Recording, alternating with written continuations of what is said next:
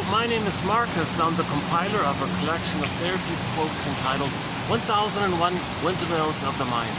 A collection of advanced self-help quotes taken from what's often called the psychodynamic or the psychoanalytic perspective, which long ago, as I understand it, was referred to by some as philosophical medicine or narrative medicine. For the love of narrative medicine, to borrow a line from the singer Steve Perry, who has a song entitled For the Love of Strange Medicine off his second solo album by that title as well. And it is kind of strange, some of these topics that we've been discussing here, that there's such a thing as an unconscious self. So when people say, know thyself, what are you talking about? Well, it's strange that there's a conscious self that we're aware of. At the same time, there's this unconscious, unknown, repressed, secret shadow self, shadow soul. It's the one who walks with me, who's not like me, who is me. Someone's living my life and know nothing about him. A lot of energy in this unknown self, repressed self, denied self. And it's mainly our authentic self. It's mainly our gifts and treasures around that we're all given. But in childhood trauma, the baby exiles it, puts it into the unconscious. And so-called arrested development, stunted development, due to attachment trauma, relational trauma, interpersonal trauma. The child's authentic self, his real self, his beingness, his serene, inexhaustible fullness of being, and the basic primary feelings from your beingness, from your feeling self, from your ontological self, from your sense of self, joy, sadness, being the representative, the main spokespersons of, and the main primary emotions from the feeling self.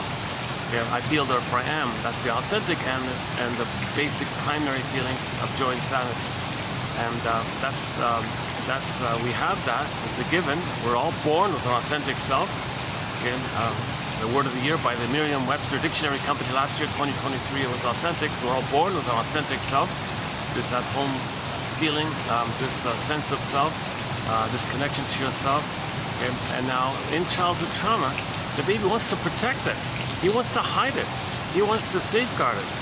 So what the baby does when he's traumatized, flash frozen, he freezes up his soul, his embodiment, and exiles it, makes it detached from himself. So it's split off like that, and he's not going to be aware of it. That unawareness of it all is called the unconscious. It goes deep into the brain, called the survival brain, the limbic system, called the unconscious. Now that limbic system, that's all just cares about survival, no time, different mentation, different way of thinking. So that's the unconscious like that. So we have two selves, the conscious self that we're aware of, and the unconscious self. Now the unconscious self houses our safeguarded, frozen, petrified feelings and beingness. It's there. That's the treasure. Okay? That's Snow White in the forest, in the box, frozen. Rapunzel in the tower, in the unconscious, and so on. Okay? So, or Echo becomes a statue, okay, in the Narcissus myth. Okay? So that's really we're meant to come from this kind of beingness. That's the feminine element, the feminine principle, the yin, the shakti. Okay, Lou Graham calls it the midnight blue. We're meant to come from this kind of beingness, the serene, inexhaustible fullness of being. This sense of beingness that you have, this kind of at home within feeling. It's like I don't know. In the Velveteen Rabbit story, the stuffed rabbit said to the real rabbit or something, please tell me what it means to feel real. Is there some kind of hum or buzz you guys have? What is it? Because the stuffed rabbit doesn't feel real. So we're missing that kind of thing, like the Velveteen Rabbit. That's a metaphor of how we feel. We may not feel fully real.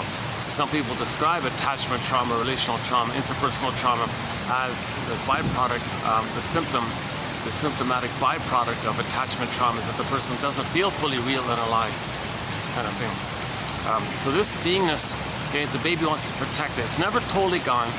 Even if he's shamed by the mother and his soul turns to metaphorical ashes, there's still the ashes. It's not totally gone. I mean, look, you may think it's kind of gone like that. It's never totally gone. Even if the soul was burned to ashes. This idea of the ashes, I think, Mary Ayers interprets a fairy tale. If the mother looks at the baby with rejection, the baby thinks he's being rejected. The emotion linked to mother not accepting the baby, how the baby feels, is called shame. The rejection of identity is the rejection of his beingness, who he is, his authenticity, his realness, his true self, who he be, had he be loved. Mother heard him, didn't see him, wasn't around. Oh, cunning tale, was busy, whatever story is going on.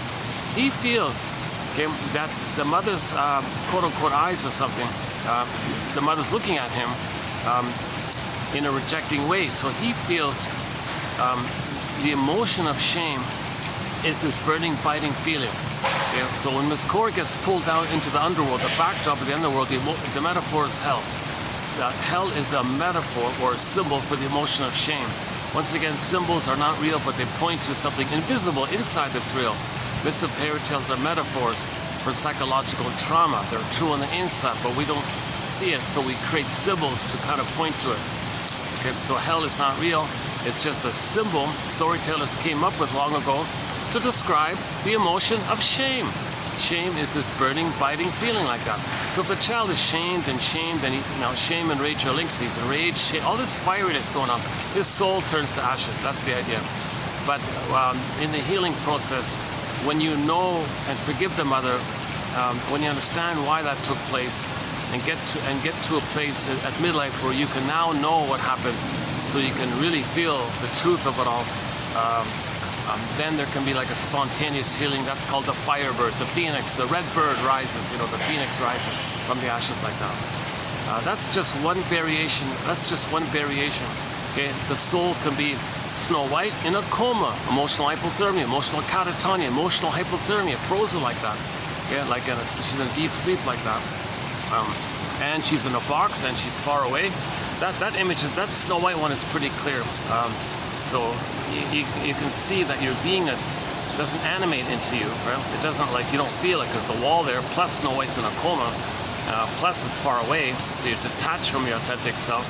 You know, and you know, some fairy tales, the soul or the beingness is lost somewhere, and up a tunnel, down a cavern where the light is never shown, up another mountain, down another tunnel, down another tunnel. It's far away like that, off to some unknown island, up to off beyond some unknown ocean or something.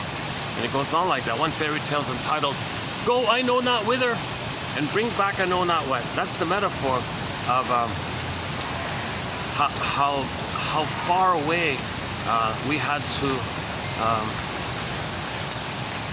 how distant we feel from our beingness, feeling real, feeling alive, having joy and sadness of the console, feeling pleasure in the present, knowing the gifts of the real self, which you express, called meaning, pleasure, path of heart, love, ability to mourn, okay, regret, empathy, all of the creativity, spontaneity, play, pleasure, meaning, enjoying life in the present like that, and living life in the present, and joy runs the console. That whole kind of authentic self, real self, true self, that whole inner life area, okay, it leads to what Karen Horney calls a paucity of inner experiences.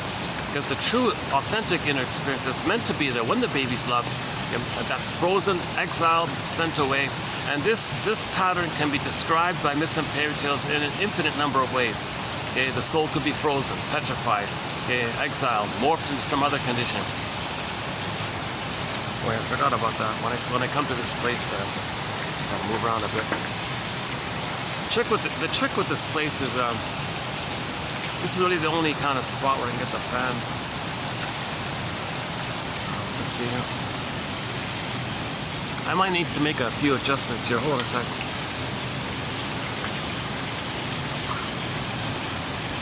By the way, for the price of half a cup of coffee, one can get this encyclopedia.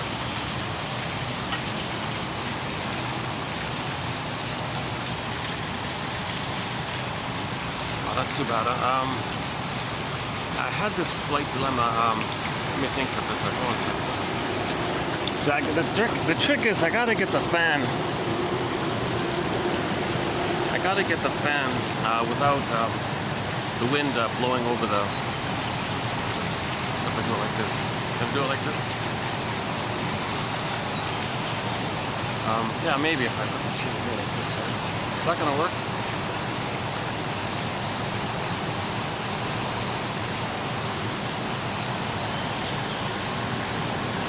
Or, is it better this way?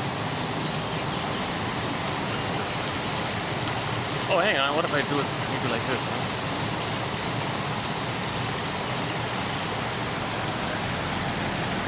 Okay.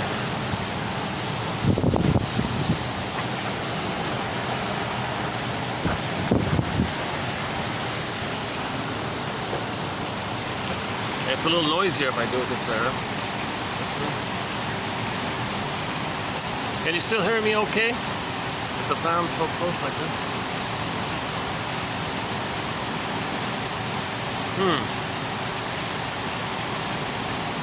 Okay, what about this one?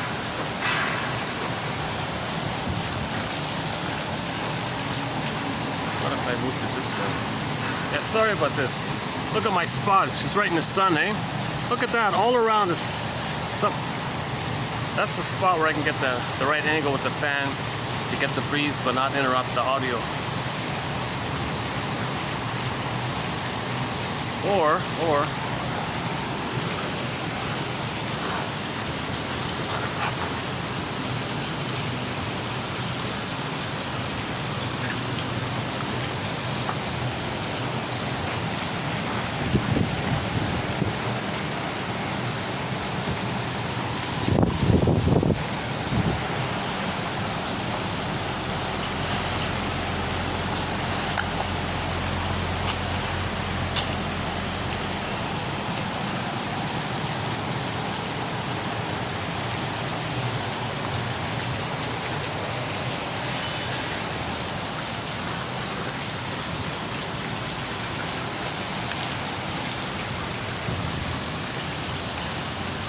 oh,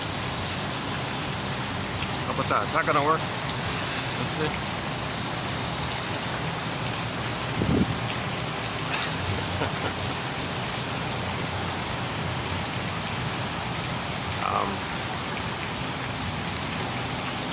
When the swans pass by, I'll show you the swan. They got 3 swans now here. I'm in a really nice. I've talked about this venue several times. I have an immense amount of praise for it. A great little place here. A lot of venues and parties, company functions, and various special occasions and anniversary parties, and women's clubs. And, I saw a kids' party once here. I think some sports club had a meeting here sometime. Some tech company had their annual dinner here or something like that. What else is here? A few couples taking photos here. What else is here?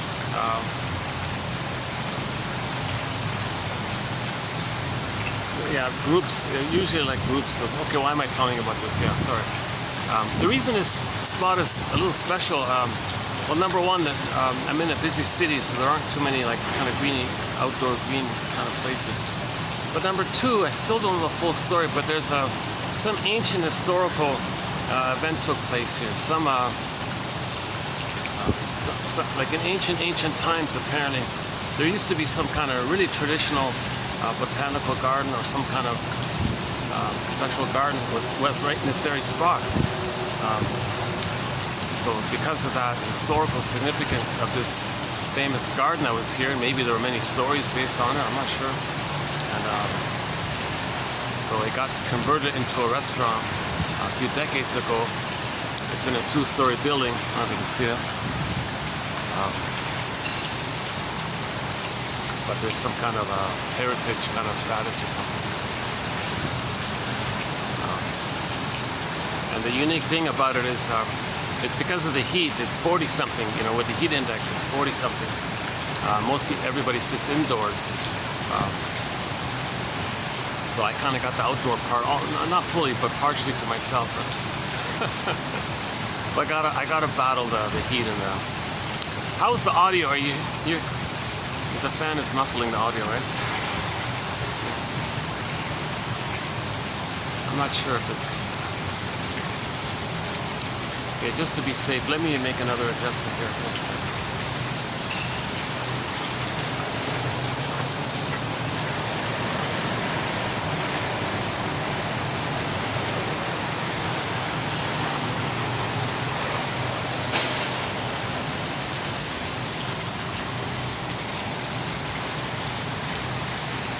Plus, for me personally, this is a little bit of a living room kind of feel. I have an indoor place. I went there earlier. It was booked.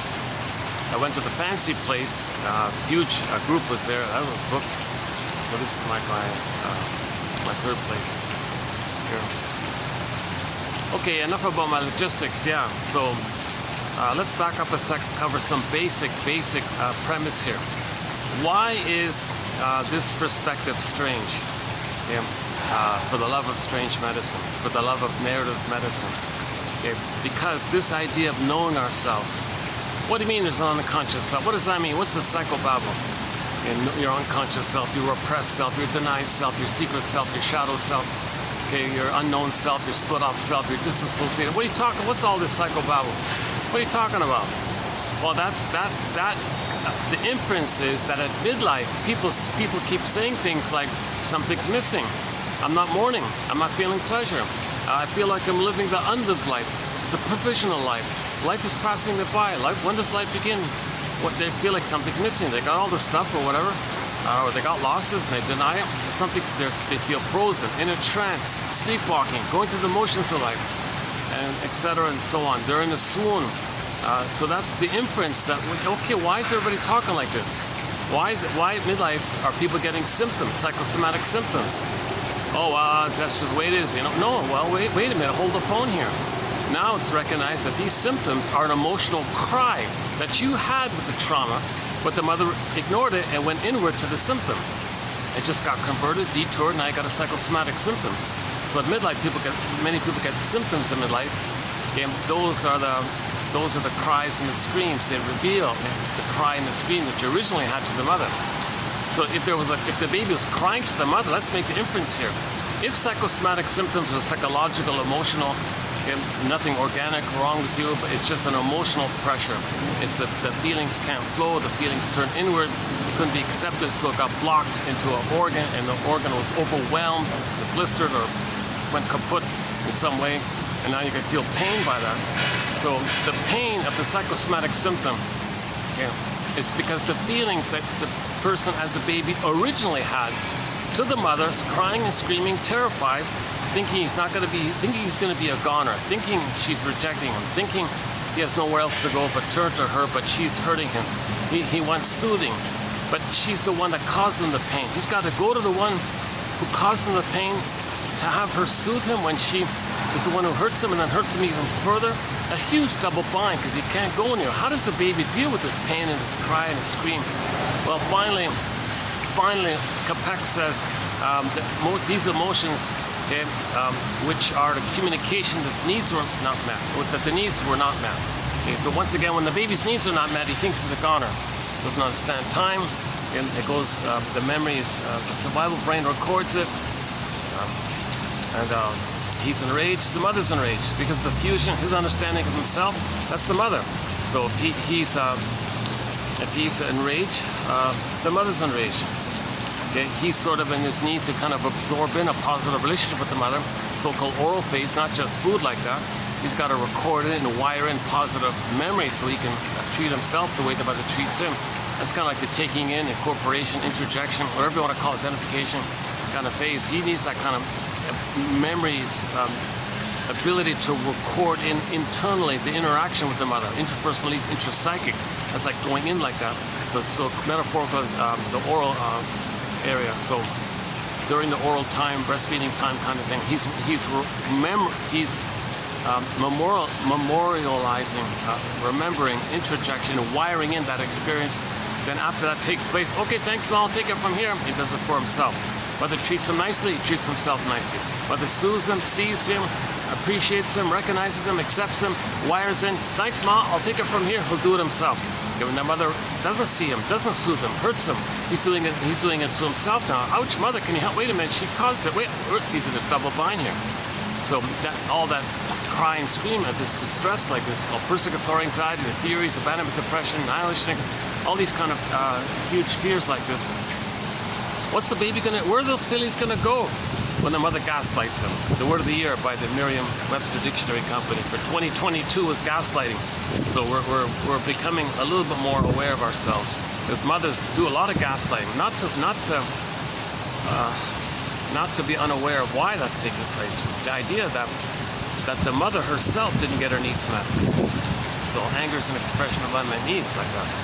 You know, so it's called the old cunning tale. Okay, so when the mother doesn't love her baby, it's because of the pain that she's still in from her past. Now her past pain is recorded in a part of the brain that does not know time. Okay? Yes, materially, she understands that her baby in the present is her baby in the present, but she's relating that she's still in the past. The present is still the past. The present is the past emotionally.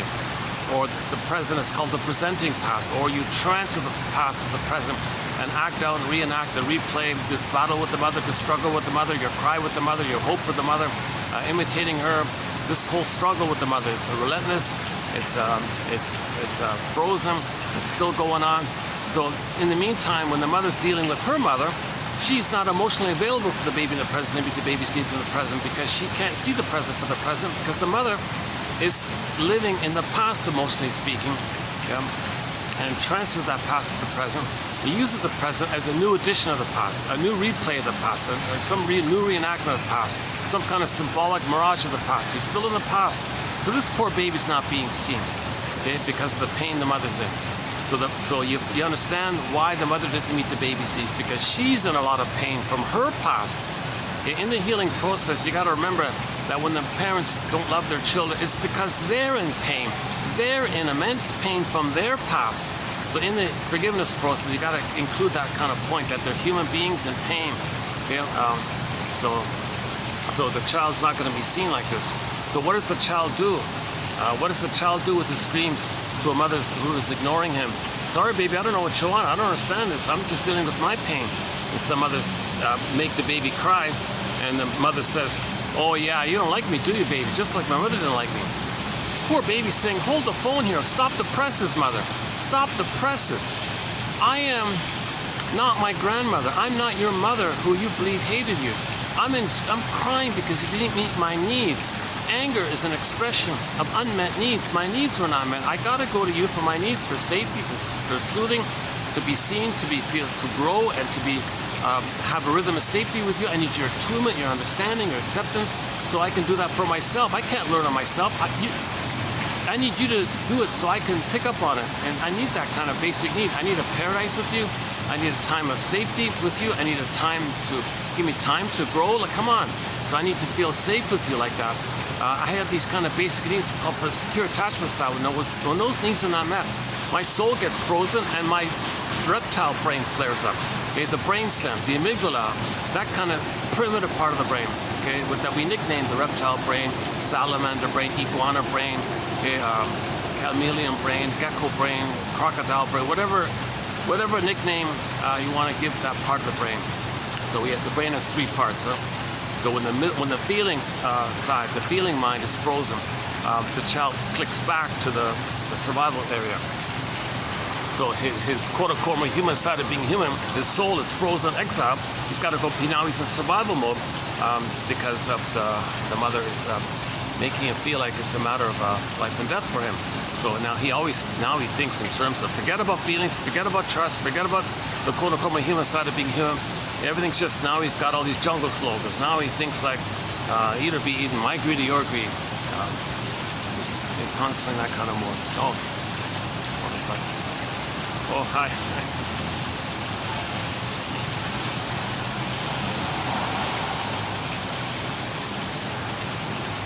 Yeah, they didn't get tired of me. That's nice. The staff are still welcoming. So I appreciate that. Yeah.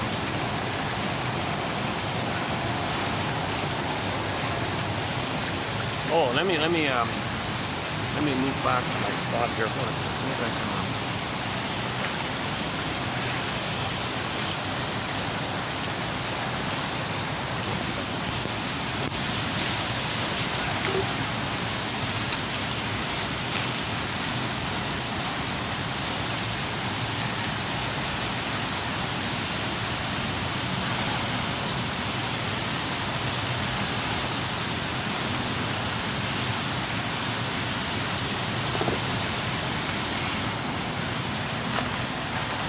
Yeah, let's talk about the birds and the baby a little bit later on.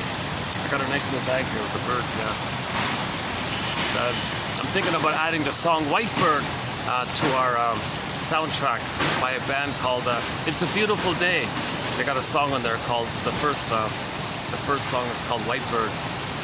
I'm linking it to a quote about grief, where the woman didn't want to grieve, and her friends were saying amongst themselves, gee, if our friend doesn't grieve, she's going to die.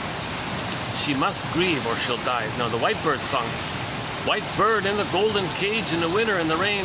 White bird, if he's not free, he's going to be a goner kind of thing.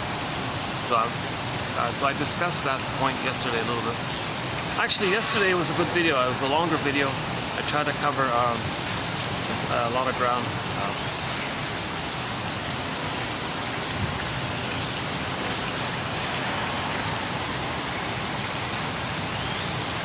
Okay, so we gotta remember this about our parents. So go to Bruce Springsteen on YouTube, Independence Day Toronto, and listen to the introduction he gives to that song.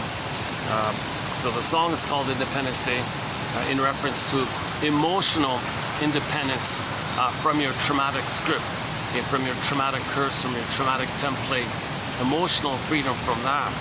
So he says, well, as a teenager, you think physically you're going to be free from that if you physically flee the abusive home or dysfunctional home? Oh no, that traumatic script will faithfully, your inner conflicts will faithfully follow you everywhere you go. Just because you leave a place doesn't mean you leave your inner memories like that. Your inner memories will follow you wherever you go. So he talked about the physical Independence Day, and then later in life, in his 60s or whatever, he updated it with the intro. It says, now I want to talk about emotional Independence Day from this traumatic script. Okay, and you do it. How do you do it? Okay, you first of all, you recognize and let yourself be startled and surprised that your parents were people too. Okay? Rosanna Deerchild, the more I learned of my parents' stories, the more they became people to me. So they're not just parents, they're peoples. Back to Springsteen, hopes and dreams didn't pan out. Okay? Now, despite the fact, so that's part of it, that they're people. Okay? Now, your parents are people, obviously. Now, when your parents were babies, they're people. Okay? Remember the book title. Babies are human beings, and they got memories like that. Okay? So that when they got a lot of pain, when the parents have a lot of pain, when they were a baby, when they grow up, okay, if they criticize their children, the victims, the survivors of that, later on got to say to themselves, I survived it by realizing that they did what they did because of the pain they were in, and despite the fact that they were so dysfunctional and unable to love, you know what? They would have if they could have. A little consolation there. But you know what? I think despite the fact that they couldn't, they still somehow did some things positive for the person. So can you hold this kind of ambivalence and confusion? Can you have the both sides of the story as a whole kind of thing? Like the third side of the coin holds the other two sides. Can you, rather than just splitting, all good, all bad, either idealize, devalue, mother's a goddess, she's a demon, not this kind of thing. She's a human being who was born to be loved so she can express herself in love, okay, and that didn't happen, so she's in pain. Okay, so humans generally, their general normal state is to be loved so they can love, kind of thing. But if they're hurt, they're in pain, and they're going to cry for love. So we love and cry for love at the same time. Okay? Now, when people cry for love, it's confused because sometimes they don't want to show that they're crying. They want to find proxies to cry on their behalf, on their behest, while they imitate the mother who caused the problem, and they get the proxy to cry. You see how I'm saying negative things about them? That's what my mother did to me. See my negative behavior? That's her behavior to me. That's how they're trying to cry for love, by expressing their anger at what happened. A burglar calls us showing up the mother. So we'll get into this talk. We'll get into this. I've often talked about this point called identification with the aggressor. Paging Sandra Frenzy. Paging Sandra Frenzy.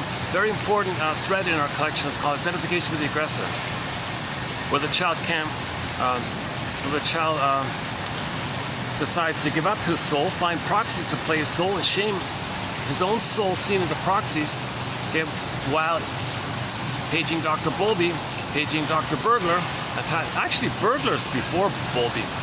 He steals all the credit. Burglar talks about attachment theory, doesn't use the words attachment theory. And this is way before Mr. Bowlby there.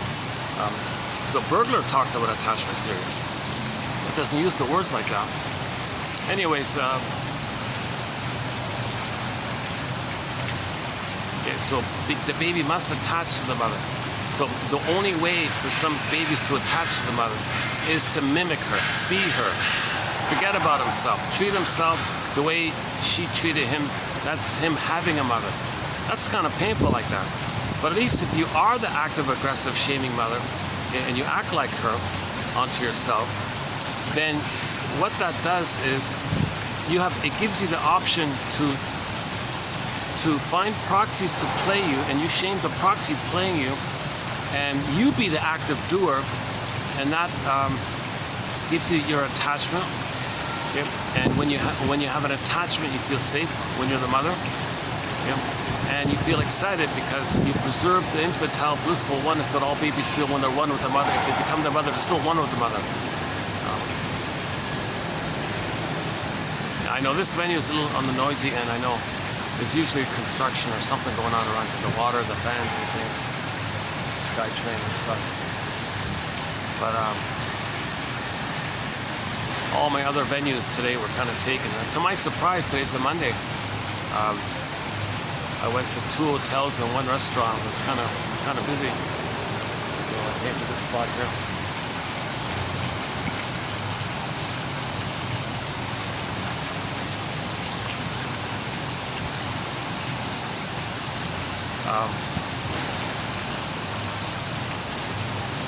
Okay, so this is we got a lot of material here. We got 10,000 quotes, 62 chapters.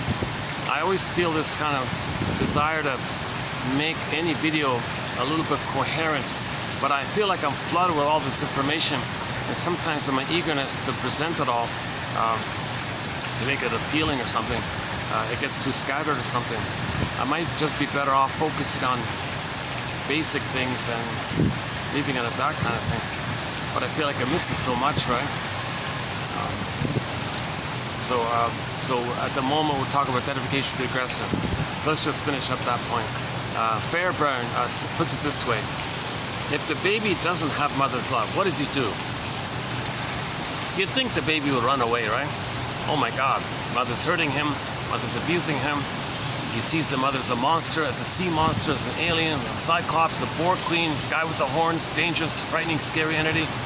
That's the image he makes to represent and symbolize how he feels. So all these images the baby makes of this mother, the internal mother, okay? These images are not the mother. The images are not real. The mother's not that. There is no monster. Okay? But the baby creates a monster-like image.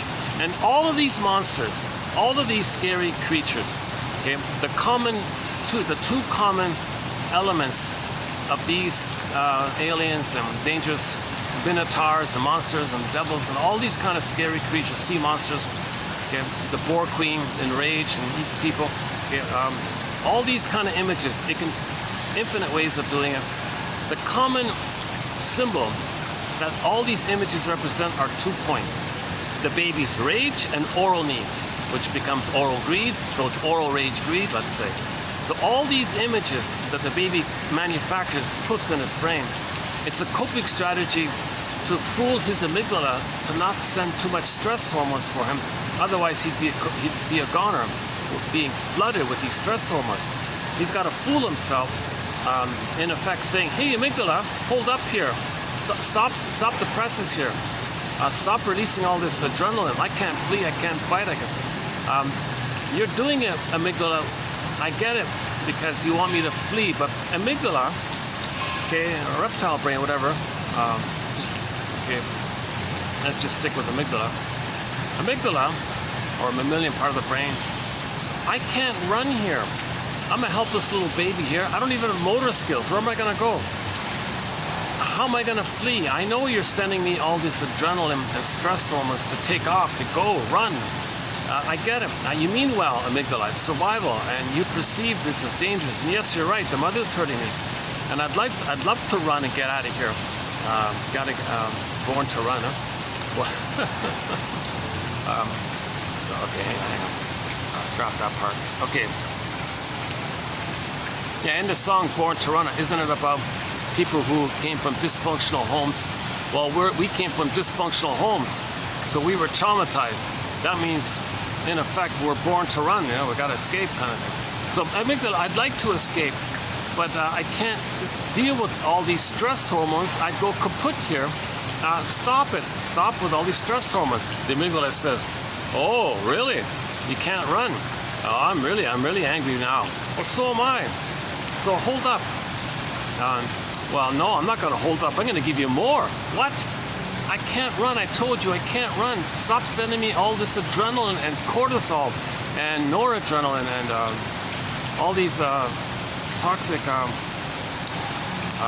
chemistry that mobilizes me to run or something. I can't run. I have no motor skills. I haven't developed musculature to. I can't even stand up. I can't crawl. I can't go anywhere. Yes, I know. I get that part. I treat the situation as you, baby, being backed in a corner like this, and the mother's a monster, so, and you can't run. There's no other option here. I'm gonna give you more hormones, stress hormones, so you can fight with the monster. Oh, Jesus Christ! You're pretty simple-minded, amygdala. Look, hold the phone here. That's not gonna work. I can cry and scream and flail about.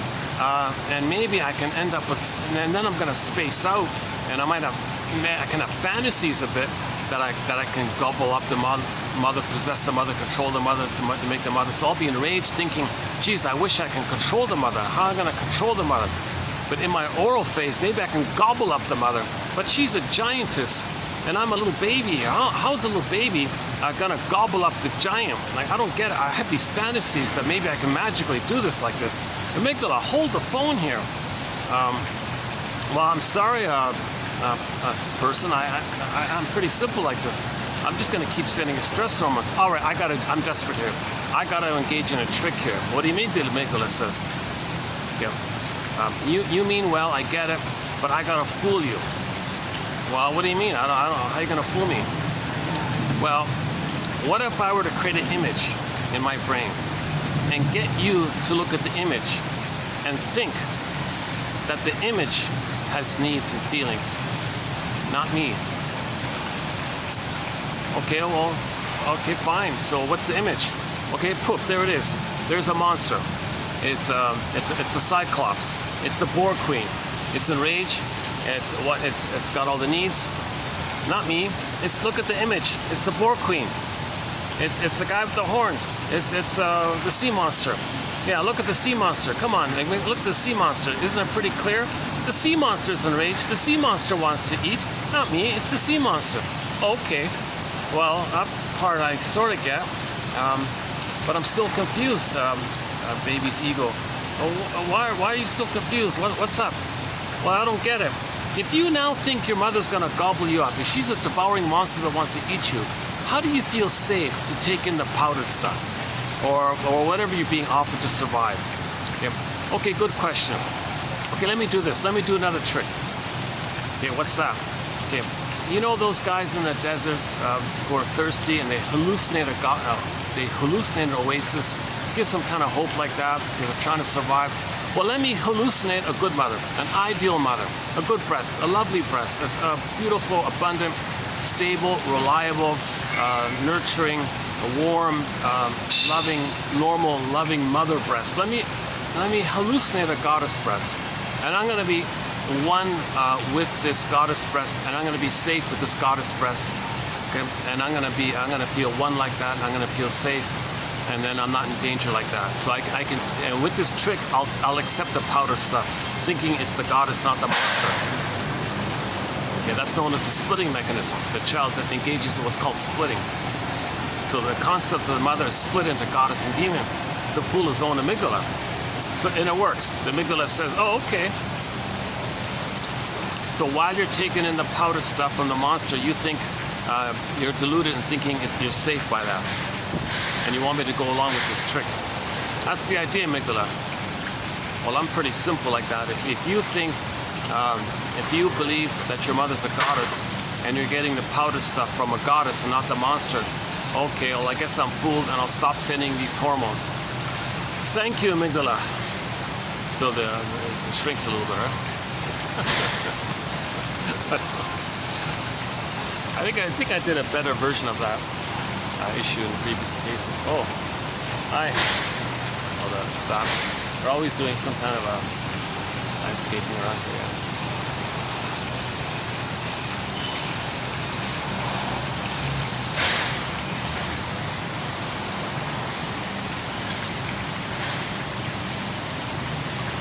Oh.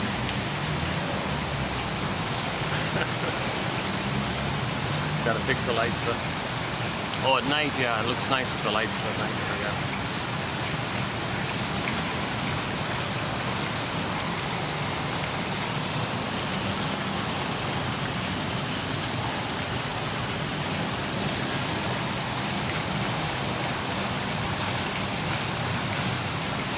Okay, so from the psychic pain, the emotional pain, the abandonment, depression, feeling rejected like this by the mother, not seeing the baby, meeting the baby's needs, hurting the baby, using the baby, okay, not being around for the baby, resenting the baby, blaming the baby, using the baby as a proxy of her in the past, which she shames, and then sees the baby as the mother who hurt her, and then she's angry with the mother, fighting with the mother, think the baby's the mother. All this stuff's very painful, called psychic pain, emotional pain, invisible pain like this. So to deal with this huge pain called abandonment, depression, persecutory anxiety, to deal with this massive anxiety, I guess, okay, the baby's going to develop a tourniquet, a bunch of defense mechanisms, kind of like a tourniquet. So this massive, the shrinks used to call it psychic bleeding or emotional bleeding. I don't know. I'm not too crazy about that phrase. I kind of get it, but emotional pain, I guess. Emotional. They call it psychic bleeding. Can you believe it? Yikes. So you need a tourniquet, right? So this tourniquet, psychological tourniquet, is made up of several defense mechanisms. Okay, and so these are the major defense mechanisms, like repression, like denial, like splitting, like identification with the aggressor, like projection, like projective identification, like transference, acting out, okay, like repeating the past, thinking you could change the past, like symbolic hope to get mother's love in the past, okay, negative magic gesture, and then treating others the way you would. These are like a tourniquet of defense mechanisms to deal with that major pain. Okay, so it's kind of layered like that, and then this tourniquet is considered at two kind of levels. One is the basic one is identification with the aggressor. Okay, so you become the mother, or you're going to be dysfunctional to be loyal to the mother. Okay? And then next layer, you're going to kind of like express your anger at her, or still look for her love, being an emotional fugitive from the love that you seek, kind of thing. So that's dysfunctional. Okay, so you create some kind of original. Bruno calls it psychic masochism. I don't use that phrase too much. The baby finds a way to blend in the need for a mother and accept the pain by making that pain pleasurable, because attachment and safety with the mother is pleasurable, but the mother's hurting him. How does the baby flip around this quote-unquote psychic masochism? Well, Bergler's jargon is the libidinalization of psychic pain. It's the libidinalization of his guilt and shame like this. So he's going to somehow see it as pleasurable to have the attachment. His jargon for this is psychic masochism. That's considered like the first defense. The first like part A of the tourniquet or something. And the tourniquet, let's say, has two parts or something. And then part B of the tourniquet is he's never going to know this. He's never going to admit, quote unquote, the confession to this major crime, unquote. So in his courtroom metaphor, it's a major crime, psychic crime like this, that he'll never know. It's too painful to admit that he made love and pain the one. Like the pain he felt, and says, "Oh, mother loves me." If I recreate the pain with her, or if they're the aggressor, and they're sadist on others, that's their love with the mother. They're loyal to the mother. Or if they feel disappointed and self-defeating, well, they're loyal to the mother. They feel pleasure like that. So you get this kind of area like that. It's hard to describe. I'm still not too clear on it myself, really.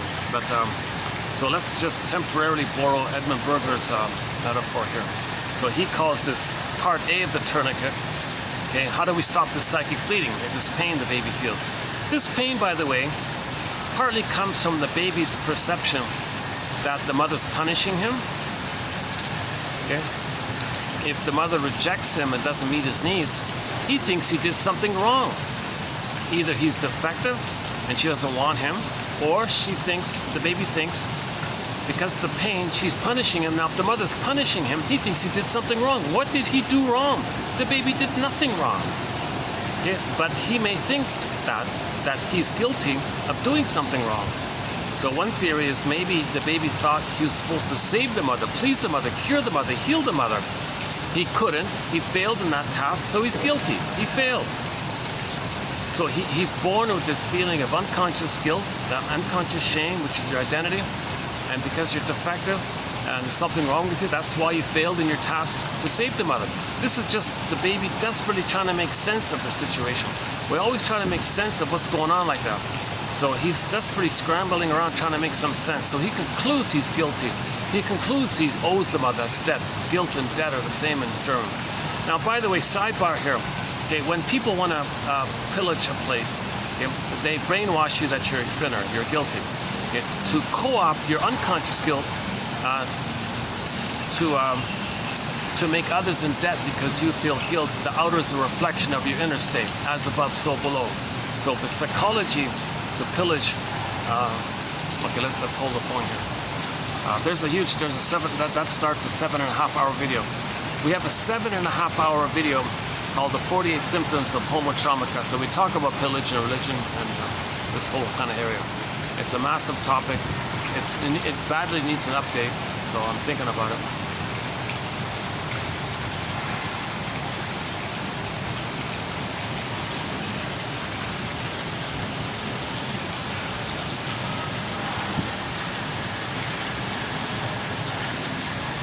Like a recent quote about the as above, so below is the pollution one, right?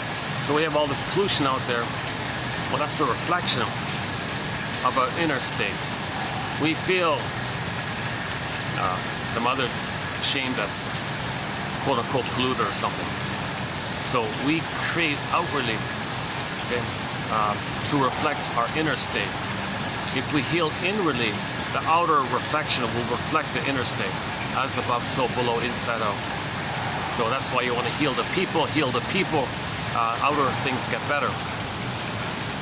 That's what Michael Jackson means with the man in the mirror. Oh, you want to heal things outwardly?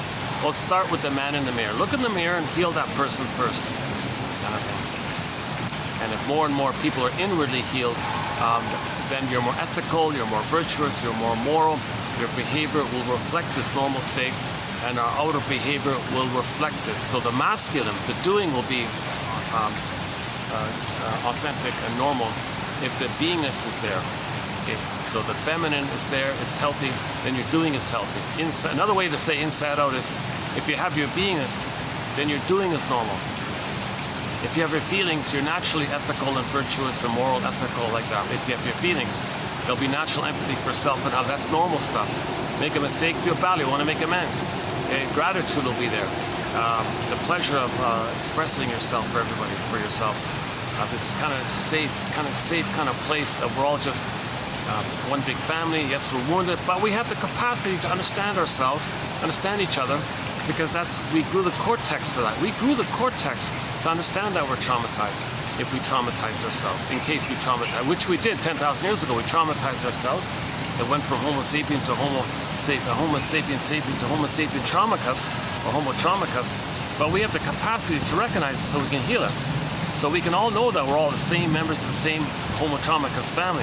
They reference the work of Jane Elliott, which talks a lot about this area. Okay, so we're all Africans, we're all cousins, we're all from the same family, the same one hominid that grew the cortex. Only one hominid grew the cortex. That was Homo sapien, us in Africa. And then we spread around and in different places, got traumatized. And then the story goes from there.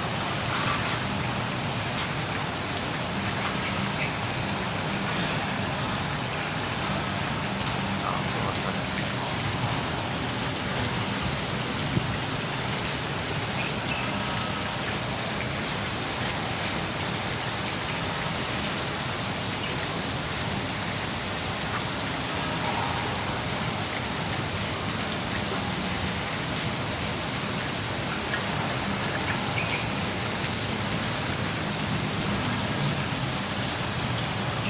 Why don't we take a peek at the, can you see the swans coming up?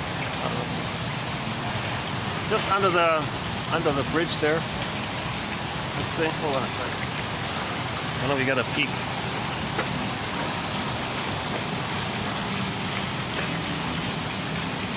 Oh, there he is, all right.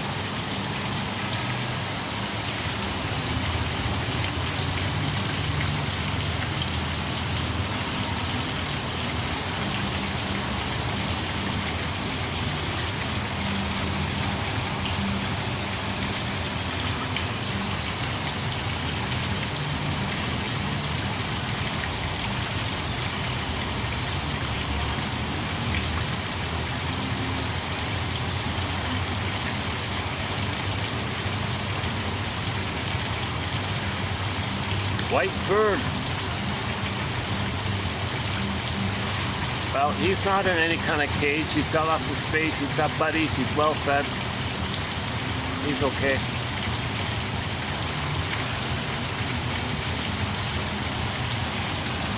But in the song White Bird, you can hear the lyrics. He's in a tiny little cage. Yes, it's a golden cage, they said, but it's winter time and it's raining. He's got to be set free.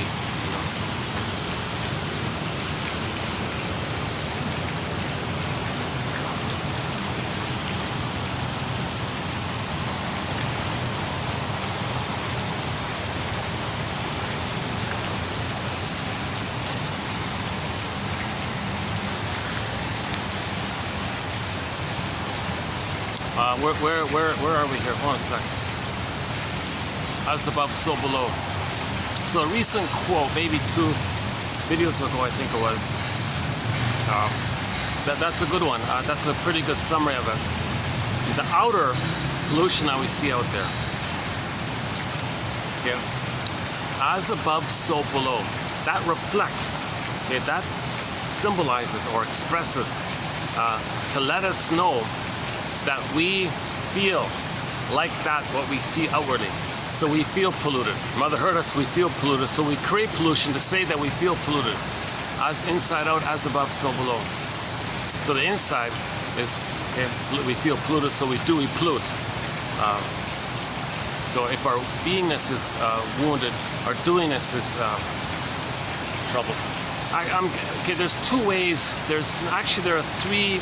I've been using 3 interpretations of that phrase, inside out.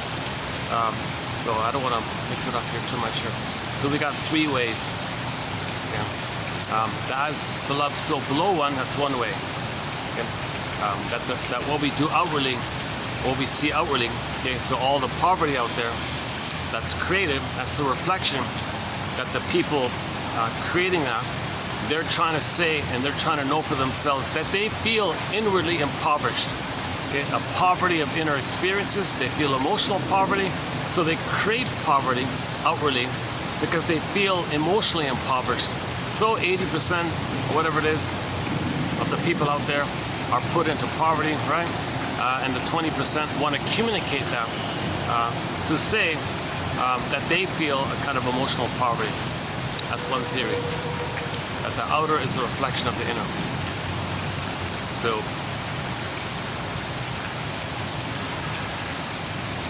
if the mother was a robber baron, if the mother took away the child's inner home, its embodiment, so 20% may steal other people's homes to say that when they were a baby, mother stole their home. Babies feel that their home is stolen, their embodiment, when they're traumatized at the birthing time. Okay, if they're removed, that'll do it. If they're separated from the mother, that'll do it. If the cord's removed prematurely, the only time you can remove the cord is after the cord, is when the cord turns white. After the blood flow is done, it's cycling through, oxygen is cycling through, to the placenta, it's the spiritual embodiment connection for the baby. And you remove that, so cords were removed prematurely to create the psychology. And this started as an accident 10,000 years ago, theories. So the baby thinks the mother robbed his land, gave him poverty, she was a short seller, she profited off short selling. The baby thought mother hated his goodness, that's called envy, he becomes an envier, see goodness. Baby felt he had to hand over his goods to her, kind of thing, and the mother gobbled him up, his soul, like that. So he becomes greedy like that. To have a mother, he's got to gobble outwardly. So then you create a rationalization, say, well, I'm just attached to my mother, so I gotta do what my mother taught me. So it's every baby's right to have a mother. So they kind of rationalize it away in that kind of area. Let's go back to the tourniquet. Hold a sec. So rationalization is when the tourniquet has a bleeding, then the rationalization is the band-aid over it. I was getting to this kind of place. Because our current, okay, back up a sec. We're currently in the middle of, or towards the end of a 6-video run on a thing called rationalization. No, it doesn't mean you're being rational. It's quite the opposite. It's when you lie in order to give the appearance that you're being rational, to hide that you're being irrational. Okay. And this lie that you create, that you believe and use to fool yourself and others, that jargon is rationalization. So it comes about because the pain is leaking up out of the tourniquet. You put a band-aid over it, that belief, the lie, presses down the psychic bleeding. But you never heal like that. You never heal like that. I guess in the metaphor of the tourniquet, it's not like a physical thing, is it, right? Yeah, like in a physical wound, the tourniquet and the band-aid, you just leave it there, things get healed, right? But in the psychological area, it's different. In the psychological area, you gotta understand what's causing the pain. You gotta understand, so that's not, maybe that's not the best metaphor, right? You see, in the quote recently discussed was, rationalization is a third line of defense, right? So I was thinking maybe the tourniquet is the first and the second, and the third line is the rationalization. You can keep it down like that. But when you do that, you wound your soul. Okay, it doesn't work. Yeah, the physical idea of the tourniquet and the band-aid is different from the use of defense mechanisms to make us unaware of the pain, because that keeps the pain going. Whereas the physical band-aid, you're just buying time to let nature do its thing, kind of. But in the psychological term, it doesn't work like that. In fact, it's the opposite. You're going against nature in a way. Well, yes and no, right? You're not ready to feel, you're not ready to face the pain. That's why you do it. That's sort of the positive intention around it. But denying the pain, okay, denying that your mother hurt you, denying that your mother failed you, denying that you were betrayed like that, deny, tourniquet, rationalization, band-aid, rationalization. It's still festering like that. It doesn't heal like that. So it's different from a physical wound, yeah. So maybe I'll, if I do use the tourniquet band-aid for rationalization, gotta make that clear, huh? Oh boy, we're off to a rough start, this video here. Yesterday was okay. Yesterday we had a good start, I thought. And the one before I thought was clear. The past 2 videos I thought were more coherent and clear.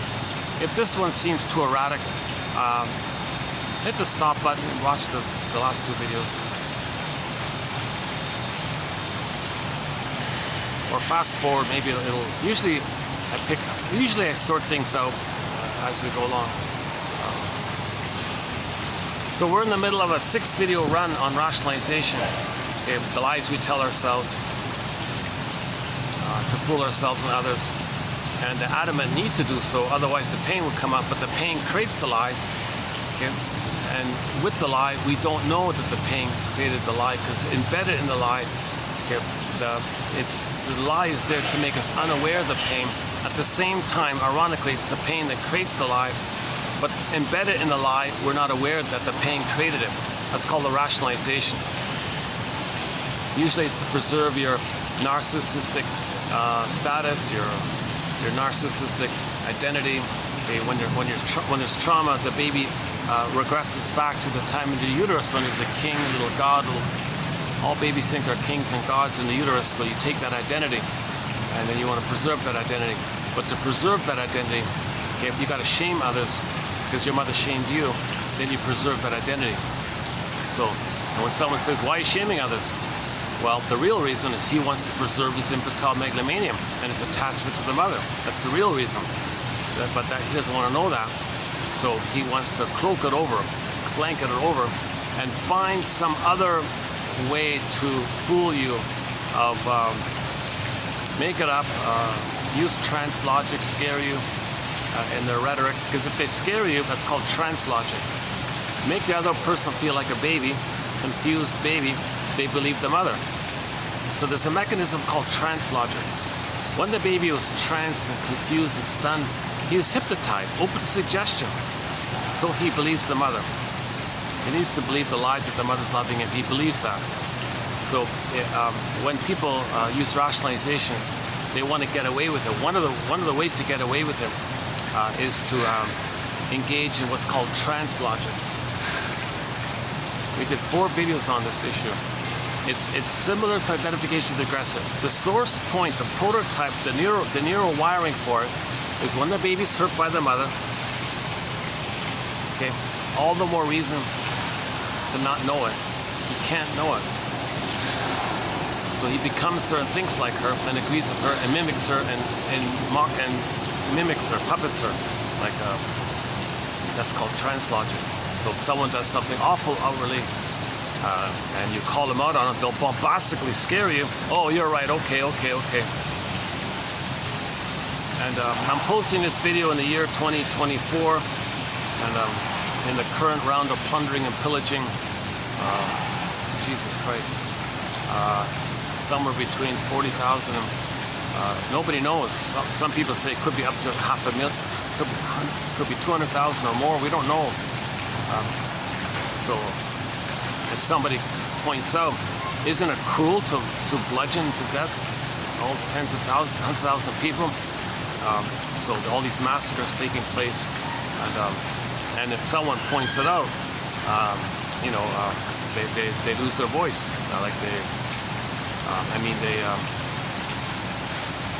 Their microphone is turned off or something, or they're punished or something, or something happens. Or the more common thing is if they're bombastic about it, then people go, oh, the aggressor is right and the victim is wrong. Up is down, left is right. They flip it. The baby can't know the mother is a monster hurting him. He flips it. The mother's a goddess loving him. He can't know it. It's a trick like that. So this kind of trick in the psychology, okay. So the outer trickery is a reflection that the baby does these tricks to survive. That's why I gotta study psychoanalysis. So you gotta study identification with the aggressor. Okay, with it is trance logic. Okay, with it is negative magic gesture. Okay, that fits in with. Then you gotta keep in mind repetition compulsion and the timelessness of it all. And you got to keep in mind that the baby was born to L-I-V-E, but the mother robs it. You repeat it again and again and again. Then people say, why are you so E-V-I-L? Well, you worship and identify with the guy with the horns image. That's not, your mother's not that, but you made that to represent your own rage and greed. Now you say, well, isn't it moral to have a mother? Isn't it moral for a baby to have a mother? Yeah, but you're hurting others. Yeah, but it's moral to have a mother. Everybody's confused. Trance logic. Oh. So trance logic is just confuse people and then you're right, and they'll think you're the authority and you're right, you're the mother and you're right. When the baby's confused, the more confused he is, the more dazed and confused, right? The more confused he is, the more the mother's right to him. He's got to think it that way. And we have a quote coming up. Hang on. We got a quote coming up here about this. Hold on a second. Hang on. Stay tuned. Here we go. It's kind of in this area. We have a thread on called trance logic from the hypnosis people. It's not a major thread, but here it is here. So think about people who want to have authority. It's people who want to, like cult leaders and gurus, all these kind of things. Just as magic spells use special rhymes and archaic terms to signal their power. Okay? So when someone is poetic, uses old terms maybe, okay? So just like that, okay, in modern days, the convoluted language of legalese acts to convey a sense of authority. So if you want to believe, so when people want to fool you, okay, they want to click in your own mechanism called identification with the aggressor, but to click it in, okay, you gotta replay that, what caused that clicking, i.e., the baby was stunned and confused or something. So you replicate that, you trigger that when you use convoluted language, strange language, okay, legalese, jargon. What does that mean? That does that mean that? That's embedded. I don't know. That's confusing stuff here. I don't know. I guess it's right. I guess they know what they're talking about. That's what the baby does. The baby thinks, oh, I guess mother knows what she's doing. Mother knows best. Okay? The baby can't admit the truth that the mother's hurting him. No way, the baby cannot register. See, the baby would be a goner if he were to know the truth. The baby wouldn't make it if he understood the truth that the mother is not meeting the baby's needs. Okay? Because when the baby's needs don't get met, okay, he believes, kind of like he's alone in savannah and he's going to be a goner with no mother. No little animal in the field or something would make it without a loving mother. And the mother's hurting him and rejecting him and wounding him. He's making him more vulnerable. He can't admit this kind of stuff. So he's got to hallucinate that the mother's hurting him is loving him or something. Something like that.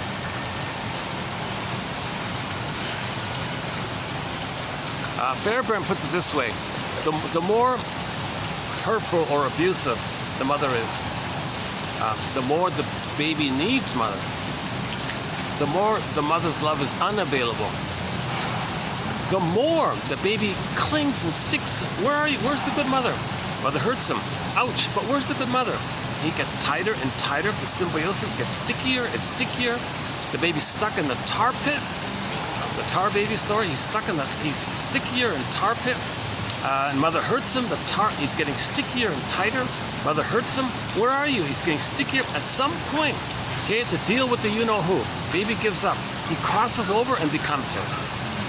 Okay, identification with the aggressor. Now he's got the mother's power because he'll be the aggressor. Okay, when they say he lives forever, that's because when you're traumatized at the babyhood time, okay, that's the feeling of timelessness.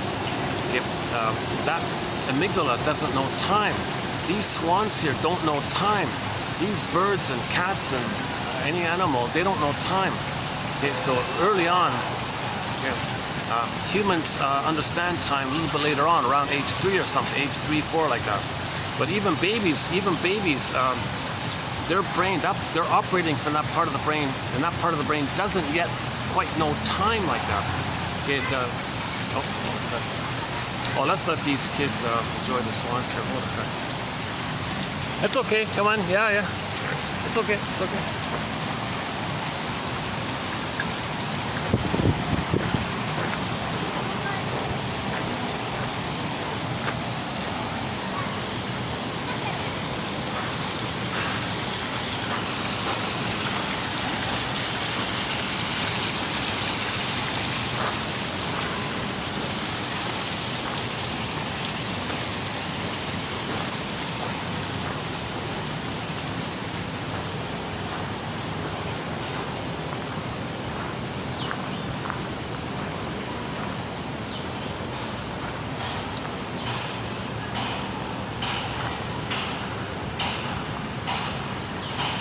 Wheels in the sky keep on turning. Reminds me of Journey, yeah, Steve Perry. So we have one Steve Perry song on our soundtrack called Friends of Mine, off that album mentioned at the beginning of this video, For the Love of Strange Medicine. There's another song on there called Friends of Mine. I'm thinking it's about the only child syndrome, but I'm not sure yet. The kids left? Oh, the kids left already? Yeah, I gotta go back. There's no fan here.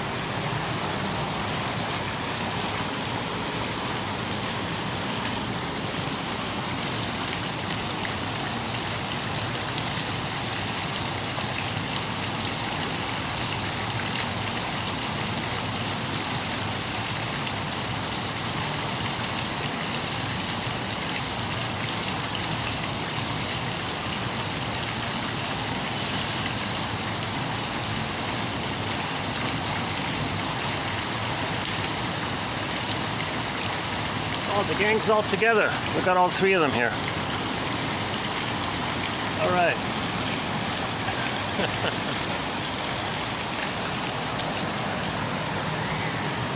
When the two new babies arrived, there was a little confusion, but they quickly got along with each other.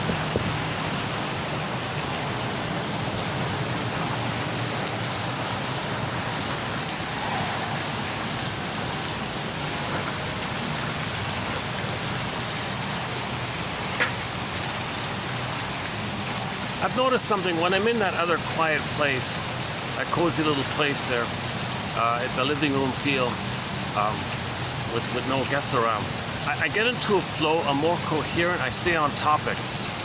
When I'm things are like this a little bit, I find myself anxious and I jump too far with my anxiety, right? So I have anxiety. Inside me, there's the orange mop head character running around. The film of the year for 2024, Inside Out 2, for the world's only psychoanalytic interpretation of that film, go to 2840. I've done several updates of it, but we talk about the splitting mechanism, the repression, the free association, the abreaction, and the healing of resolving the splitting at the conclusion, and the psychosomatic relation to it. And we discuss each of the 10 emotions in that film. So that's a 3-hour video, by the way. But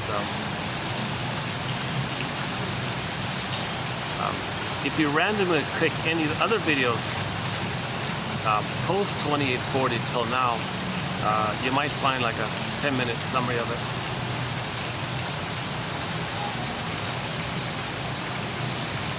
Oh, and I just saw a news item, just a little sound headline or something, that Pete Docter, the guy behind it all, he said he's brainstorming at the moment of what he may do for Inside Out 3.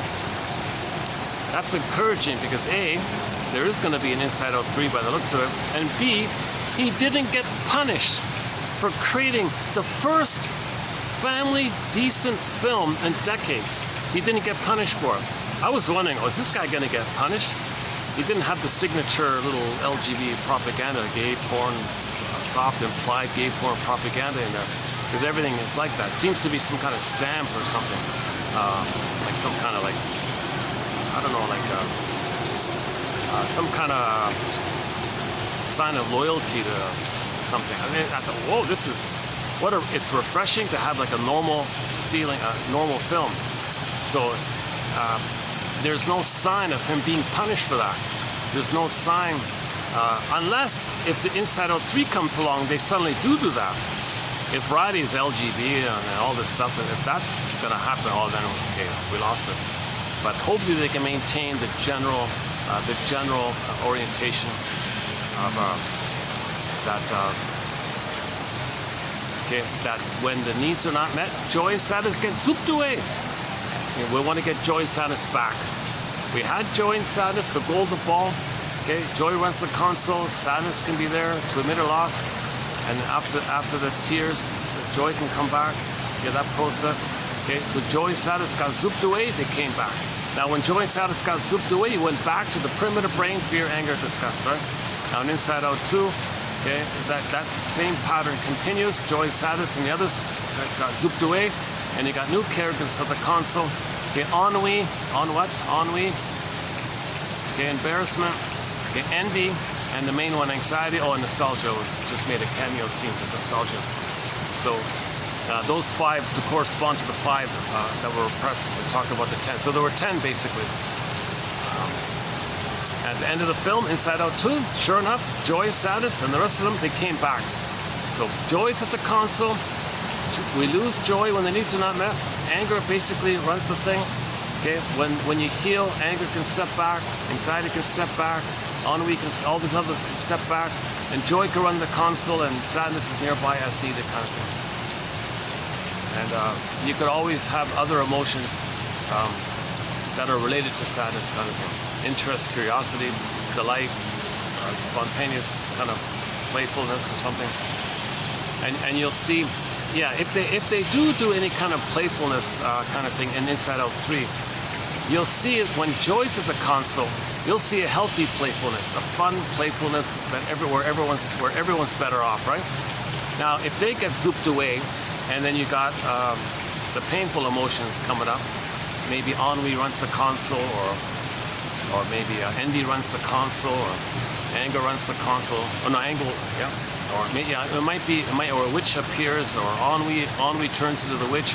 If Inside Out 3, then if there's a humor character there, it'll be sadistic. So it'll be a sadistic character called Schadenfreude. Yeah, so that could be a character in Inside Out 3 with Schadenfreude related to the witch and the ennui and all that stuff. So that would reflect that the humor from the survival brain is put down humor, because when you put others down, okay, you're one with the mother who put you down, and you're one with the mother, hence you're safe. So the condition is you got to shame and disregard your own soul, which you project or see or attribute or assign or think is with others. So the behavior is you reject others because you're the mother who rejects your own soul, but you put your soul into others, so you shame your own soul. You hate your own soul the way your mother hated your own soul. Okay? And envy might be very strong like this, so envy might run to the console. Oh, there's goodness, I hate goodness. Yeah, witch, yeah, Schadenfreude. Yeah, you might see all this kind of evilish kind of stuff. Yeah, that's the deal with the you-know-who, to repeat, okay, how the baby couldn't L-I-V-E. You identify with the aggressor, and when you repeat it, you're always robbing others as L-I-V-E, the way your mother robbed your L-I-V-E, and the reverse of L-I-V is E-V-I-L. Okay, so now you can say, oh, he worships this like that. Anytime you hear these kind of things, oh, he worships Satan, he worships the devil, he worships Lucifer, all this stuff. These characters are symbols. And these characters don't know what they're doing. These characters are symbols that the baby creates to reflect his rage and oral greed and the repetition compulsion of how he was deprived of his right to feel safe to L-I-V-E. And he does it to others again and again and again, so it's very negative like that.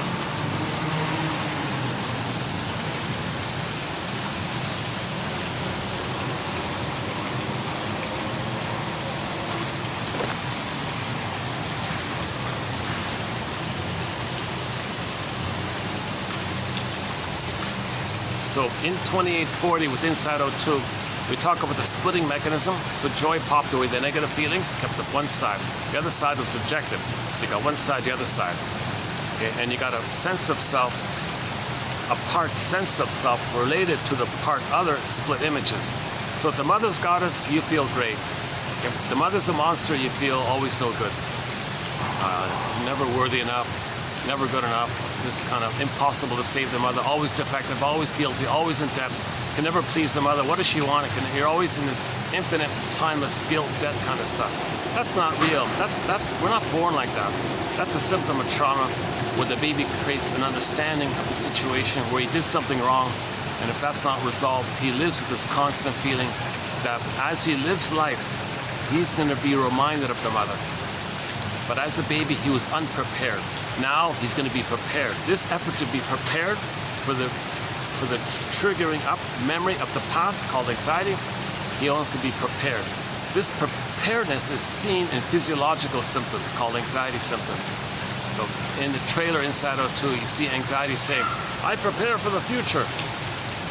Meaning in the future, he's going to be reminded of the past. But this time he's going to be prepared because the baby wasn't prepared. See, it was overwhelming, and that's why Joy couldn't see the two sides, so he split it away. It's called repression. She popped it away. So that's a splitting mechanism. The character psyche, the baby's psyche, couldn't hold the two sides. So he kept one side, rejected the other side. Now the rejected side, okay, so when Inside Out 2, anxiety appears because you're going to be reminded of those old fears from the past. So anxiety runs the console in relation to this.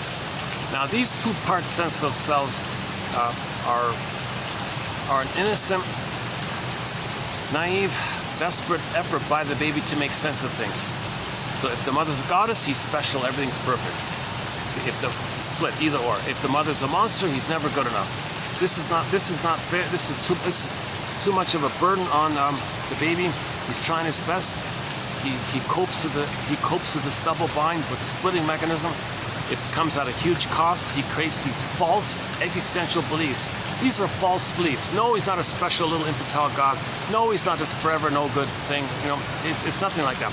He's a person. Mother's a person. Okay, he's born to be loved, but he's hurt. He loves and he cries for love. Okay, he wants healing. He wants understanding.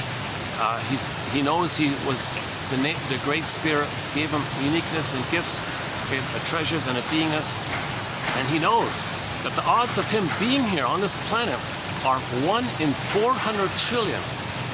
Okay, so we're all chosen like that. So he feels this basic sense of gratitude that the Great Spirit gives every person a uniqueness. So he has this. He was born to be himself, born to be loved. He's not born to run from a dysfunctional family. Now he will run from a dysfunctional family. So he was trained to run. So that song, Born to Run, it's kind of like maybe we could say he was made to believe that to not feel the pain of the past, he better run away from his dysfunctional home. So he was trained to run. I don't know. No, he was compelled to run. He wasn't born to run like that, meaning like run away from your mother, like run away from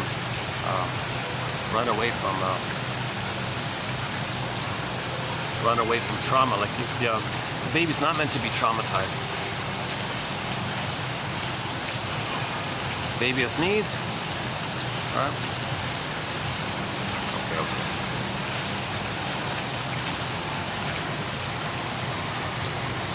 Oh boy, I still haven't gotten back on any kind of smooth track here. I'm still a little bit choppy all over the place here. Yikes. I still hope somehow when I do these convoluted, anxious videos that something of value gets through. Now, because I know I'm anxious, I don't expect much help to come across with my anxious delivery. I get that. I also feel tired to watch an anxious speaker myself. Oh, this guy's too anxious when he speaks. I don't want to listen to that. So that's why the quotes are posted below. You click that. So the give back is that all the quotes are posted below kind of thing. Or for convenience, you go to the link and you get the whole collection kind of thing. So I'm discussing it as I'm trying to learn it. You know, I haven't been analyzed. If I had the funds, I'd be on This Flight Tonight. They played Joni Mitchell's song, This Flight Tonight, made popular by Dan McCafferty. This Flight Tonight. I haven't been analyzed.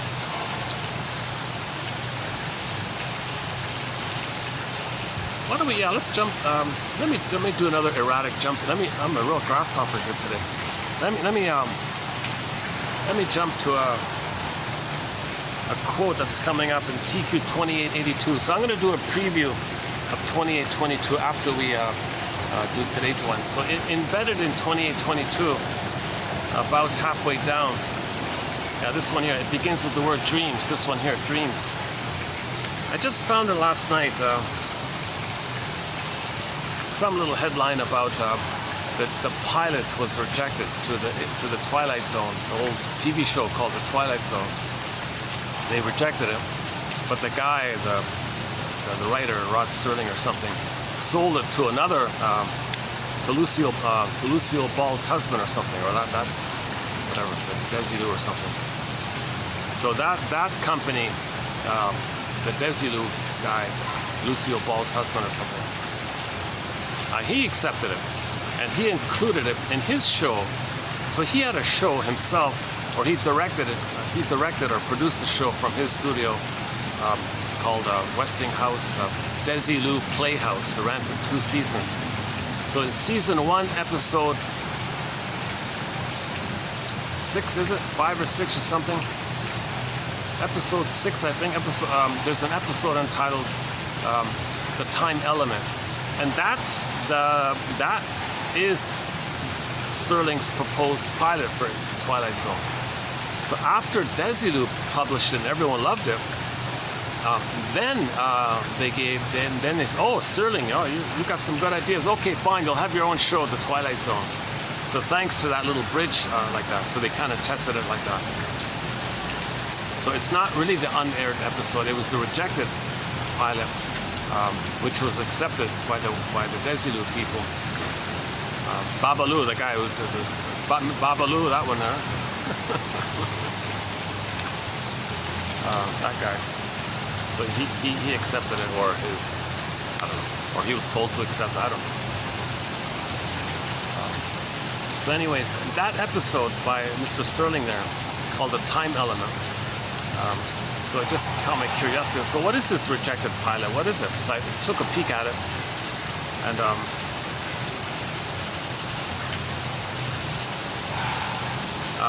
there's some interesting sides to it. There's an interesting side to it, and there's an annoying side to it. The main actor is some kind of favoritism or nepotism, some belligerent, obnoxious, shouting, verbally abusive, arrogant, infantile, rageful kind of character sort of starred in it. But I think we know why at the end that was the case. So if you're willing to, I would still say watch the episode. So nobody's in 1958, and still to this day, not one person has offered any interpretation of it. I just thought I'm going to give you a basic, just an initial impression, first impression. I haven't really looked into it, but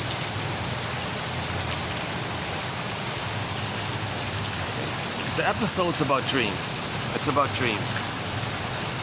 So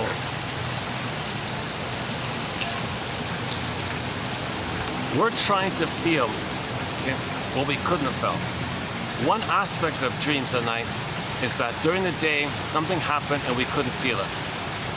Now sometimes when you're healing and you're knowledgeable and you're getting older, you might get dreams and things are created that's symbolic of the trauma, but it'll induce the feeling so you can feel what you couldn't have felt, accept what you couldn't have accepted.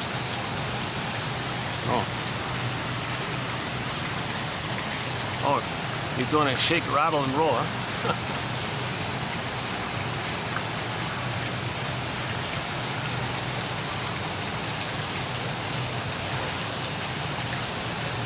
Okay, so it's about a shrink. The protagonist is really the shrink, although it doesn't star him really. It stars a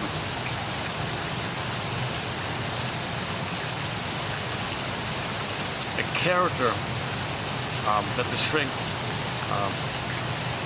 shrink projects his repressed feelings of anger and all that onto this angry guy. So we see the angry guy, but the angry guy is expressing the shrink's anger, basically. So put it this way. So the story goes briefly. I'll update this So I don't know, this shrink is not healed himself. He's got issues himself, right? So he has the routine of going to some kind of bar or something after work. He sits at a regular spot at the counter or whatever, and he drinks the same kind of drink. So right off the bat, he's got separation anxiety, right? He left the office and he has separation anxiety, and he's got to numb the pain. So we get the, and he's smoking all the time while he seems to be a regular smoker and he's a drinker. So he's got issues himself, obviously. And he doesn't go home after work, right? He goes to the bar, gets a little drunk, then he goes home. So he's maybe he's got, that's a problem like that, I think. So he regularly, after his cases or whatever, he goes to this bar place, sits at the counter, and drinks some bourbon or whatever it is. Now he's tired, maybe. And he's a little bit tipsy or something, I don't know. But it turns out that on the wall, in the bar, behind the bartender, on the wall, there's some photos there. And maybe he never really paid attention to it or didn't. But he sees it all the time, but never really pays full attention to it or something. But it's in his visual, it's in front of him. So here he is, a little regressed, let's say, and he's going to project. So it turns out he projects his anger, his hostile person, his anger, his frustration.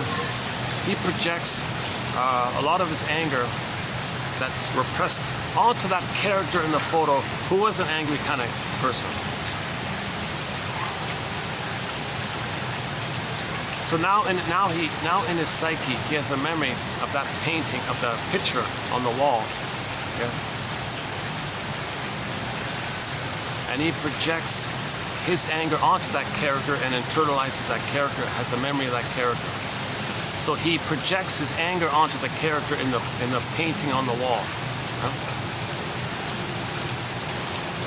So the guy in the wall is a proxy to express his anger.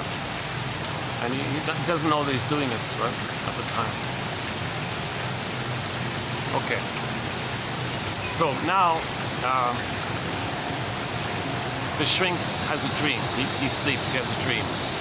And in the dream, he dreams about his work, that he's a shrink helping some guy with an issue.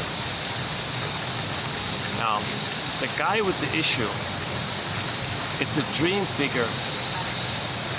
It's the shrink's double self, let's say. It's the shrink's shadow self.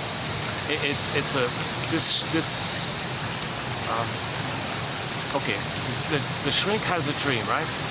And in the dream, he's dreaming how he's a shrink helping some guy with the problem. Now, the guy with the problem, okay, it's a part of him. So in the dream, he's got himself and some other guy.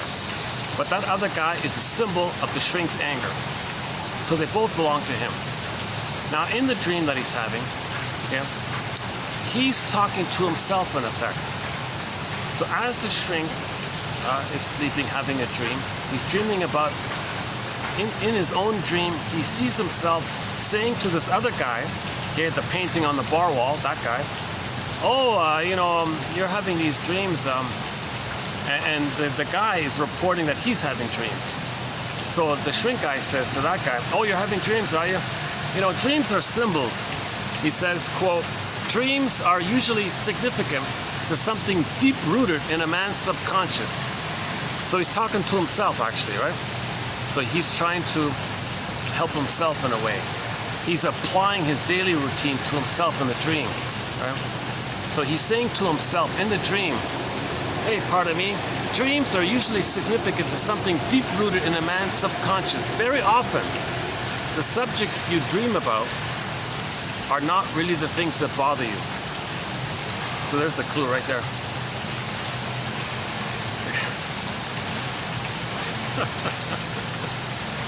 So in the dream, he's teaching himself, in other words.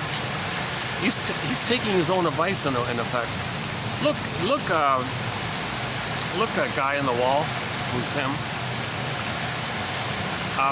You say you're having these dreams. He's talking to himself. These dreams that you're talking about are symbols, are his symbols, are his symbols, right? Again, dreams are usually it's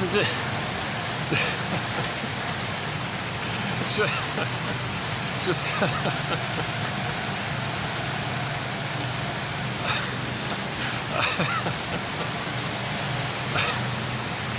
okay. We're going. Give me a second. Let me wipe off some perspiration here. Hold on a second.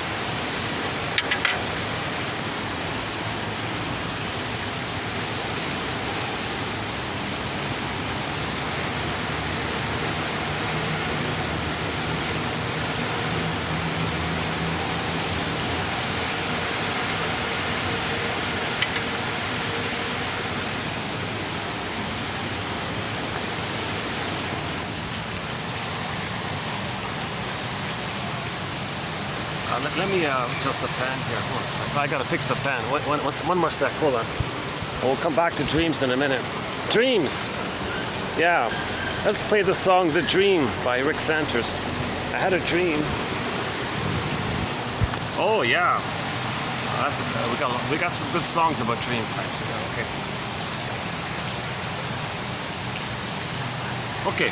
So, anyways, the shrink's having a dream about him helping some guy, and that guy in the dream, and that guy that he's helping in his own dream, that guy is relaying that he's having dreams, and that guy is relaying his dreams where he time travels in the past and creates all these little scenarios, this little this interaction here, this interaction here, okay?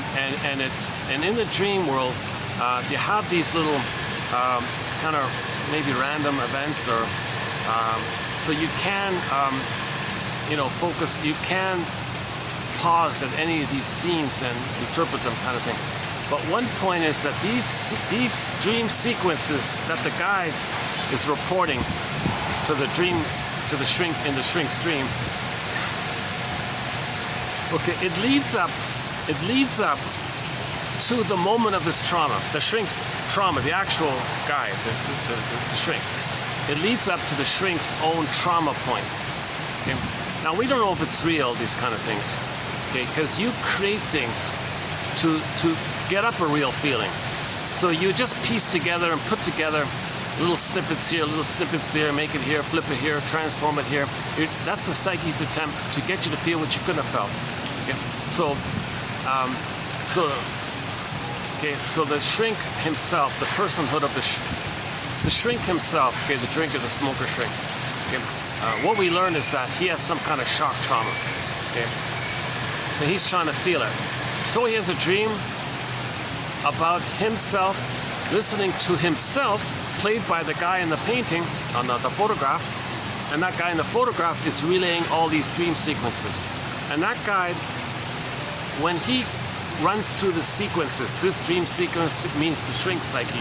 He runs through these sequence, this sequence. It always concludes with a very shocking, terrifying moment where the guy wakes up. Okay? Now the shrink doesn't wake up, but inside the character wakes up and he's observing it. And the shrink's analyzing himself. You see? The shrink in the shrink is analyzing himself. The shrink inside the shrink is analyzing himself. And he says, that point when you wake up, actually the guy himself, the photograph guy says, I feel like, which is him, I feel like I'm meant to kind of live through it. I keep waking up at that moment. I keep waking up just at that painful moment. So basically it's a nightmare, right? It's a nightmare. So he always wakes up at the point of the nightmare. And he says, the photograph guy says, I feel like, which is the shrink, by the way, I feel like I got to get past through it. I got to find out what's on the other end of it. I got to live through this. I got to fully experience it and really understand it and be able to process, know it, identify it, mentalize it, formulate it, think it, know it. That's the healing idea. You got to think it, know it. Scarecrow needs a brain. Yeah. So, Okay, so sure enough, the guy does live through it. Right? So he processed some deep pain. Okay, so he had like a healing dream, in other words. So nightmares, in other words, can be healing. Not all nightmares reflect the reliving of the pain. It's trying to get you to a place where you can experience the actual pain. So he was dreaming about it, but it's leading towards him eventually feeling it. So he's like a step. He was getting to a step closer to feeling it, where he dreamt about himself experiencing it. So he dreamt about him healing. In other words, he had a dream that he could heal. Something like that. So he's getting closer like that. And maybe later on, he'd actually heal. Like he'd have a healing dream directly himself. Rather than dreaming about healing, he would actually heal. But anyways, he's getting closer and closer like that. So finally, now the viewer of the thing, we don't know this until the end, right? So there's this whole suspense about this thing. Everybody thinks it's about the photograph guy. Only at the end do we know that the photograph guy is just a photograph guy. It wasn't. It's just something the shrink, by chance, projected onto when he was drunk at the bar all the time and not knowing it. So the answer came at the end. And then the guy, Mr. Babalu guy, the Desilu guy, he said at the conclusion, well, let me give you a clue of what this means. The shrink dreamt about the guy in the photograph. So he gave you a starting point. Just in case you were totally clueless, Mr. Babalu, what's his name, Desi Arnaz, what's his name again? Desi Arnaz. So Lucille Ball's considered like the queen of comedy or something. And her husband was this Spanish-speaking guy, Desi Arnaz, right? And this husband guy, bought a production company, and that production company made some famous shows, like The Untouchables, the Danny Thomas Show, I think, a few others.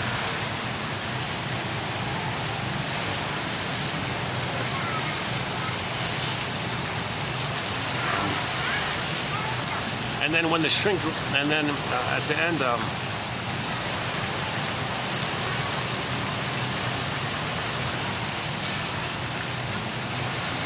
so he was helping himself. He was trying to use his knowledge that he gives to clients all the time. You know, these dreams that you're reporting, you know, that's just, those are symbols of something that's called a manifest, what's latent, what's underneath it. So that dream you told me about, what does it suggest to you? Like free associate. Say more, tell me more. Like what does it suggest to you? What does it remind you of? And the free associator might go on like this. So he's saying this to himself in the dream. Okay, you photograph guy, you have these dreams. Okay, well, you know, it's symbolic. It's not the real thing. What does it suggest to you?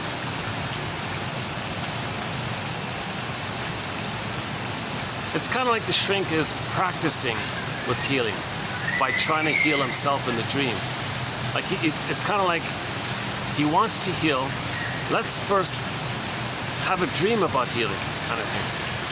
So he's getting closer like that. So the dream would tell him that he wants to heal. The dream would tell him that he had a trauma. He can intellectually know it now, but he didn't fully feel it. So the shrink didn't feel it. The shrink didn't feel it. Because the conclusion was he went back to the bar to drink the stuff and smoke all this, so he didn't heal it. You see, so but he's getting maybe halfway there, like he's getting partway there. And if he can fully get the healing dream, he probably wouldn't need to numb the pain, use alcohol to numb the pain, right? To tranquilize away the pain, because he's still got the pain. He only had a dream about how embedded in the dream, he had a dream about a healing dream. Put it that way. He had a dream about a healing dream, but he didn't have the healing dream directly. He had a dream about a healing dream. So that's not it there. That's why at the end he was still drinking and smoking, right? He's still in pain. Again. dreams are usually significant to something deep-rooted in a man's subconscious. So this shrink obviously had a near-death experience as a child, a birth trauma, prenatal trauma. Something shocked him as a baby, maybe fell down, or maybe there was something severely shocked him as a baby, that kind of thing. So the dream is a symbol for that kind of shock of whatever it is that happened to him as a baby, where he experienced that kind of shock. We don't know. The dream doesn't have to directly relate to what happened, but it can be symbolic or point to something invisible that the dream represents. Okay? So in other words, the shrink guy had some kind of trauma in his childhood, amnesic memory, we don't remember it. So dreaming about the healing dream and embedded in the healing dream, like a layered thing, the scene we see doesn't mean that maybe he had a near-death experience. Maybe what happened was, okay, chances are the shrink himself had a near-death experience. Okay, whatever, wherever, we don't know. Maybe usually at the birth, he's coming out of the canal, he's trying to be born in the canal. It's a life and death battle in the canal. Okay, if the mother induced the labor and the contractions are coming along, and the mother's afraid of it all, and she clenches up, the baby's stuck in the canal, the baby's battling a life and death battle. So in myths and myths, when you see these epic battles of these Greek gods, this battle with this god battling with this battle, all these epic battles, okay, that's symbolic for this time. The baby's in a life and death struggle for it. And he may actually have these moments of death and near death and came back to life. He almost died and he didn't quite die and he could come back.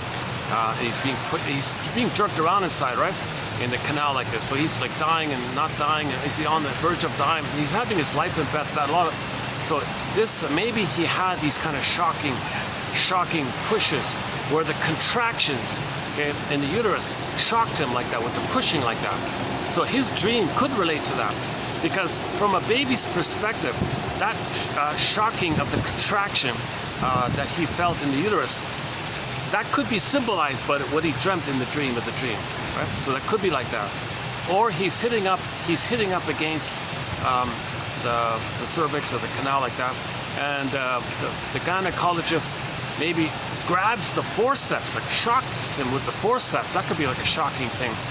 So that shock of the forceps being used where the doctor's drunk or impatient or rude or wants to go home quickly. Come on, let's deliver this baby here. And so he yanks the forceps onto the baby. He yanks the kid out. And that could be a shocking kind of thing that we see in the dream of the dream. So he had some kind of shocking death-like experience or something. Okay? And now when that happens to the baby, he's not going to remember it. He can't know it. But it will be recorded in the brain. It'll be recorded. It's the unthought known. So when we dream, we're trying to think it now, finally. It could be that the mother's force feeding, and that's like a shock to the baby, right?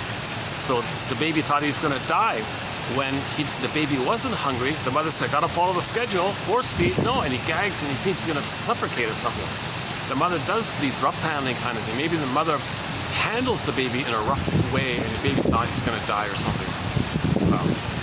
Or the mother doesn't hold the baby smoothly, or the mother's not around, he thought he's going to die. So babies may have moments in their childhood where they thought they were going to die. So many people report when they have a nightmare that it's linked to this. There's a link like this. And dream. So he had a dream about having a healing dream kind of thing. Now this would make sense because shrinks talk about this area and they help others in this area. What about helping himself kind of thing, right? A lot of people become shrinks because they want help. See, like Bergler calls it a positive magic gesture. The shrink guy wants help himself. He can't get it, so he learns to be a shrink and tries to help others, but really he wanted help himself. And he got maybe a little bit like that. He needed more. So he thinks by helping others, he wants to say, gee, I wish I could be helped. He's trying to communicate that he wants help. So it's kind of positive. That's why it's called a positive magic gesture. And a lot of shrink. Actually, we have a quote like this. Hang on, another one. Hold on. Hold the phone here. I think we have one about this.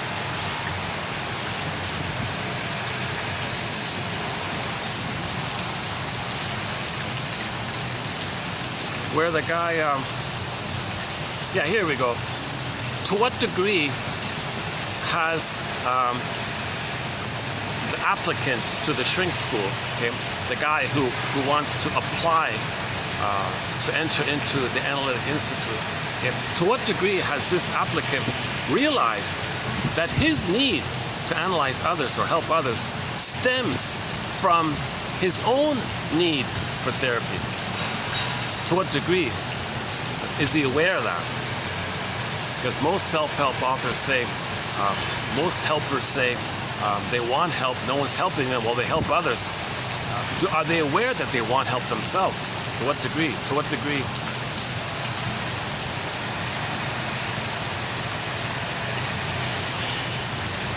Like I was looking for to do the analytic thing, and I was phoning around kind of thing. So I'm aware that I want to do this analytic process. So just to some degree, I'm aware that my sharing these quotes is kind of like my way of saying I want help. You know, if I think I'm helping others by sharing these quotes, well, embedded in this message, there's a latent message under the manifest behavior. There's an underneath message. I want help. I want to be analyzed. I want to fly to any surviving, remaining good shrinks out there and do this analytic process. Hopefully there's still some around. I don't know. A lot of them were pushed into Madison Avenue to become admin or sales, propaganda people or advertising people. So we're very grateful to the Mastersons and the Karen Horneys and the Edmund Burglars and Althea Horners and James Grotsteins and all of the rest of them for staying and sharing their knowledge.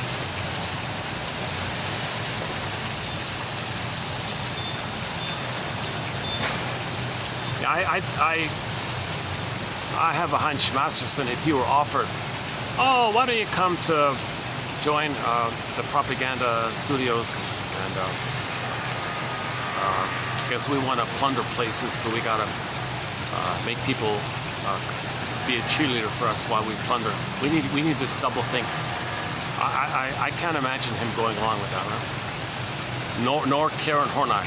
Karen Horney, oh no, that's why she had to leave that little club there, and so Karen Horney started her own institute, right? Masterson started his own institute kind of thing. Burglar was kind of on his own. You know, he was a one-man show kind of thing. That takes a lot of courage to stay on the do no harm path. Doctors make an oath, do no harm, right? But the ones who sell out, they're doing harm. They're doing, some of it's benign. If you're just writing advertising jingles, that's kind of minimal, right? But a lot of them go for the big bucks. And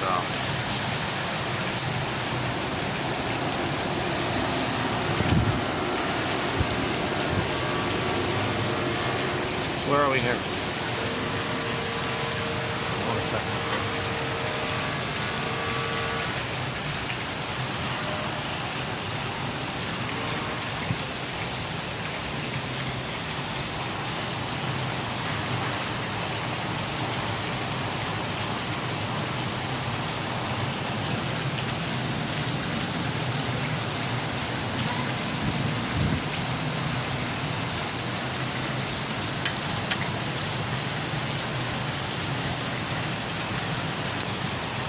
Just to conclude, the reason...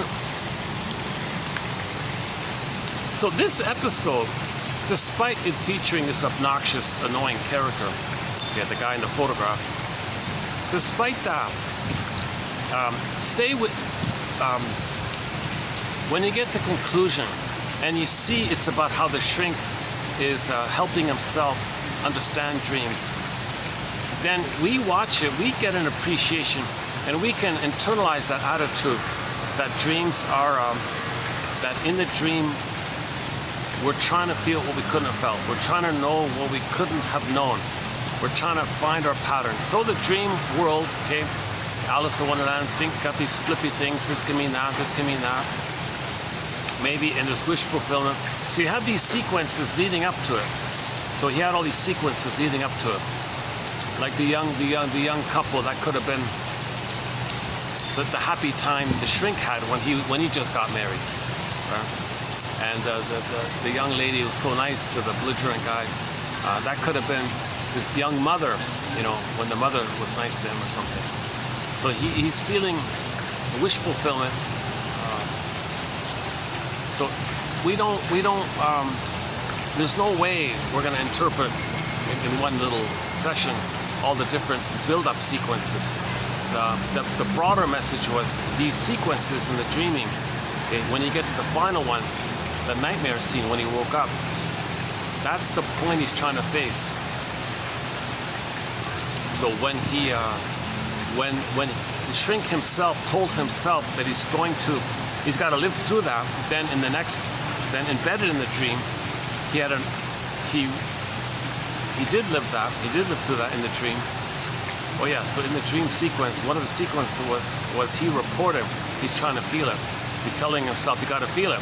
Okay, then he relived the sequence and he felt it.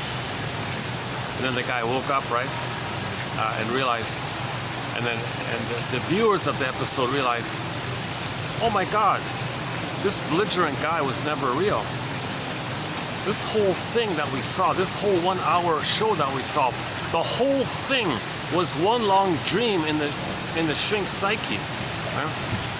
And we only realized this at the very end, obviously, right? And we learned who that character was.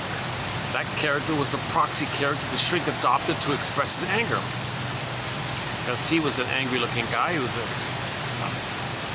The shrink is kind of a mild-mannered kind of guy.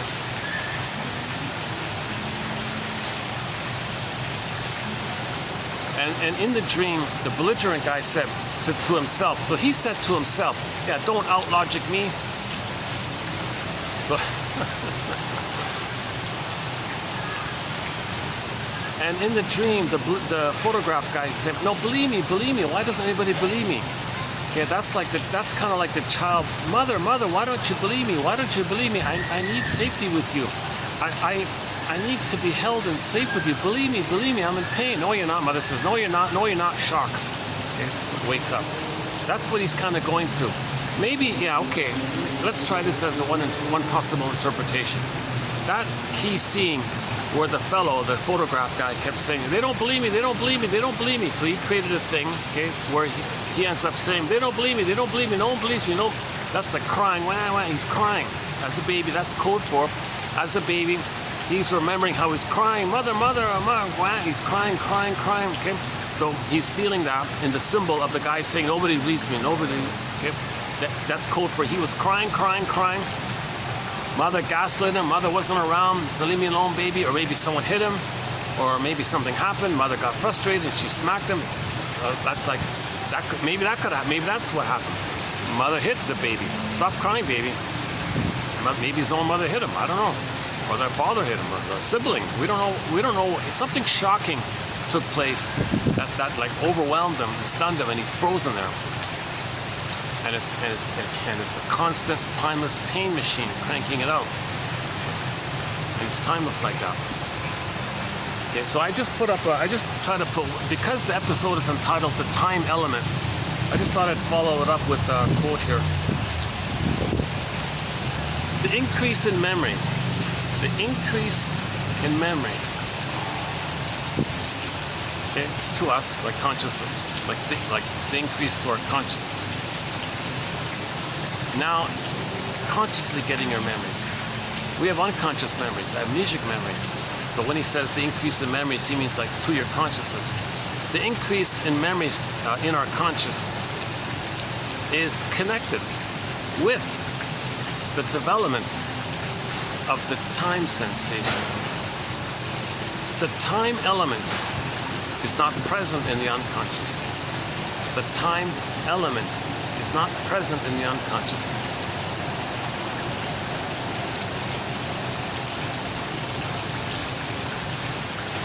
The more and more you realize that there is such a thing as time, that you are admitting the reality that there is time, the more feelings are going to come up.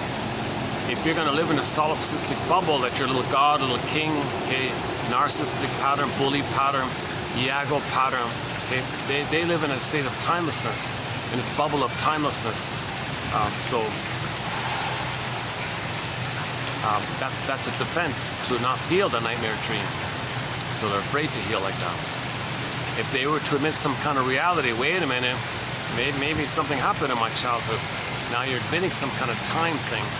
As you admit time more and more, if you admit mortality, if you admit that today is not the past, you know, like emotionally kind of thing, the more you get into this place of time emotionally,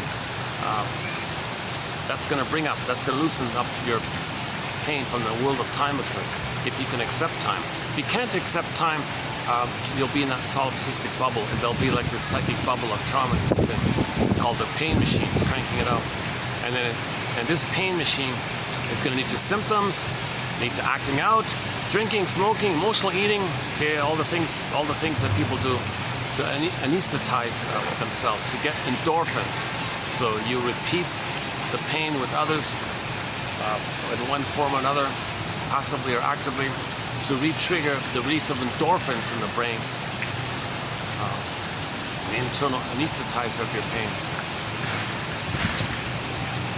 And Dickinson calls it the swoon. There's a pain so utter, this cord gets pulled down, swallow substance, your soul gets exiled, then you go in a swoon. That's the endorphins. And Janoff's example for this is that if you know someone who's kind of cynical all the time, their humor is quite negative all the time. This bitter banter, and every little verbal negative comment they're saying, these pessimistic kind of sarcastic, black humor, shaming humor, sardonic humor, this kind of shadow-footed stuff. Every time they spout that out, you got to imagine a little character in the psyche called Mr. Pain cranking it out, and the pain is the fuel of these verbal negative comments. The pain is cranking out because when you shame others, you get some tension release because you go back to the blissful feeling that you're one with the mother. You're the mother who shames yourself. You find proxies to shame with your negative humor, you get a blip of happiness called Schadenfreude. It's a perverse joy, it's a pathological joy, it's a sickness joy called Schadenfreude. So that's the pain, this loop, this pain loop. He calls it this cranking it out like that. Go to a very good introduction to our collection here are the Janoff quotes. It's sort of like a self-contained 26-set video run. It feels like a good self-contained, good 101 to psychoanalysis. He's sort of in the middle between self-help and psychoanalysis. He's a good bridge like that. Okay. And I don't include the primal therapy theory. We don't get into that kind of stuff. I'm talking about the knowledge he presented. He wrote clearly. So we talk about, there's a lot of good material there. That's one good introduction to psychoanalysis, the Janoff quotes. Another good introduction is the comic psychoanalysis, Dark Horse Publishing, the comic. They reissued the original comic from 1955. 12 therapy sessions were put into comic book format. It's now, it got reissued 4 years ago, both in hardback and in digital. 12 therapy sessions presented in comic book format. It's not frivolous. It's not like just a joke. It's not mocking it. It's not making fun of it. It's teaching it. It's actually teaching psychoanalysis. In my humble opinion, that there is this comic, that's the #1 best introduction to psychoanalysis, that comic.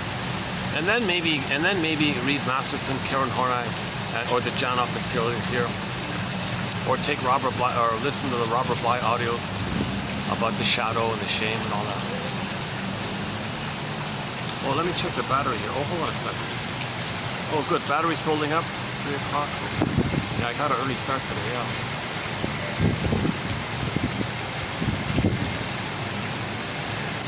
You know, the truth is, that episode, I watched it last night, that it's called Westinghouse,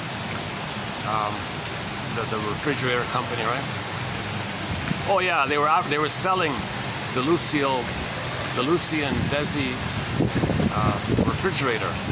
They named the refrigerator after the couple, the Lucy and Desi refrigerator. And they were selling the refrigerator. So this refrigerator company at that time was the sponsor, I guess, of the... Anyways, yeah, so I watched that. So it's called The Time Element. The Time Element. It's not on Twilight Zone. It's not the Twilight Zone. The story was, it was proposed to be the pilot for what eventually appeared, for what eventually came into existence, the Twilight Zone. But it was rejected. They didn't like it. So the Westinghouse, the Desi guy, he liked it. He liked it. Look at that, eh? But here's a very good episode about dreams. And it's a vehicle to teach us a very basic thing. A very basic literacy. 101 dream interpretation literacy, as follows. Dreams are usually significant to something deep-rooted in a man's subconscious or unconscious. Very often, the things you dream about are not really the things that bother you. They're only symbols of the things that bother you.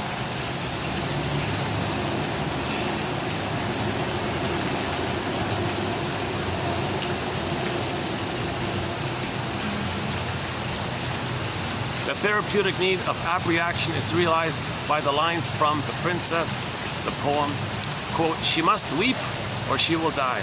She must weep or she will die." Okay, play the song White Bird in the golden cage, in the winter, in the rain. White bird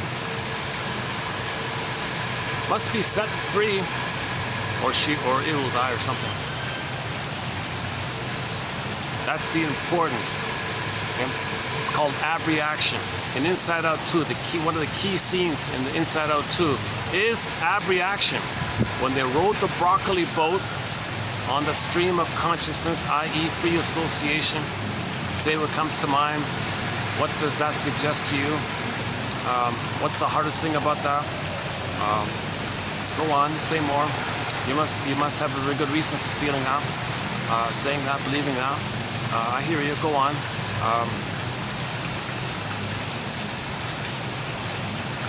What's the hardest thing about that? You ride the free association boat, okay? And feeling safe and validated to do so takes you back to have a spontaneous weeping. So when you see the avalanche scene of all those repressed orbs coming to the front, like that'd be like Riley on the weeping on the surface, but we don't see Riley weeping on the surface. We only see an imagination of the healing inner dynamics. So Inside Out is mainly about imagining the healing inner dynamics. Okay, so the defense mechanism is splitting. Okay, when joy pops away the stuff, the painful memories. Okay, then we gotta go on the boat to get it back. Comes back, reintegrate, synthesis, and you got a whole sense of self that embodies, that includes the part self, the two-part selves that were there before, based on splitting. Okay, you don't want to either or. You need a new sense of self that's a both and, called the third side of the coin. Go to Route 66, 2599, Tiki 2599, Route 66 show quotes the fifth one down about the third side of the coin. called the golden mean, or the way, or the middle way. Temperance, middle ground, something whole. It includes your feelings. If you feel embodied, say when Radhe got that integration, she was embodied. Then, since the mind is healed, the body's healed, her symptoms went away. She calmed down, and she was relaxed. She breathed better. She saw her physiology better. She was calmer when she played. She's more grounded in herself. So now she has her feelings, and with her feelings, she apologized to her friends whom she hurt prior. The coach saw that she was mature. We want her on our team. We need adults on the team here. So she won the scholarship for her maturity, and she made new friends like this. Was happy all around, kind of thing, and her health got better. Because finally, joy came back to the console. Joy came back. Joy started, joy got souped away, you want to get joy back. That's the common, very common, main psychological trauma. Joy's at the console, joy got souped away, you want to get joy back. Joy runs the console. If joy's not running the console, or sadness, if joy and sadness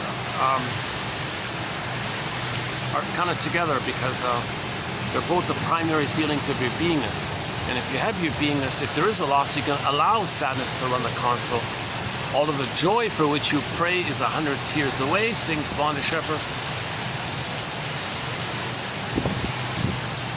Okay, so the whole grief work community, okay, Robert Bly, the grief poet, okay, grieving is the doorway to your identity and your feelings. So that's why in Inside Out 1, they realized this. Sadness, you got to run the console. I'm sorry. I tolerated you, but I never really accepted you. Now I get how important you are.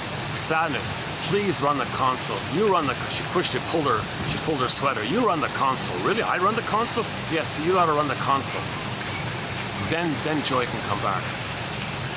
And then in the trailer Inside Out 2, you see the celebration. Hooray! Sadness is in the house. And in the first film, sadness was, sadness, here's a circle. You stand in the circle. Keep all your sadness to yourself. And she pushed her toe in the little circle there. And you stay there. I don't like you. I'll tolerate you, but I don't really, come on. So that's the, we do that to ourselves. We repress our sadness. Okay. Healing is you got to admit the sadness. If there's a loss, you got to say, that was a loss. Okay. Sadness comes on the console. You grieve. Natural response. The loss is sadness.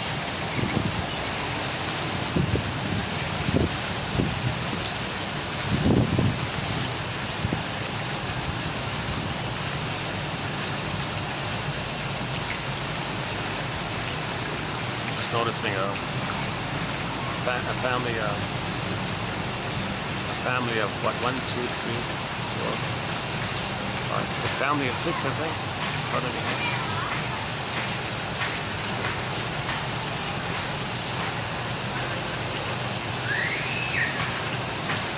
Oh yeah, yesterday I had a kid screaming.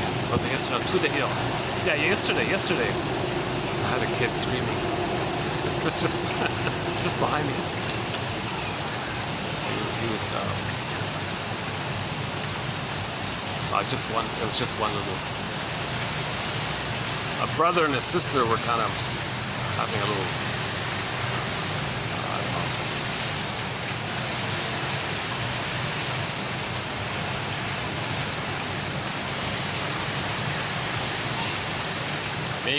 Maybe the 2 kids were both displacing their anger onto each other like that. But the real anger is maybe towards the parents. But they don't want to know that. But the anger's there, so it gets displaced onto the siblings. Back to Robert Bly, he talks about this issue of sibling society. That too many adults, when they have babies, they're not ready to have babies, really. they're in over their heads, so they're not meeting the baby's needs. So it's like adult children of adult children, creating more adult children who grow up to become adult children. They got all these adult children, like a sibling society. You know, his main message was, you know,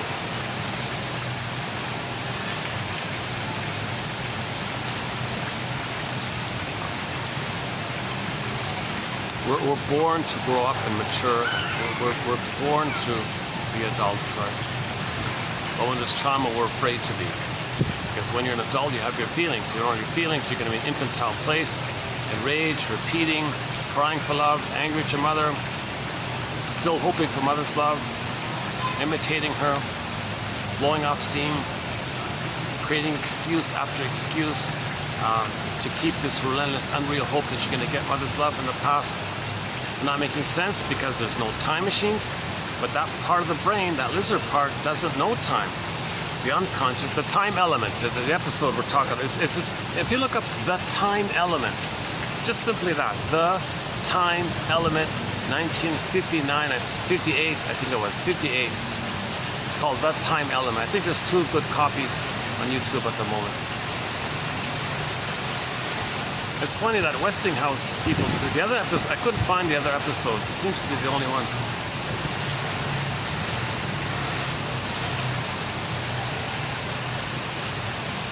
And it's not about what you see. Like what you see in that episode, it's not about that kind of stuff. We just pick things in the news, or you just pick. You can morph and shift anything in the unconscious to create a scenario to bring up your feelings. What you dream about is not the thing that's bothering you. Today's quote. It's symbolic of what's bothering you. So that's the famous manifest versus latent. Like you get the dream, that's what's manifested to you, and then you gotta like look under a little bit to find the real message, because it's very hard to feel the real message. So to compromise like that. Is the wind from the fan blocking the audio? I think it might be, right?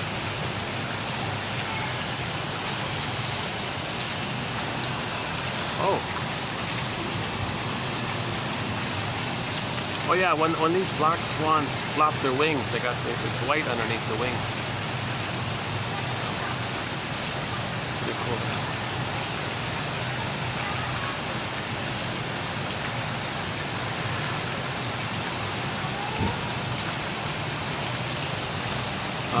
Hold a sec, where are we here?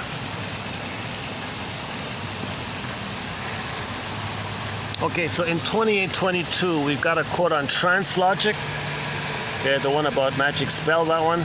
The legalese topic. The one about dreams we talked about already.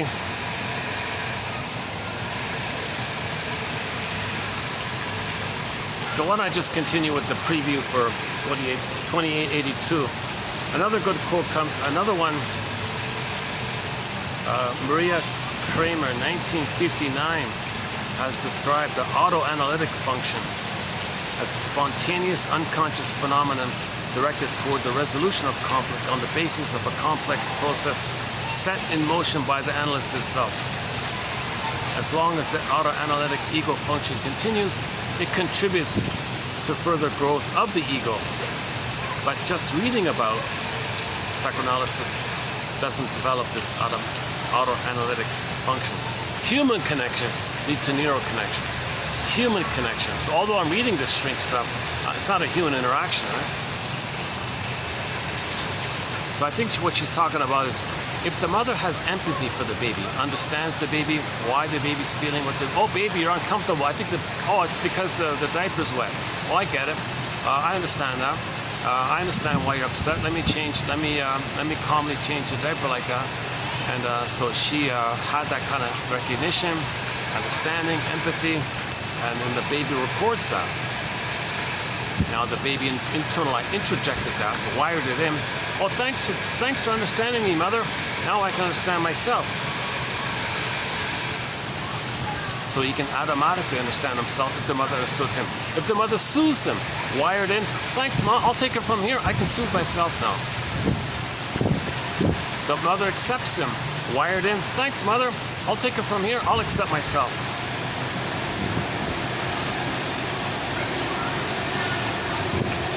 If that's missing, right? If all that's missing, kind of thing, the shrink guy has empathy for you. After a while, you may wire in that shrink interaction and pick up on yourself. Oh, shrink, you gave me empathy and you gave me some interesting reflective comments, and I saw how you did that for me. You know what? I remember that. I'll take it from here. Therapy ends at that point. When the client introjects this analytic mind of the shrink, and he can now shrink himself, so to speak. Yeah. Then therapy ends. I'll take it from here. I get it now.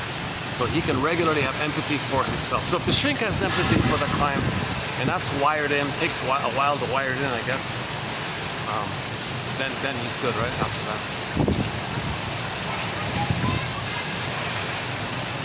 Now, the more the mother hates the baby, the more patience and empathy on the shrink's end to compensate, right? But once the shrink's empathy can be accepted in relation to how much negativity he internalized, then he'll lean towards the shrink way of thinking and for himself, and not just stay loyal to the mother who hurt him. So once he makes that healing introjection, that new loop, that new wiring, that new relational unit, a sense of self, okay, that's supported by a memory of an other, the shrink other, who supports his healing, and he has the memory like that, and he goes by that. It doesn't erase, it doesn't quote unquote exercise the other loop. It just means he draws on this new loop, and the other loop just kind of quiets down or something. Or there's no energy there or something. And he's living by the new loop. Now this jargon by Miss Kramer here is auto-analytic, or just automatic self-empathy, or automatic self-empathy, automatic empathy for others, or this automatic capacity. Okay, so let's see if there's more on that in the future.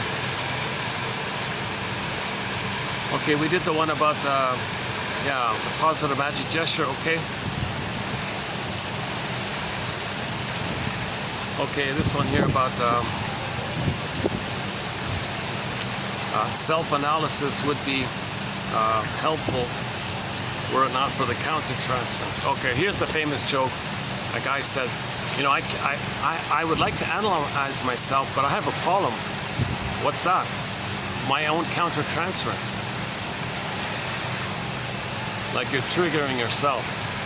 And if the shrink is triggered, oh, it's okay. Oh, hi there. Yeah. Cute little mother with her little toddler there. The baby's maybe only, I don't know. I'm gonna say, yeah, the kid is walking a bit like a penguin, right? So maybe just started to walk, maybe 5 months, 6 months, 4 months, maybe. But the kid was like staring right at me, right? So he's beginning. This kid is beginning to explore, right?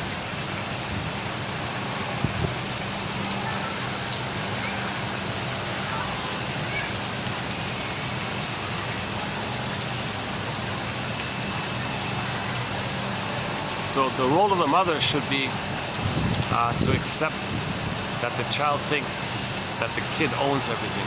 So this little 5-month-old baby or whatever, junior toddler, the mother's got, as I understand, the mother's got to say to the kid, look at you, how amazing.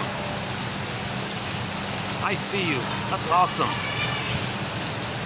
And treat her own baby, hold on a second. Let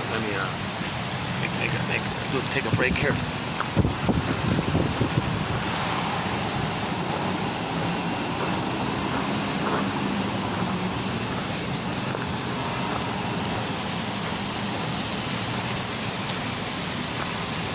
Suddenly some character just appeared. Startled me. Maybe it's the father, or maybe it's the father or something. Oh jeez, is that the father? Oh my god.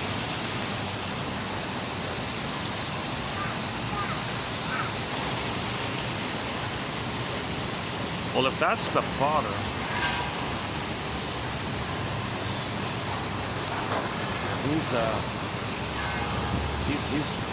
he might not be, he might be jealous that, see what sometimes happens is, if the father thinks that his wife is spending all of his time on the kid, he might get jealous and say, fine, keep him, sacrifice. I'm gonna sacrifice.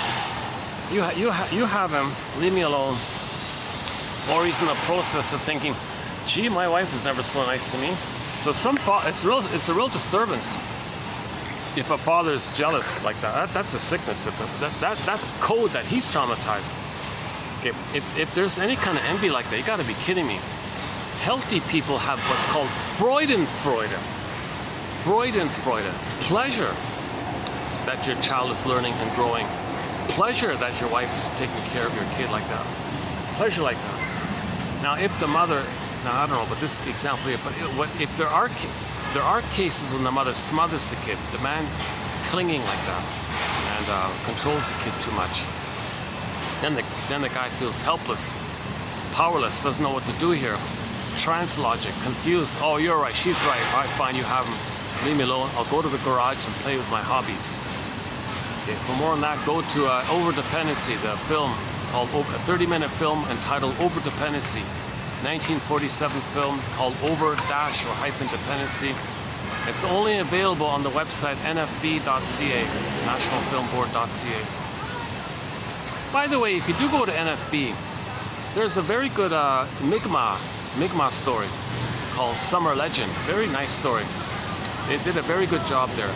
The big indigenous tale called the legend, Summer Legend, with Glooskap, and you see the two worlds, summer and winter, like that, and the dialogue between the two like that, and going to the unconscious, bringing back the princess like that, and this back and forth, kind of like Persephone, half the time in one world, half the time in the other world. That's conscious. That's the dialogue, unconscious to conscious, the yin yang, the yin and the yang, like this. We need a continuous connection to our unconscious self and make conscious the unconscious. We need that kind of auto-analytic, auto-accepting. Oh boy, I'm drenching. So look at that. Look at that. Barely 5 minutes and I'm pouring sweat here. It's hot out here, yeah. What's that?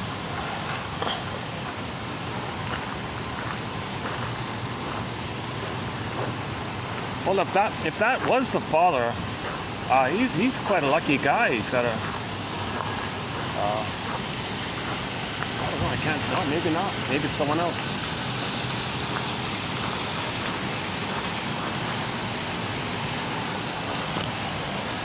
Oh no, yeah, no, that fellow, that startled me a little bit. Doesn't look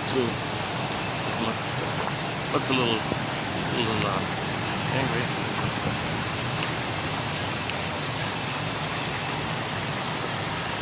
He's with another group, yeah.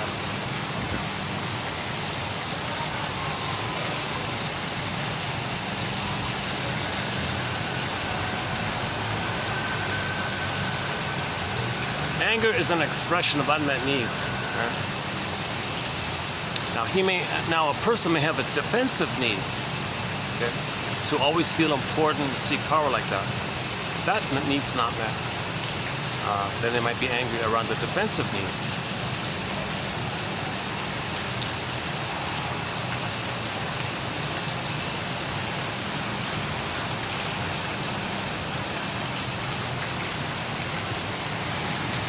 One second. Where are we here?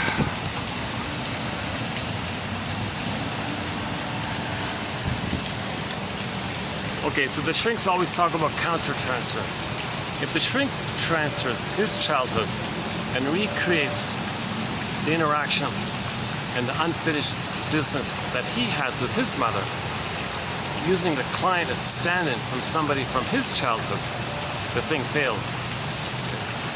That's called counter-transference. Only the client can transfer, so the shrink guy can put words to it so he can stop transferring and live in the now and the now.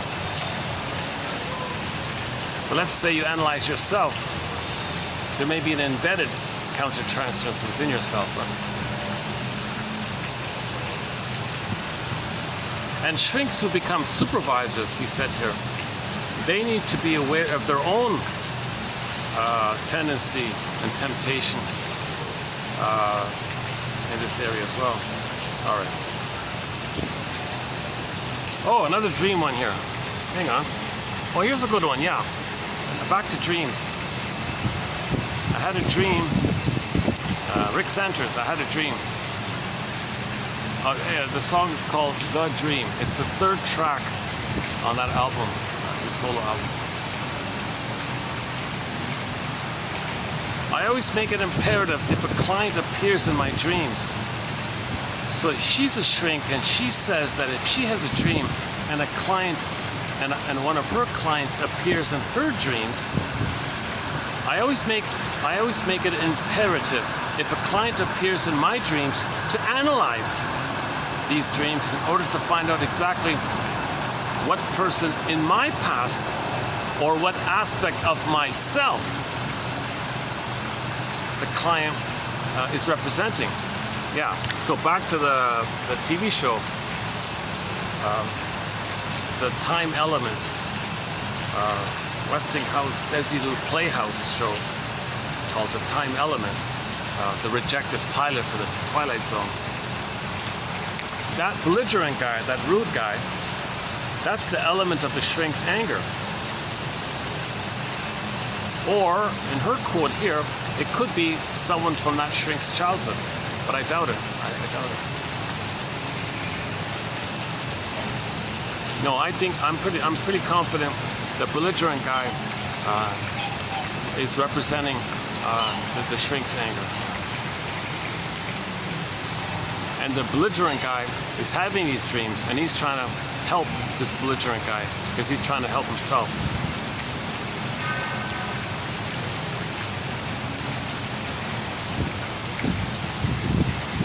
What else? Okay. Unconscious fantasy is the fertile matrix from which the client's actual motives spring. Okay, so that's the famous idea that the unconscious has memories, unmet needs. With trauma, we have the unconscious hope for the fulfillment of old unfulfilled needs. There's a fantasy like that.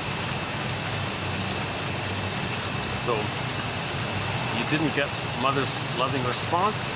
You go to the slot machine who promises you a reward, who's alluring and promising. You put your hope in, you put your coins in, you got a big hope like that. Click, click, click, disappointed. But you had that hope for mother's loving material response. Okay, so that means that's symbolic that when the baby was nursing, mother did it wrong or hurt the baby. The baby didn't get the good maternal supply. So you have to hope for it. Okay, well, how do you hope for it? Well, find something symbolic. So the slot machine is symbolic of the breast. And you replay the disappointment. But you had the hope.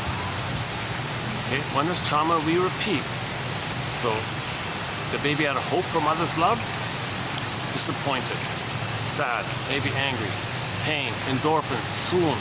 Okay, slot machine, hope, excited, disappointed, angry maybe. And then to numb the pain, you drink something, the swoon. You're repeating the same prototype imprint loop like that. But he had the hope. Now when a person repeats symbolically in the present something that's symbolic of the past, they're meant to make the inference to know that that's what had happened in the past. And they interpret this. That's the manifest. The manifest dream is kind of like, quote unquote, the manifest daytime effort is that's the manifestation. Is, oh, you ran to the slot machine, you were disappointed. Okay, now what's the latent? What's under that? Well, you gotta find what's under that. So you interpret that. So you can interpret your daily activities kind of like you interpret dreams in a way, right? That's what Woodman says. So then you make the inference. Oh, geez, did I have a hope with my mother and I got disappointed just like these machines disappoint me? Am I trying to say to myself that my mother was cold and refusing, like these machines, cold and refusing, but alluring and promising, blinking lights, oh. Gotta get it in? He opened up his wings just for a second. Yeah, these birds are growing. Yeah,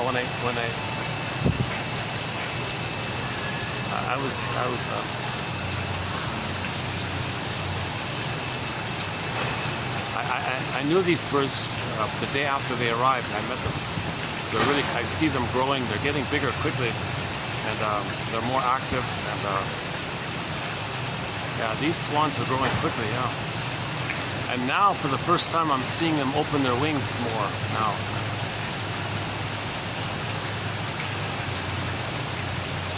And I'm seeing a harmony now between the three birds. They're really getting along now.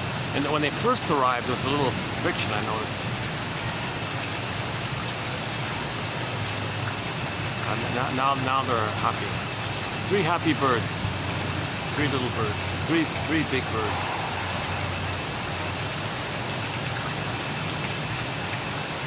Okay, enough about birds. Let's go back to the poem. Where are we here?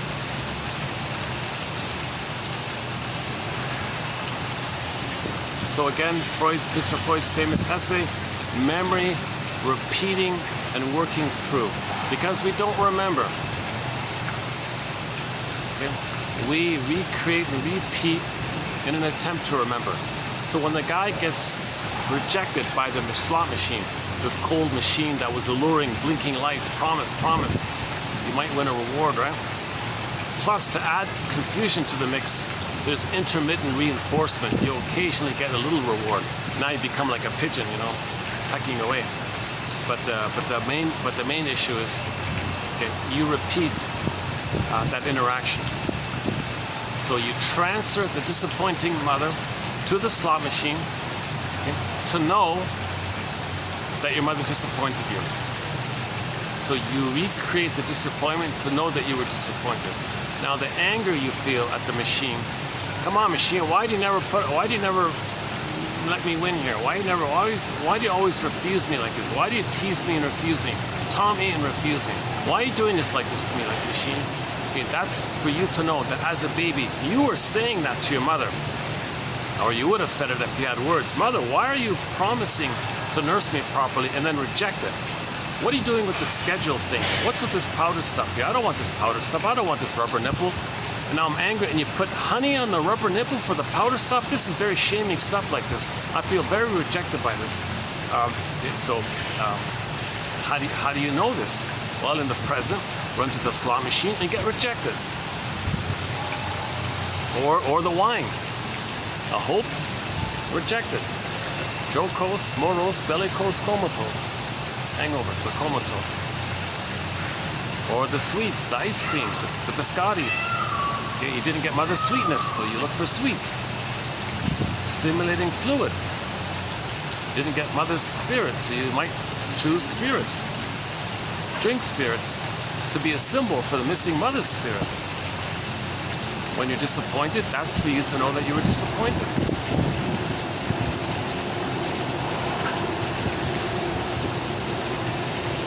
So this is unconscious fantasies involved, unconscious motivation, this unconscious neural loop called the record. We discussed in recent videos about Edmund Burger's theory about the record. Yeah. Okay, hold on, what else? Well, Edmund Burger, speaking of the man himself, Edmund Burger, very good quote from him, paraphrased by Henry Hart. The client's unconscious motivation is to maintain his neurotic equilibrium You create a working model. That's all you have. That's how you survive with the mother. You created existential conclusions about yourself and your mother. Okay, that's a model. That's your neurotic equilibrium. That's how you survive. That's all you know, kind of thing. And you want to repeat and be loyal to that. So you repeat what caused that pain because you're loyal to it. Because maybe if you repeat it, you can get a better outcome. But the present isn't the past. But you don't. That part of the brain doesn't know that. So neurotics want to maintain the traumatic script. They want to maintain the masochistic, sadistic bond with the mother.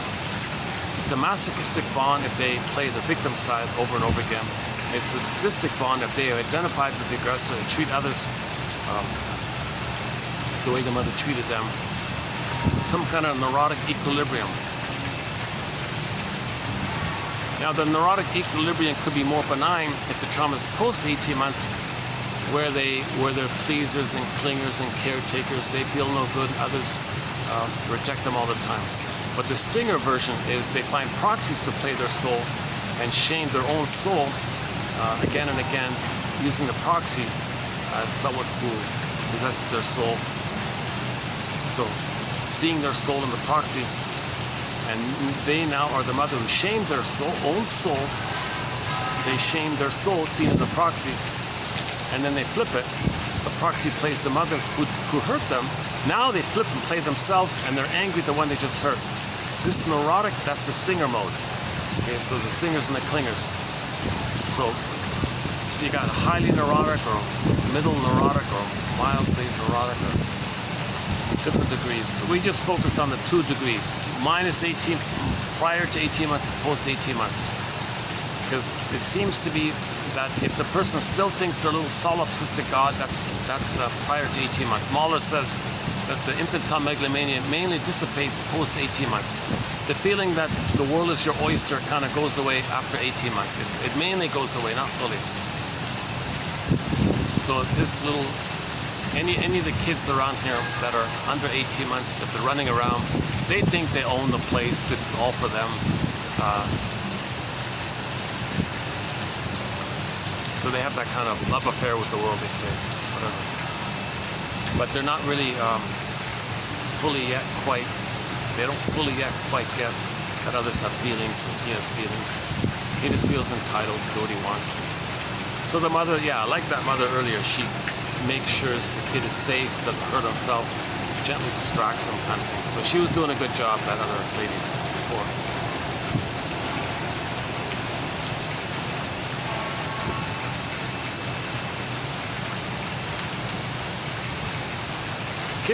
Babies are sensitive. When I smiled back at him, he didn't run away or anything. He just kind of, okay, I'll just walk off the other way or something. I wonder if I was too pleasing to the kid. Was I being too?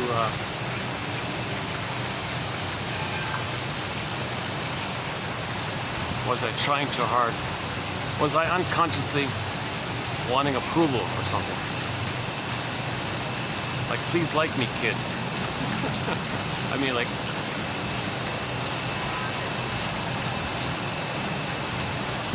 maybe I was a little bit too much with this on my end, right?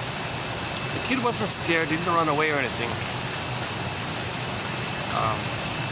But I wonder if I didn't look at him, if I didn't look at him, if I just kept talking here. I had a video once where I was just talking on the video, and a kid came right up to me, kind of thing. To my surprise, I just stayed quiet, just didn't react, and it just allowed the kid to explore, kind of thing. But if I have like a expectation or some kind of thing on him, he might get scared or something. What does this guy want? I just want to explore here, look around here.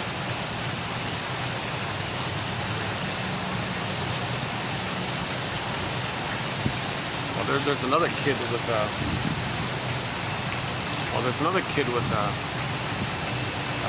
lights blinking in the soles of the shoe. So the kid's walking around, they got this blinking light thing going. Maybe that's for the mother to find him easily, right? That kid's about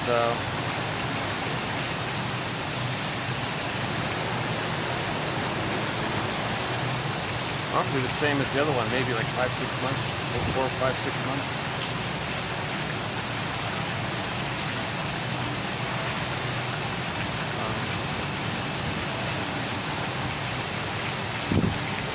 The client's unconscious motivation is to maintain his neurotic equilibrium, i.e. his loyalty to the mother. Yep, his attachment to the mother. He's got to be dysfunctional, he's got to be neurotic to feel that he has a mother. So his neurosis is loyalty to the mother. If he's going to be healthy, okay, he feels like mother's going to punish him, mother's going to abandon him, he's going to bring up the fear he's feelings, and he's not ready to do that.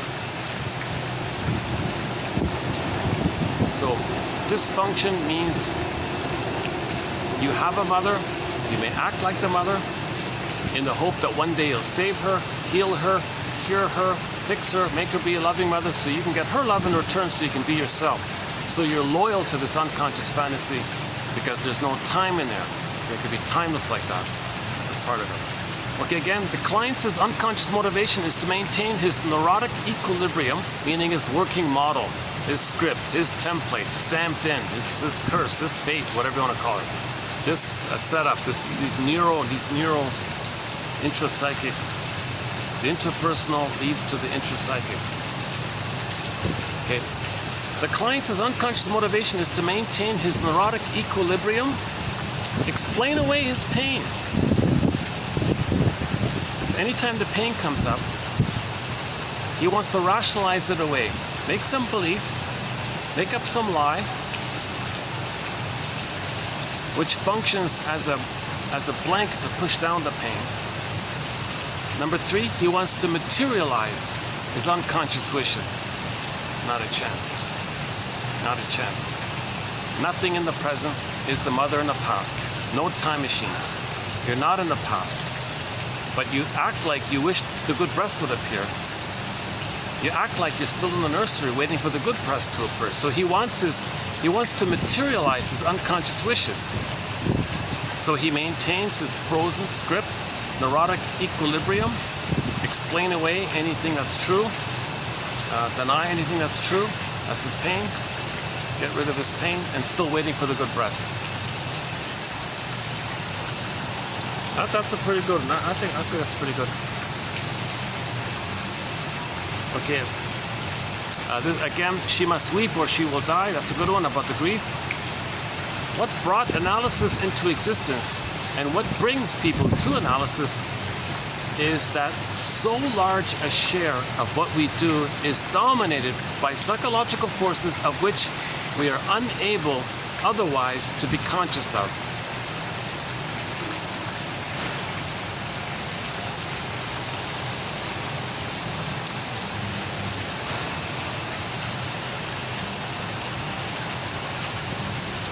If you feel safe with somebody, you can be conscious of your blind spots, right?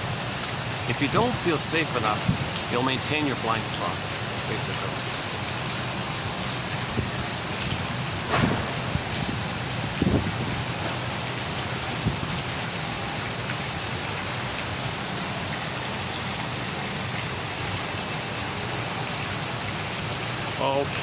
Okay, oh boy. Well, let's not do it today.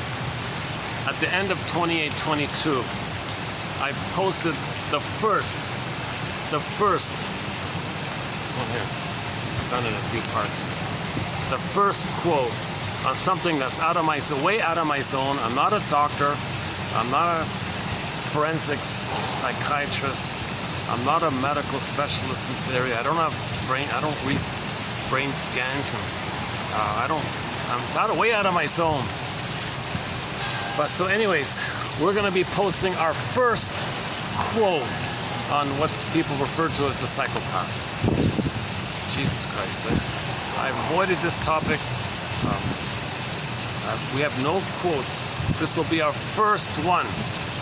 I came across it by accident because I'm currently in the middle of reading Henry Hart's notes. Henry Hart has this massive kind of notebook like this, 4-volume notebook like this, filled with little notes of the articles that he read. And he mentioned, he made some notes about some articles by other shrinks who did reference this topic. So there isn't any huge insight here. So it's it's mostly in relation to why it's hard to heal them or treat them. So should we run through them? Okay, let me fix the fan and we'll talk about the psychopath. Jesus Christ. Now the quotes about no conscience and no super-ego, I kind of avoided that part of it, so I just plucked out the more easier entry level. This will be sort of an entry level quotes on the topic. Let me fix the fan here. Hold on a second.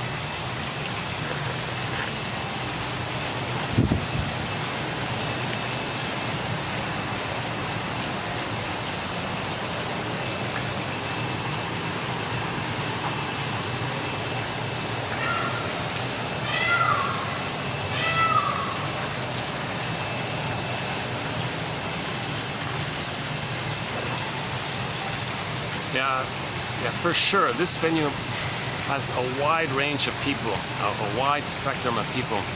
I give this staff, this is a very mature kind of staff here. They handle all kinds of people all the time. There's no problems here. I don't mean like that, but there's definitely a wide range of people here.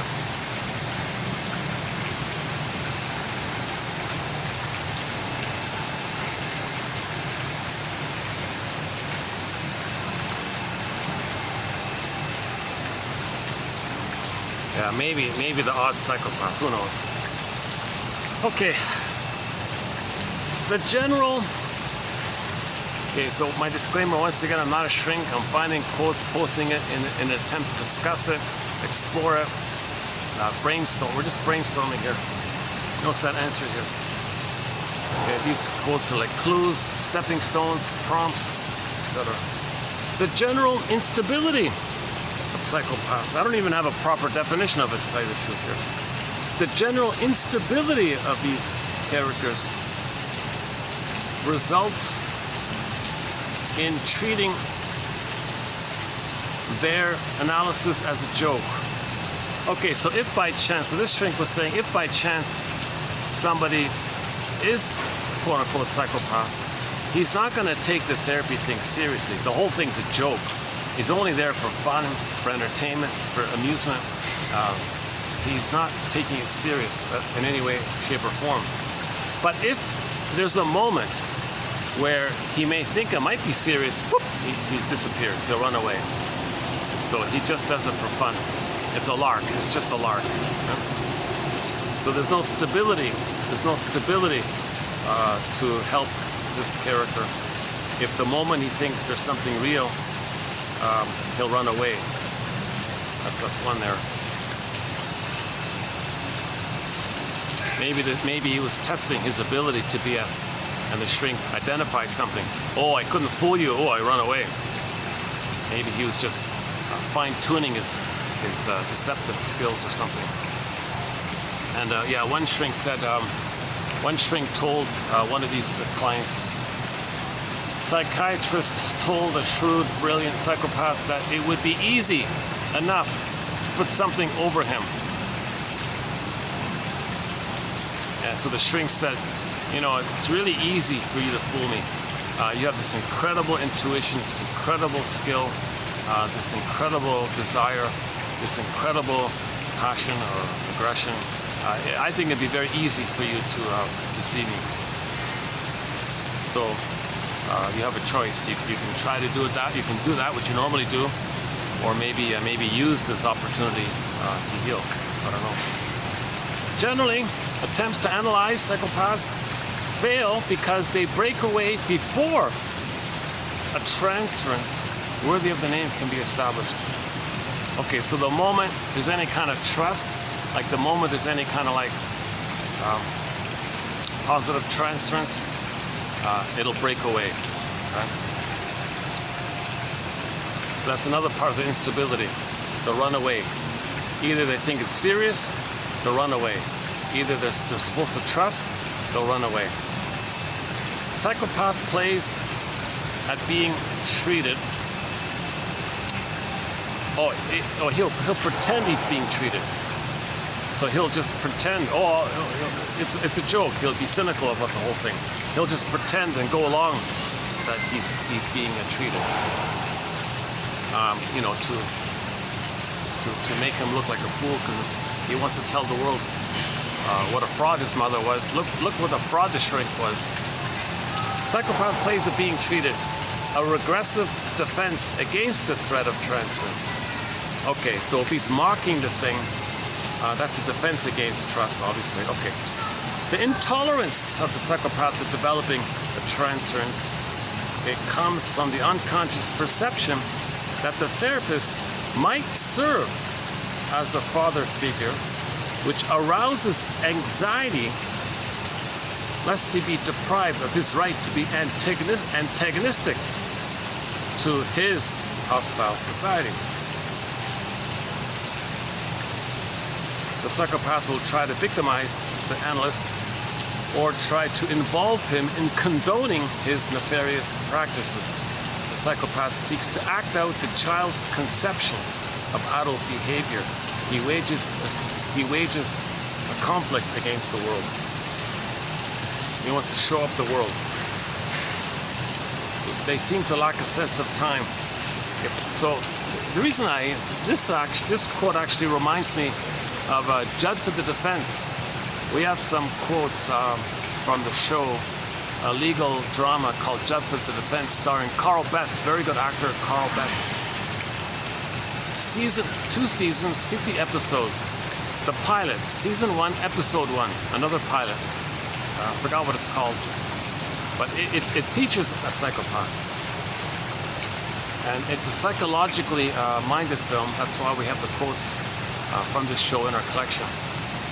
And Judd, meaning the lawyer, the smart lawyer, Judd for the Defense.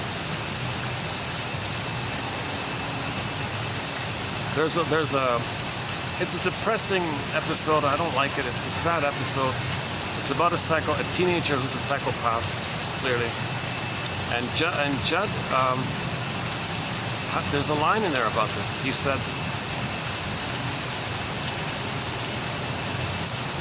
"You committed this crime, and in a manner where you'd get away with it. That's your way to show up the foolishness, the stupidity, and incompetence of society, the world, your environment. Okay? That's code for you wanting to show up your mother and your father. Your father failed you, they were incompetent, they were stupid, okay, they failed you, they hurt you, and you now transfer your parents onto the world, and you want to expose the authority in the world, the legal system, this system, the court system, the police system. He fooled them all. He committed a very cruel crime. Okay, coldly, he thought he was proud. He thought he was doing something good or something to show up the world, but to expose the incompetence of the legal system, the police system, like that. So he almost got away with it. He had like a little cult following. He had people drawn to him. This was like a high school. This was like a college drama or something. High school, university, college drama. So he deliberately it's a murder story. Right? He murdered one of his followers or something. Okay, and got away with it. Double indemnity or something. Got away with it or something. So he figured a way to play with the system, fool the system, twist the system, mislead the system, even draw in the lawyers in this nefarious little scheme. His whole agenda was to convince himself and to prove for himself that he's right, that his mother was incompetent and stupid and failed him and was cold and refused him. So he wants to show up his parents by showing up society, by showing up all the authority and around him. Shows up the principal, shows up the teacher. He wants to show up. He wants to show up everything like that. And he's just on the verge. He got away with it, right? Judd had to do a little thing to.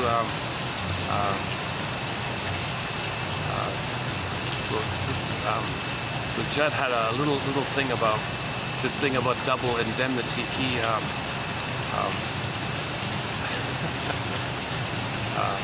I guess let him think that he had double indemnity, but he didn't. So that was it, something like that. So that was a clear-cut case of the psychopath. No moral, no feeling about what he did. His only agenda was to wage war on society. Today's correct. Where is it here? Wages a systemic war against culture. So he was waging. So this guy in the show, season 1, episode 1, Judd for the Defense. It's on YouTube.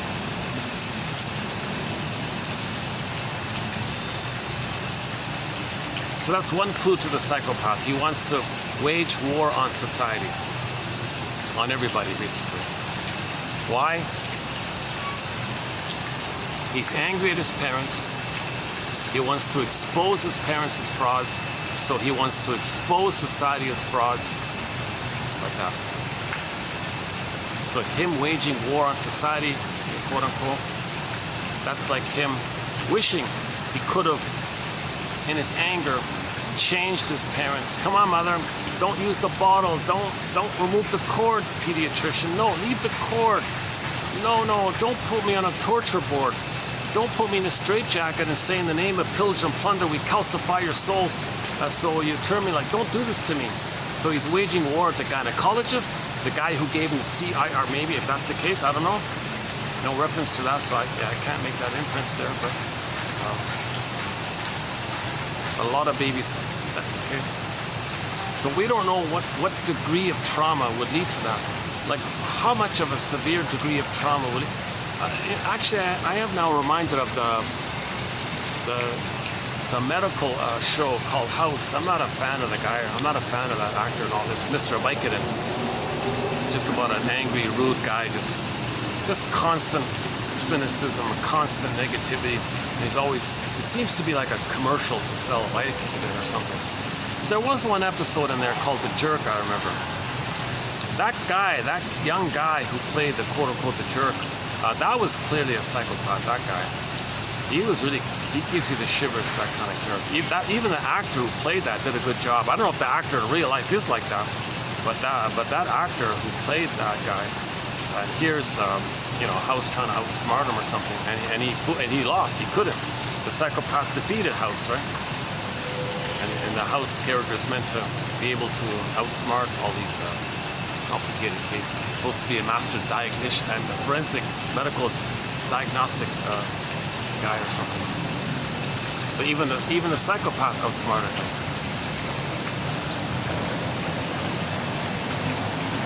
Wow, eh? Jesus Christ.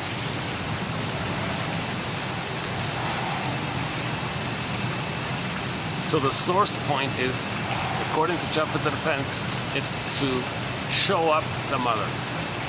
Look, world, look how incompetent this legal system is. Look how incompetent the professors are and the dean is and all these authority figures are. I fooled them all. Look how incompetent they are. Well, my mother was incompetent. I want you to know, I want to embarrass my mother. I want to expose her, show her up. So he recreates it to that end.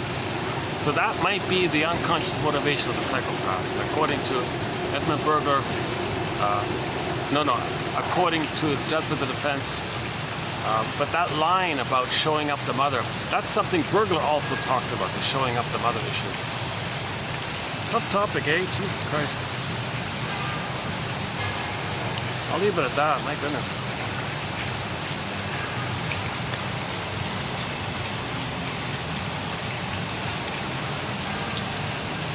Some people say that the plunder system is, in effect, a psychopath, right? The corporation is psychopath. There's a documentary, The Corporation is Psychopath, right? So each individual's personal issues, they project onto this imaginary thing. Like the TV episode Time Element, where the shrink projected his anger onto the photo on the wall. The photo on the wall, right? And he was an angry character, right?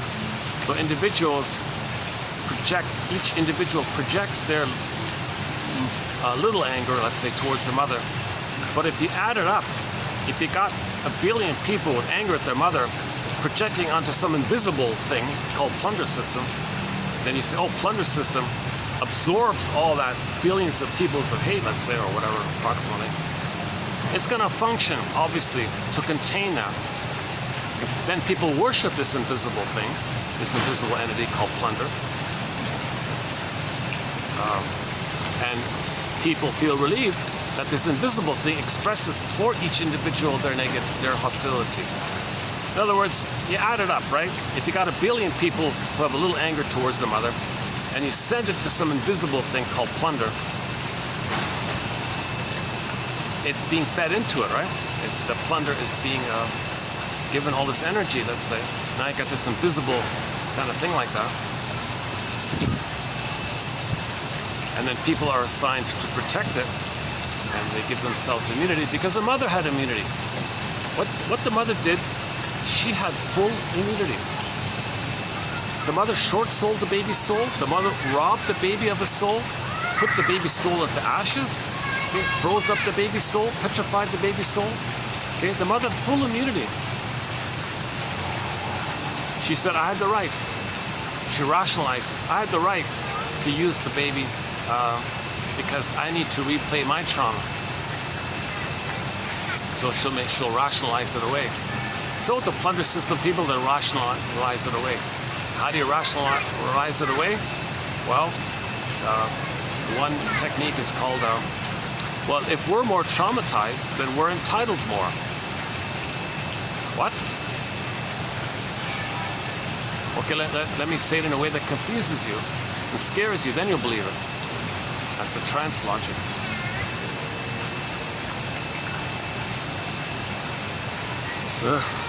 Yeah, I wasn't planning to fully... Yeah, okay. So let's just leave it there for 28. That's a tough one, 2882. Some interesting quotes coming up. Okay, now let's do today's quotes proper, 2878. I'm a little behind here, yeah. I got a bit of a backlog here of quotes to catch up. I'm sort of playing catch up here.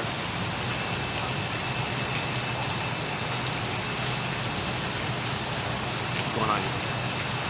Why am I... Something going on? What time is it? Let's see. 4 o'clock. Oh, it's getting dark.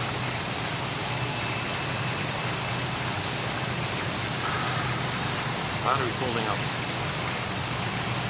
Okay, so we're currently in this video.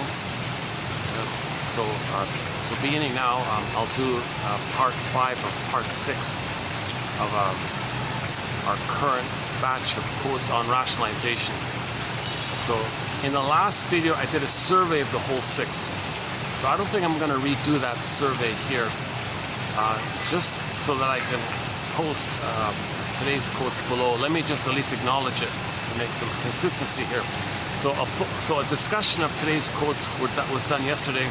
Let me just briefly redo it so it'll correspond to the more link when you see here. So when you click the more link, you'll find these quotes as follows. Number 1, what do we got here? 1, 2, 3, 4, 5, 6, 7, 8, 9. All right, 9. Okay, rationalization. What's rationalization?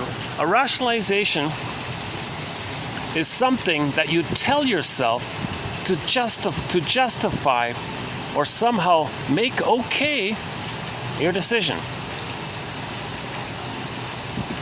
Now, so rationalizations don't involve action.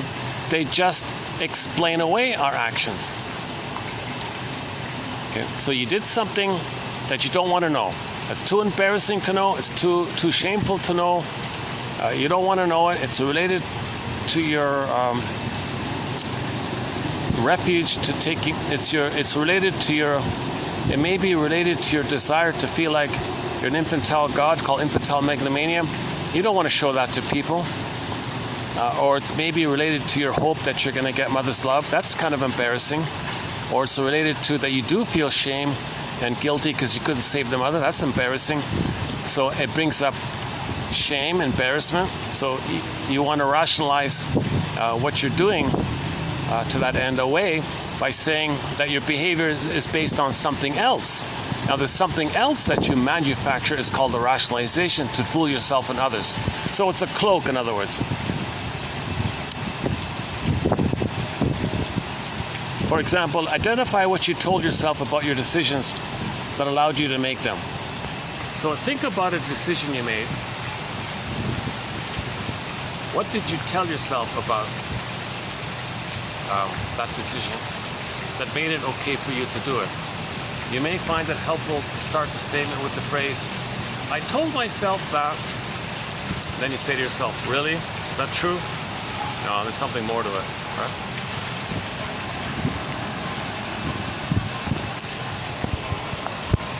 Okay, so the familiar common one is sour grapes. Okay, remember the fox? You wanted the grapes. Okay, so he couldn't get it. Oh, they were no good anyways. They were sour. I didn't want them. They're sour, so they're no good.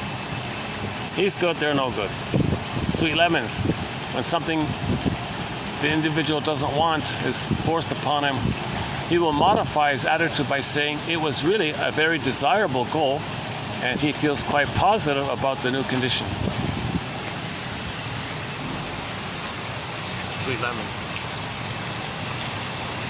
So if the codependent, caretaking, pleasing partner is nice to the narcissistic person, and he responds in hate, she doesn't say, oh, he's not sour, he's sweet. She will twist it to meet her need for love. He's thrilled. The stinger is thrilled to have somebody to shame and belittle because he's married to mom. He needs a proxy to play his soul to shame to stay loyal to the mother.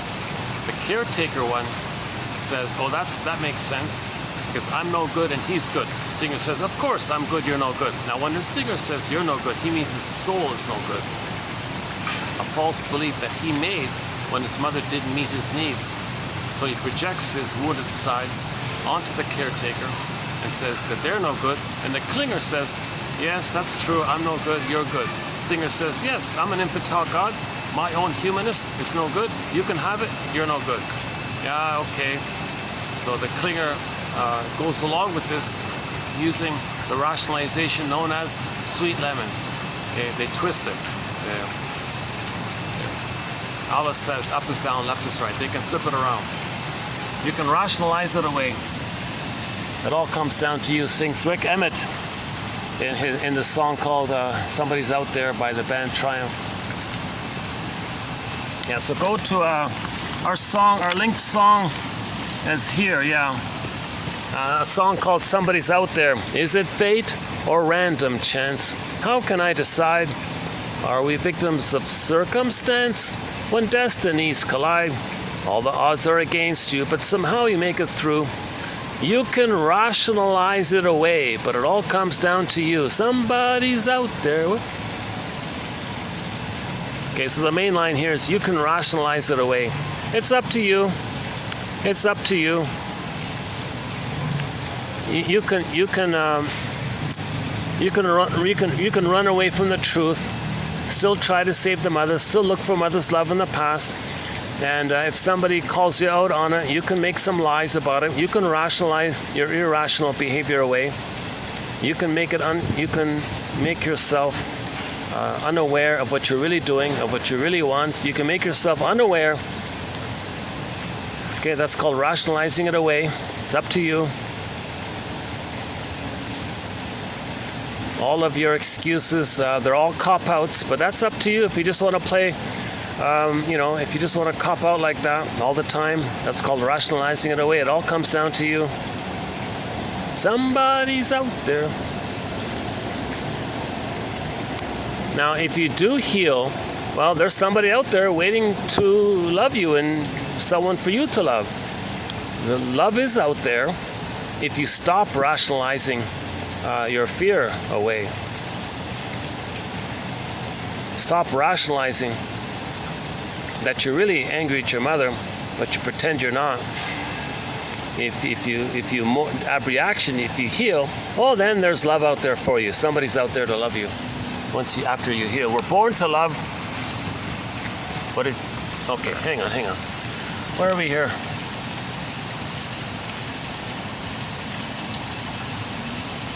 Okay, so the workman blames his tools. We know about that one. Rationalization, also known as making excuses, is a defense mechanism in which controversial behaviors or feelings are justified and explained in a seemingly rational or logical manner to avoid the true explanation, and are made consciously tolerable or even admirable and superior by plausible means. Okay, so this is defense against the truth.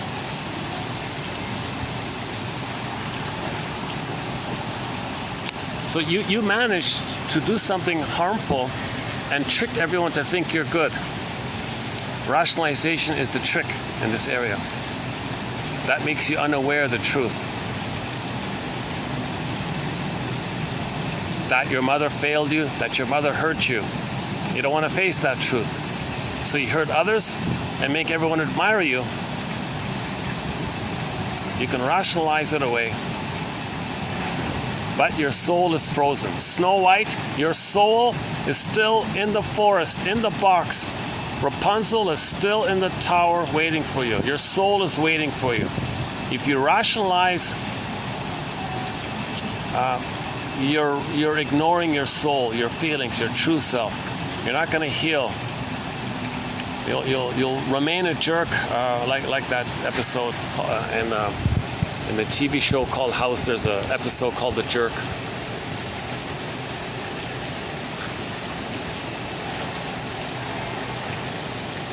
That guy in Judge for the Defense, he was a jerk, yeah, as well.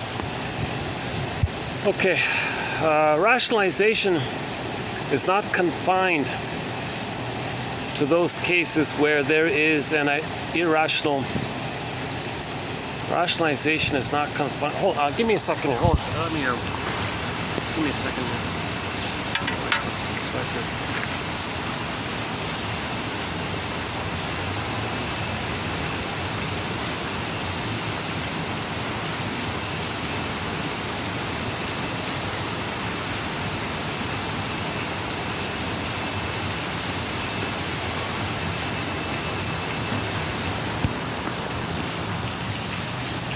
Rationalization is not confined to those cases where there is an irrational motive to be exorcised, though these are the ones most pertinent to our subject.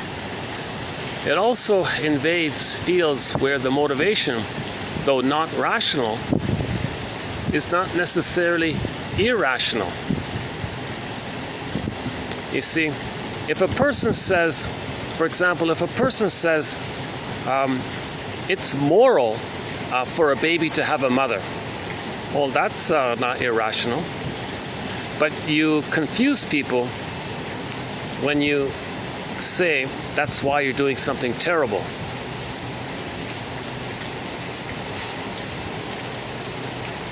Thus, our desire to believe that we always behave rationally is so strong that we often try to find extra justification or actions that could easily be adequately justified as attempts to satisfy our needs.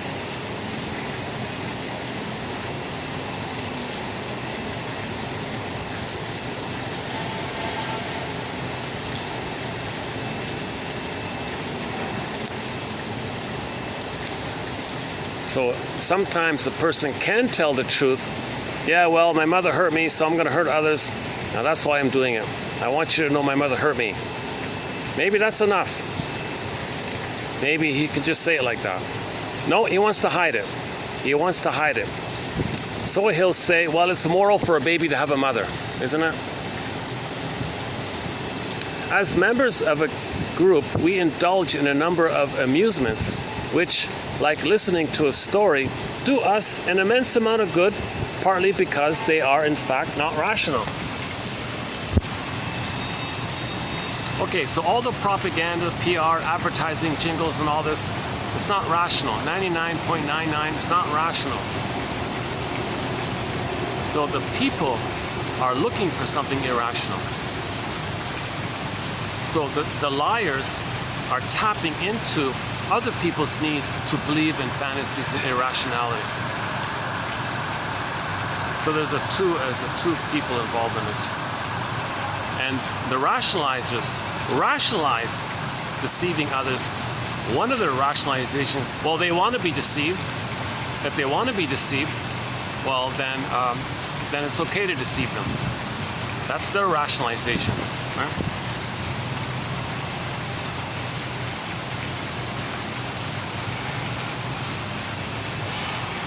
See, they're coming from a place where the baby was in pain, and the mother said, "Oh, you're in pain, right? Well, I'm a good mother. You must see me as a good mother. The baby's in pain. He'll rationalize it away. Oh, mother's a good mother. Something in that area."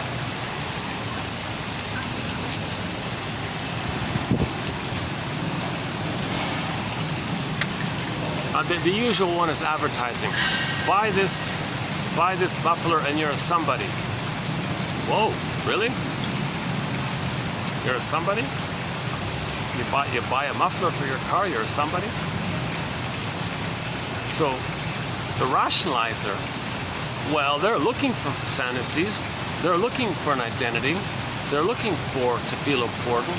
They want to feel either like they either want to have an authentic identity, the clingers and the pleasers, or they want to preserve their neurotic identity of believing their little god. So we'll appeal to both. They're both crying for it, so we'll just say it. Buy our product and you'll be a somebody. They all flock. Okay. Now, that's maybe a little benign like that. I think if you're just selling products, but when you're murdering people, it's a different story, right? There's a nurse. I just saw a doctor. Jesus Christ. She told a really sad story. People were in tears all around it. I'm posting this in the year 2024. People are being bludgeoned, massacred, again and again, massacred. I don't know what the numbers are. It's hard to talk about. And there's a doctor who somehow hasn't died yet, I guess. And she's reporting. She says, I know it's hard, so let me tell you one story that I can tell you. So a family was blown to bits, the blood and all this, and buried in the rubble. And one kid was bleeding to death. He was on the verge of death and all this. And everybody, and his whole family was gone. And the kid, half dead, but they're trying to save him. He kept saying, where's my sister, and all this. She's dead, of course. And finally the kid said, I want to join my family. Please let me. So the kid was begging to not be, he wanted to die to join his family, right? So there's a real psychopathic thing going on where people are being bludgeoned to death. Now they don't like take a hammer and bludgeon to death. They just throw the hammer in the air and bludgeon people to death, and the hammers blow up, and you got thousands of people, tens of thousands of people dying, and then you got the conditions which create people dying by lack of water, lack of food, lack of medicine, lack of fill in the blank, all these lacks called sanctions, and they're going to die by that. And somebody said that there's somewhere between 40,000 and 200,000 people are being bludgeoned to death, massacred to death And the doctor herself, okay, she is banned from speaking, right? And she reported that the journalists who were trying to report this were murdered, she said. And she looks like a very reasonable kind of a medical doctor like this, trying her best. I don't know, Doctors Without Borders, one of these kind of doctors like this.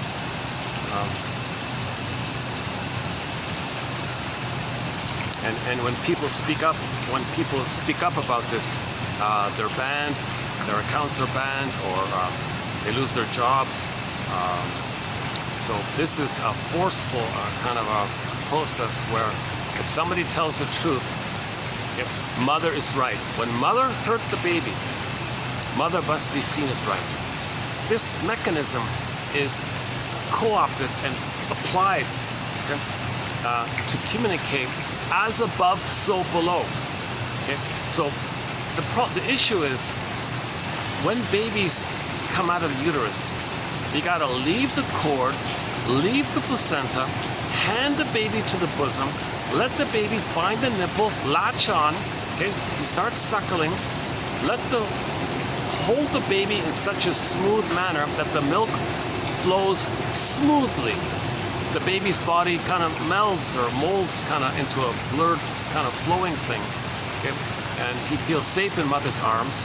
Okay, you leave the smells, you leave the hormones. The mother produced the hormones to allow the attachment. Skin to skin, natural feeding. Mother looks at the baby with acceptance. He's got his paradise. We're good to go. He's on his way. He's got the egg, out of the safety of the egg, then he can run around and with feeling, and he'll go through the developmental process. If he doesn't get that egg, okay, and if babies are removed, the egg, and doesn't get the egg, okay, you have the. Now that doesn't mean all babies who were removed become psychopaths, but it's pretty sure to say that all psychopaths didn't bond with the mother. We're talking about attachment trauma here, so there are other factors involved in this area.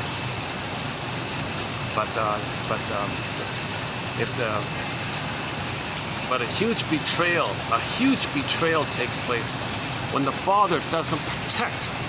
The father, the sacred masculine, protects the process and guards the process that the baby is handed to the nipple and they latch on, and protects it. Smells stay, hormones stay. Again, create the atmosphere for this. Now, if some guy wants to come in and rip the baby away, the father, in the role of sacred masculine, protects it. No, you don't rip away the cord. You leave that cord. Okay? Now, if he makes some excuse, well, in the name of loyalty to pillage and plunder, we have to calcify your baby's soul, and we want your baby to have an image of a alien in his brain or a monster in his brain, and we want him to be loyal to that, to worship that. Okay, and that'll be part of the mechanism to have a slogan in life of my greed or your greed, and we need that to pillage and plunder. In the name of pillage and plunder, we traumatize your baby. No, stop it. I'm sorry, gynecologist or whoever you are. I'm sorry that was done to you, and you're now trying to say to me that was done to you. I'm very sorry that was done to you, but that doesn't give you the right to transmit this trauma. Okay, you can talk about it. Okay, I'd like you to talk about it, not act it out on my baby. Okay, this is my baby here. I'm going to protect my baby here. You don't traumatize my baby just because you don't remember that your mother, that someone traumatized you. Okay, this intergenerational stuff has got to stop. Okay, I think you know the conclusion. So we need awareness. We just, it's about awareness, really, right? It's got awareness.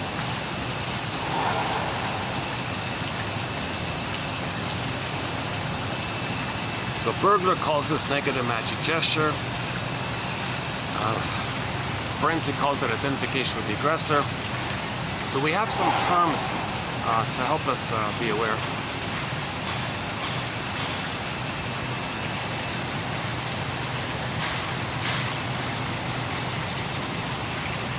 How did we get on that one? Hold on a second. Rationalization. Oh, okay, we're still on rationalization.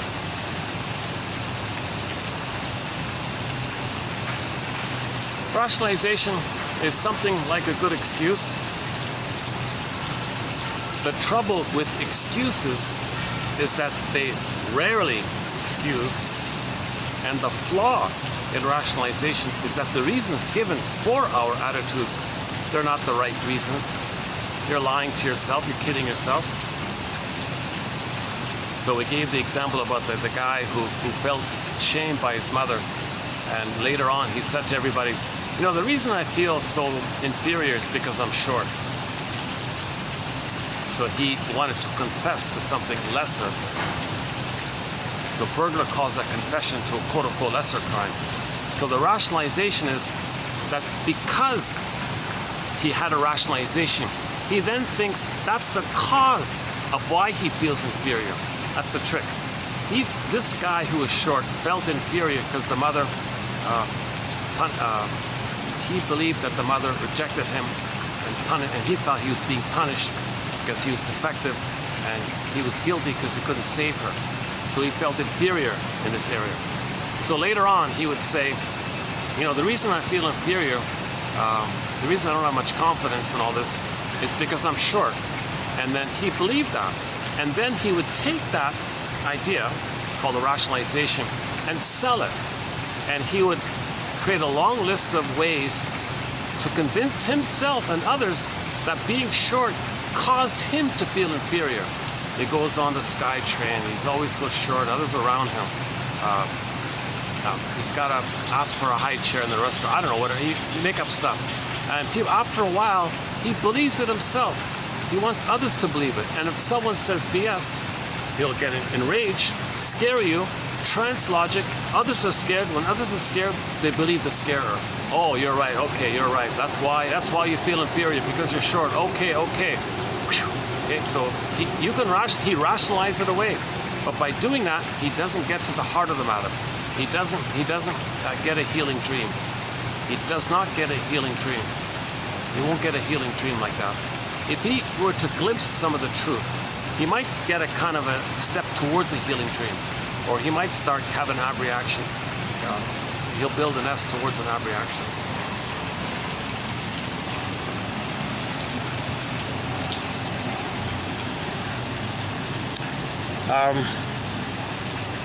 So children are very good at it, right? But when children rationalize, it's kind of amusing sometimes and maybe a little bit annoying sometimes. But when adults do it, oh boy, it's unseemly for adults to do it. That's why they are aggressive, to not seem unseemly, but it is unseemly. And having a quote-unquote good mind is no deterrent to this.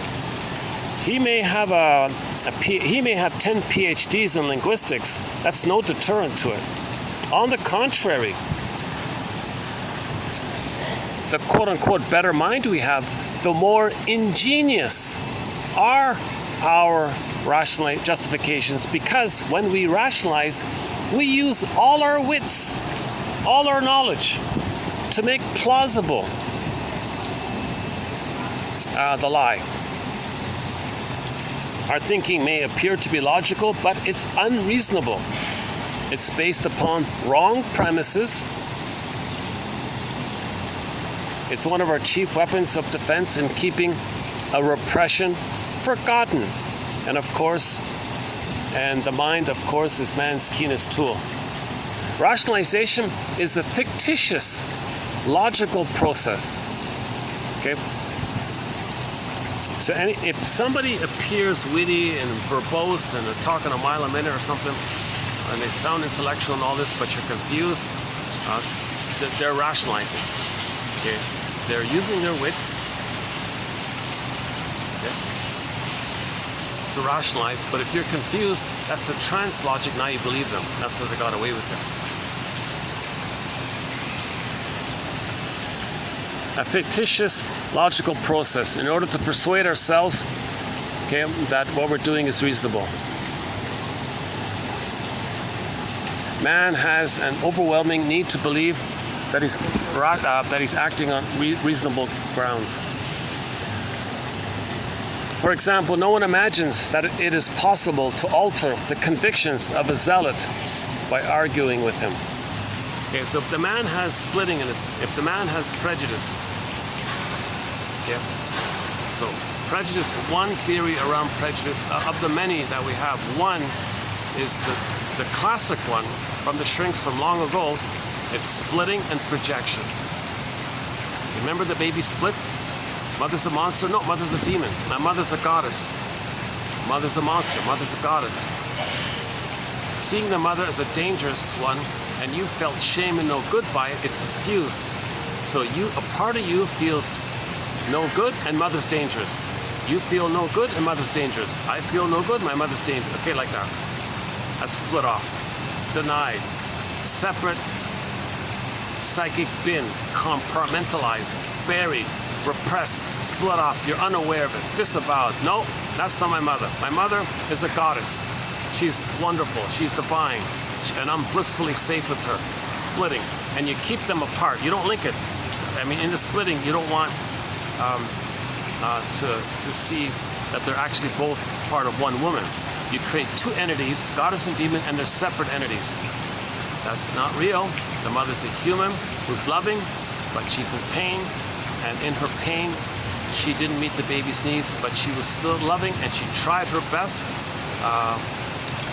And she would have done better if she could, but let's forgive her because she's wounded. She's a human. We're all humans. A baby can't do that kind of stuff. Baby needs paradise. If he doesn't get it, she's a monster. Baby splits easily. So if this is not resolved early on, and it's still going on, at least the prejudice, because that split off one is repressed. When something's repressed, you project it as a defense against the pain of knowing the memory that you feel no good and your mother hurt you. So you say others are no good and they're dangerous. That's called prejudice.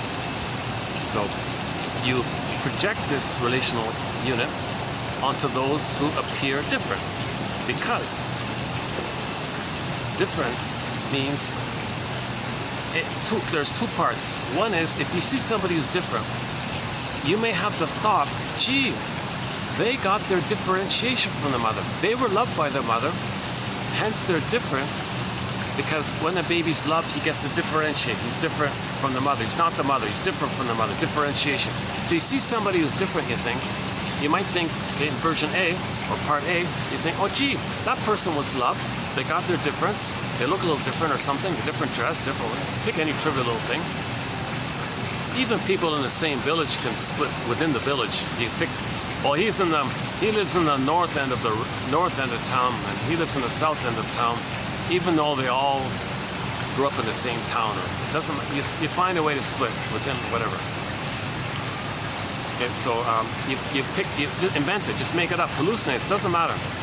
If you pick some trivial little thing, like the food or the dress or skin tone or trivial stuff. Skin tone is a trivial biological variation based on how much sun you're exposed to. Trivial stuff. So if you see someone who's quote unquote that you perceive as different, you might think, oh, they were loved. That's why they're different. They were loved. Wait a minute. Seeing that reminds me that I didn't get enough love with my mother for me to be different. So my mother hurt me, and she hated my goodness. She robbed me of my ability to be different from the mother, and in that process identified with her. Now to have a mother, I gotta hate goodness. Now others being different, that's goodness because they were loved. So they gotta hate goodness because they believe mother hated their goodness. That's part A. Now part B, when you see the person who's different, you then think, oh, they're the other. You put a dash between the M and the O in the word mother. The other reminds you of the mother. So the other who's different reminds you of the mother. Your mother didn't give you the love to be different. And there's the other who reminds you of the mother, and you hate your mother. So you hate the other who's different because you're envious of their goodness, which you didn't get from your mother who hurt you. So there's a blurring there between the idea of that originally what's supposed to happen is the mother loves the baby. He can differentiate, be a separate, we don't mean cognitively, Yes, my mother's my mother, and I'm me like that. We don't mean materially, you understand it materially. We mean like memories in your emotions, memories of your feelings like that. If your feeling is that you never got enough love to leave the mother, then you become her. Okay, then you didn't get her love. You're enraged by this. So if the other reminds you of the mother, you're enraged at the mother, so you transfer the mother to the other, who reminds you of the mother whom you're enraged at, that's going to lead to prejudice. Plus, you may think at the same time that the other, who's different, if they're not your mother, they were loved, and that triggers envy. And to have a mother, you got to hate goodness. So there could be a blurring there, or one or the other, or one or both. That's just 2 theories on prejudice. There's a list. We got more. So if a person does this, that's their defense against pain. How do you argue with somebody like that? How do you argue with the bigot, right? Because they're in constant defense against pain. Now, if you call them out on anything that's irreasonable, that's not reasonable about this. Well, I'm confused, you know. That shade of brown, that's just because it's melanin based on the sun thing. It's a trivial kind of thing. Bombastic enragement. He can't question. He won't entertain new information. He won't see the other side. And he'll use aggression to scare you to do trance logic. If he's angry at you, okay, uses verbal abuse or something, the other person it'll be triggered in the victim, the mechanism that all babies will believe the mother when they're scared of her. So he'll try to scare you, so you believe him. Oh, I see, you're right. Oh, I see, so the shade of brown, that's why they're no good. Not because you feel no good by your mother and you thought she's dangerous. Oh, those are the shade of brown are no good and they're dangerous. Oh, that's really, so he wants to bombastically make you believe that. You don't, but you're kind of stunned and you shuts you up, I guess, and that's what they want. That's a defense against the truth. That's a defense against the truth that they were hurt by the mother. They don't want to face the greatest hurt of all. The greatest hurt of all. Okay? Mother failed me. Okay, sorry to say it loudly like that. I kind of slipped out by accident. Freudian slip there. Okay, okay, the greatest hurt of all, mother failed me. Okay, go to 2822. Here's a calmer version of this. Go to TQ 2822. The quote's by the journalist Lucy Freeman. She went to a shrink because she had a symptom, right? The reason many people go to shrinks because they got some medical problem that's not organic. So the shrink said to her, John Thurot said to her, and she's a journalist, oh, you're a very good journalist and you ask a lot of very good why questions in your work, but you're missing the most important why question. That's at the root of it all. Oh, really, Shrinker Man? They play the song Shrinker Man, Shrinker Man. Dun, dun, dun.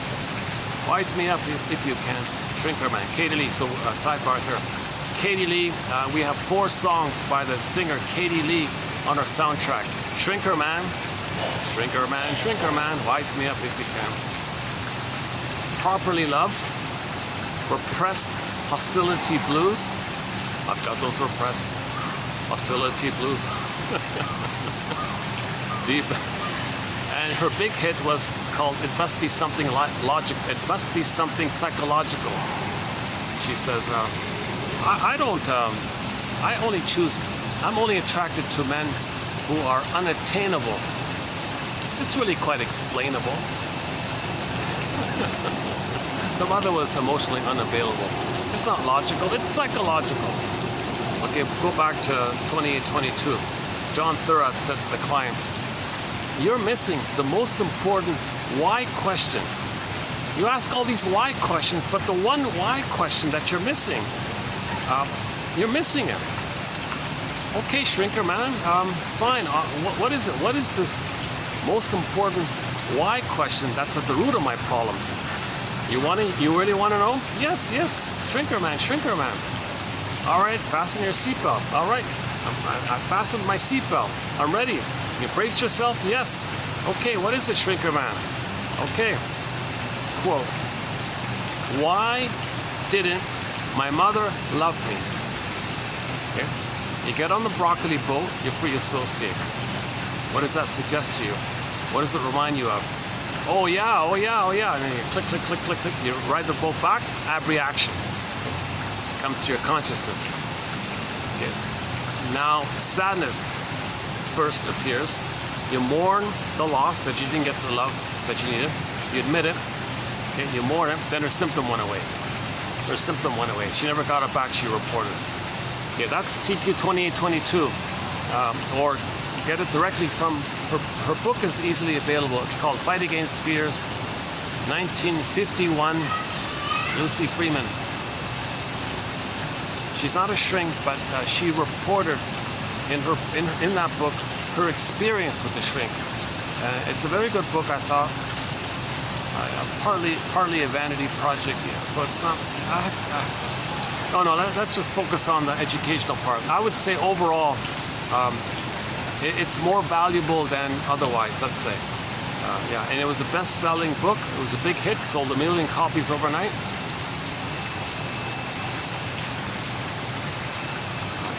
I looked up the name, and according to some researcher, she's a member of a family that plunders the planet. And the conspiracy theory is she might have been the controlled opposition to keep an eye on the shrinks, to muffle their authentic. So I don't know about that. But sure enough, the shrink voices did get muffled down, and it seems that maybe, according to this report by some guy, I forgot, he had a list of the blue, he called the blue blood, the blue bloods or something, the families that nobody hear about, the families behind the scenes that nobody hears about. I never heard their names either. You don't hear. You hear about the famous names, right? But you don't hear about these other family names. And in that list of other family names, family dynasties, and all this, he listed the Freeman, and I looked at that Freeman section because I was just searching for more information about her. I was searching for the shrink's name. Because in that first book, she didn't give the name of the shrink. And I thought, you gotta be kidding me. What the shrink told her was very good. It's in that book. Well, who was the shrink? So I was digging around a bit and accidentally stumbled upon this other report that she's a member of the shadow, the behind the scenes thing. And she was the #1 reporter. She's classified as the first reporter of psychoanalysis to the public. So that means there's somebody who's going to keep an eye on this stuff. So she'll make herself look good, but maybe she's part of the process to not publish or make public. She never mentions burglar or Karen Horton. I think once maybe. I don't know about that kind of thing.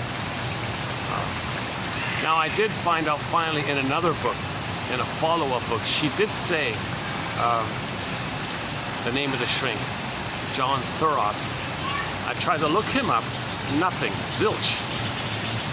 So there's one reference that he did exist, that there was a guy really like that, but he wrote nothing, no books, no articles, nothing. But based on the report by her in that book, he was a smart guy. He was an excellent guy. Very informative guy, and we've got the best zingers from Mr. Thurop. 2822, 3, 4, 5, I think, those ones. We did 4 or 5 videos, 4.5 videos on Freeman's work. So she, in other words, she may or may not, I don't know, have been the controlled opposition to muffle and make people unaware of this material. Because if people are unaware of healing, they won't feel. Then it's easy to plunder. Because if you don't understand inwardly, you won't understand outwardly. As above, so below. So make the inner numb, keep it numb, then you're numb to the outer. And that's going to be necessary to plunder and pillage. People won't question the outer if they never question the inner. So play Michael Jackson. If you want to heal things, start with the man in the mirror.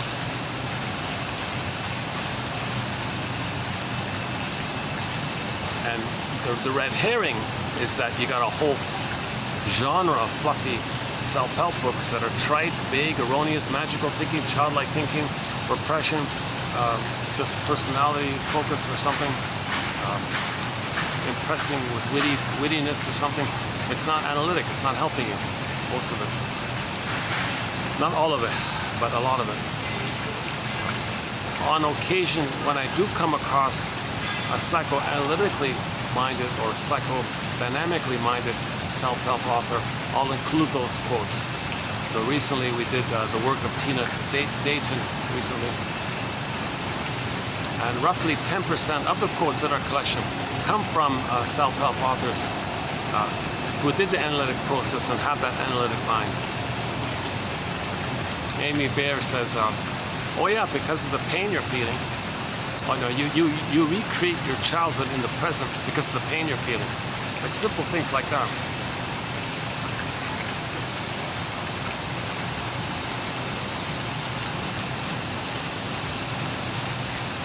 Where are we here? You can rationalize it away. Yeah, and if you got 10 PhDs, you can be very sophisticated in your BS. That makes you look more authoritative. You're more able to confuse others. Trance logic, they'll believe you. Just like how the baby must believe the mother, even though she's hurting him.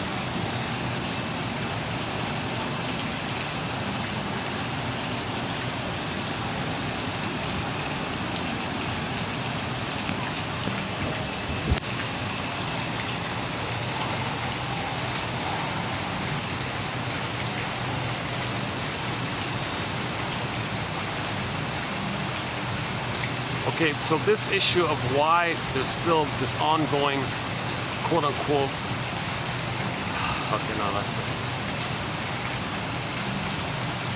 Okay, 2725, part 3 of 3. It's a 7.5-hour video trying to discuss pillaging and plundering, the prejudice and the religion that fuels it, this whole area. So when we do an update, we're going to include in the update the update, hold on a sec. In the update, there'll be a couple of points added. Let's see, hold on a sec.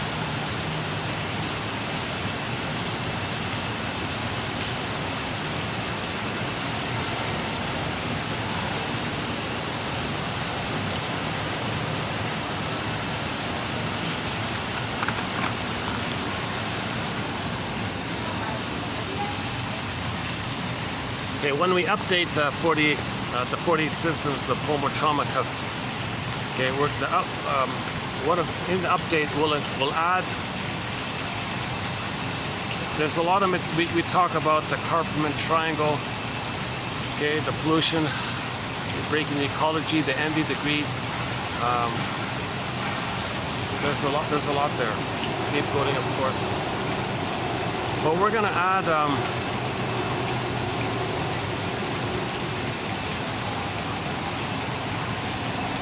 The trance logic. That's the one, the trance logic. Okay, so people get away with their unconscious loyalty to the mother who hurt them. That's irrational to hurt others for that. They get away with it by doing trance logic. Give you legalese to make you confused. That triggers how when a baby's confused by his mother, he believes her. That one there. And then the second one is going to be I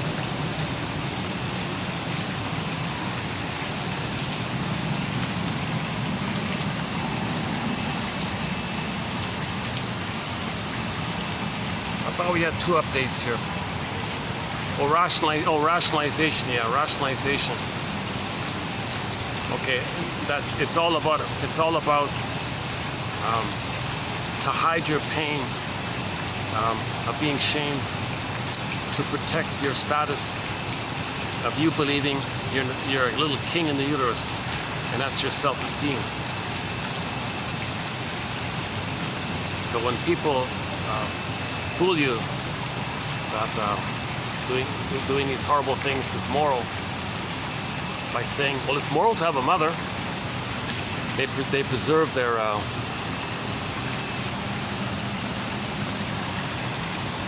loyalty to the mother. But what did the mother do? The mother robbed them of their soul. So to be loyal to the mother, they got to maintain taking refuge in the belief that in the uterus they were a little king and the god like that. So preserving this infantile megalomania, that's part of the loyalty to the mother, needing a mother, and they transfer that, blur it in, and if you question it, enter trance logic, will confuse you, then they'll believe it. So those are the two new ones I think we're going to have. Okay, back to rationalization.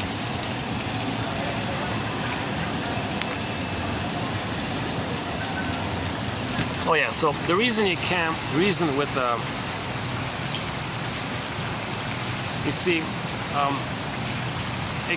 it even gets to a point with the Archie Bunker types, let's say, that they're energized to have an excuse to blow off steam. Okay? Remember, if you feel you're okay, if you don't feel, you got pain.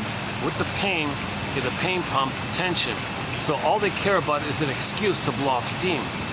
So if you feed into that, they blow off steam, and they're addicted to blowing off steam, and that maintains the pain pump, which creates the steam. So they need to. So you're feeding it. So you're kind of like an enabler almost. Like you're perpetuating it.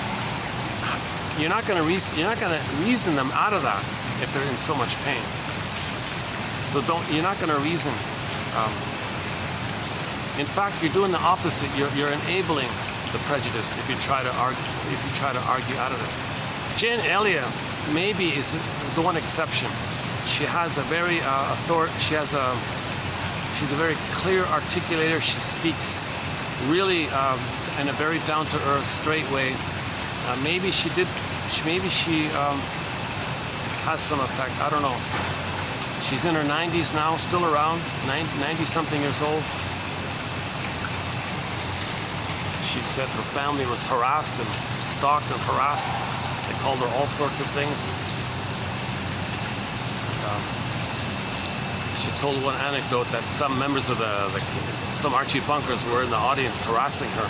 And she openly said, oh yes, I know you want to do this to me, but if you do that, there'll be a statue, and every year you'll be reminded of me.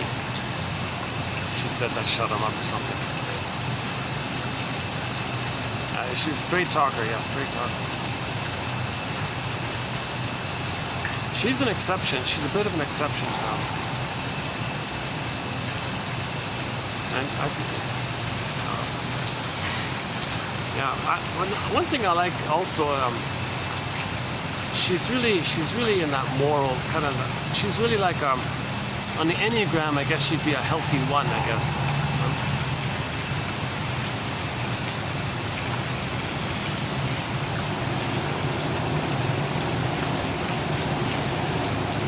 We have a few of her quotes in our collection. If you type in Elliot with one L, I think you'll find them.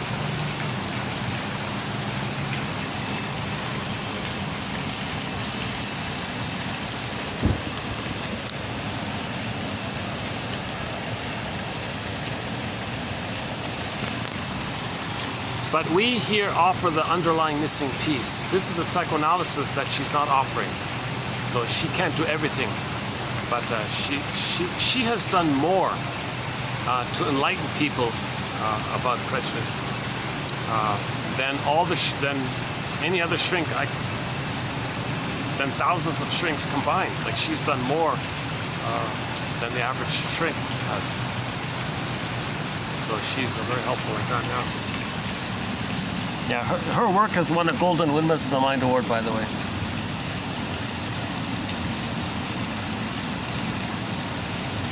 Okay, another common rationalization. I was just following orders.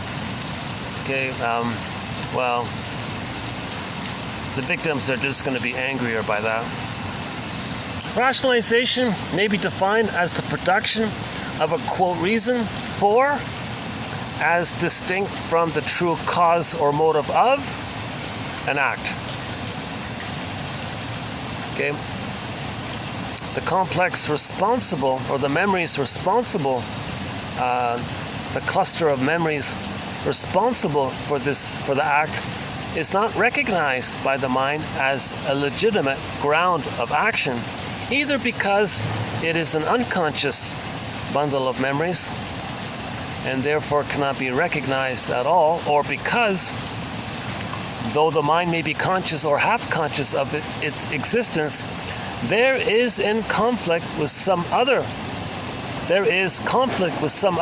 bundle of painful memories, which is felt to have a prior claim in determining conduct. Most of us can detect instances of rationalization in ourselves by fearless introspection. That quote was written in 1920. Yeah, that was 1920, that quote, I remember. And to my surprise, Henry's Hart's notes, there's no section on rationalization. He doesn't have it in there at all. I'm surprised by that. He's got some obscure little things, but not that one.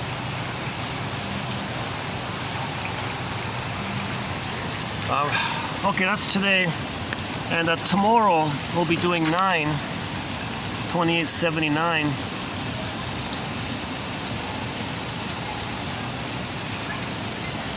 Right? Even Aesop talked about, so it's well known, even Aesop talked about it with the fox story. The kid who failed the exam, he rationalized it away by saying that he said to his friends, his family, that exam, oh, what stupid questions, that was a dumb exam. The questions were poorly worded. That's why I got an F. So he does that to inflate his esteem, to inflate his status. He doesn't want to know the true reason. He makes it intelligible to himself and others. Rationalization. And he really believes that his excuse that the questions were unfair or something, that's the cause of him getting an F, even though everybody else passed, right? He's the only one that got an F.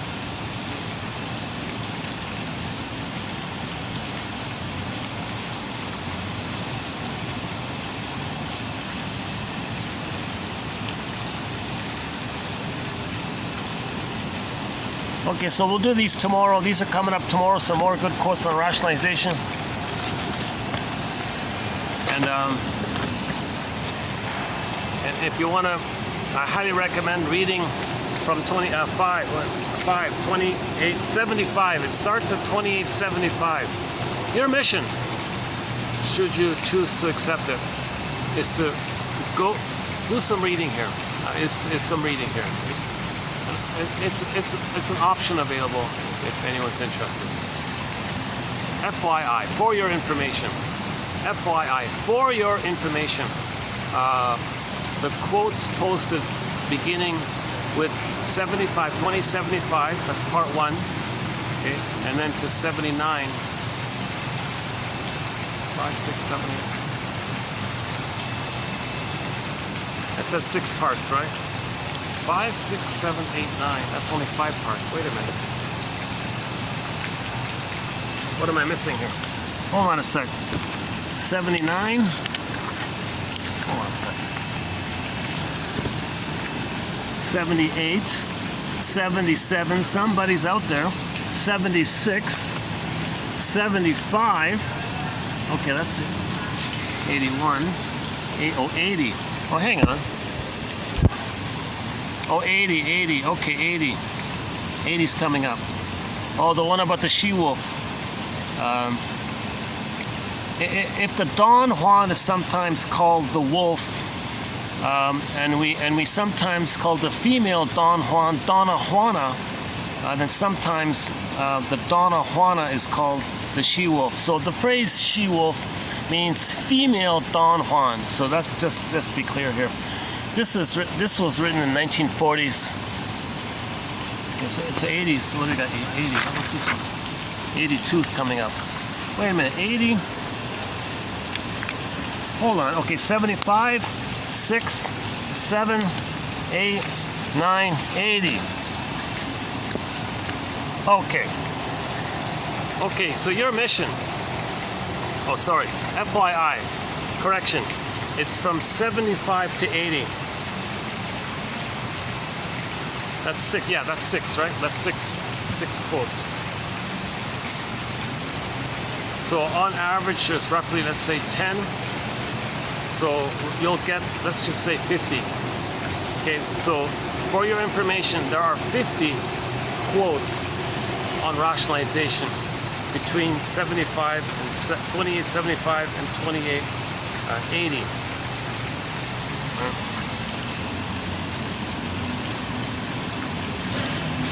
Cure of the neurotic is practically impossible if rationalizations are not recognized, analyzed, and removed. Rationalization is an attempt to justify the denial of truth. Rationalization is used to conceal the unconscious motive.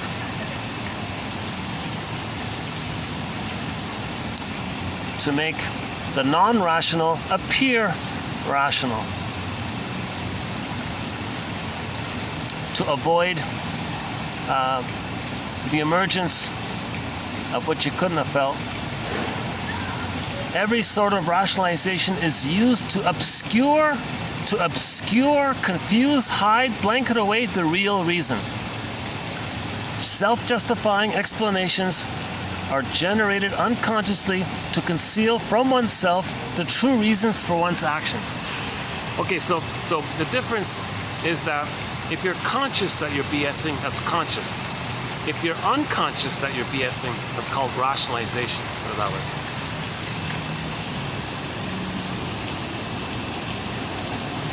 Okay, the oral issue, yeah. The story about the short one is here. About the self-esteem one. The moral counterfeit. Oh yeah, the moral counterfeit. So we talked about this guy who did a very immoral thing. And what he said to explain it away is a moral counterfeit. But he gets away with it because there is massive statues of this character. And then people think it's an authority like that. You project this big thing. When you were a baby, it was a big thing. Oh, stand, I believe. Moral counterfeit. Moral counterfeit. So that we talked about that in 75. Okay, unconscious BS. Fish don't know that they're in water. So when we lie, it's kind of like how fish don't know they're in water.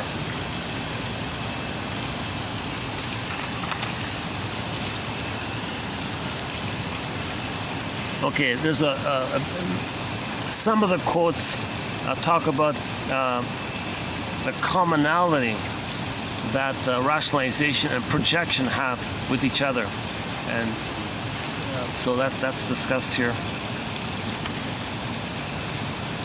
Rationalization is the blanket which we throw over our pain so that it will not be necessary for us to face it directly.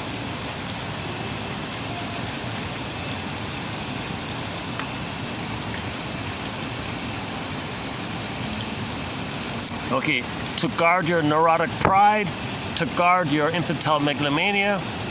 Okay, so you want to protect that because that's your only identity.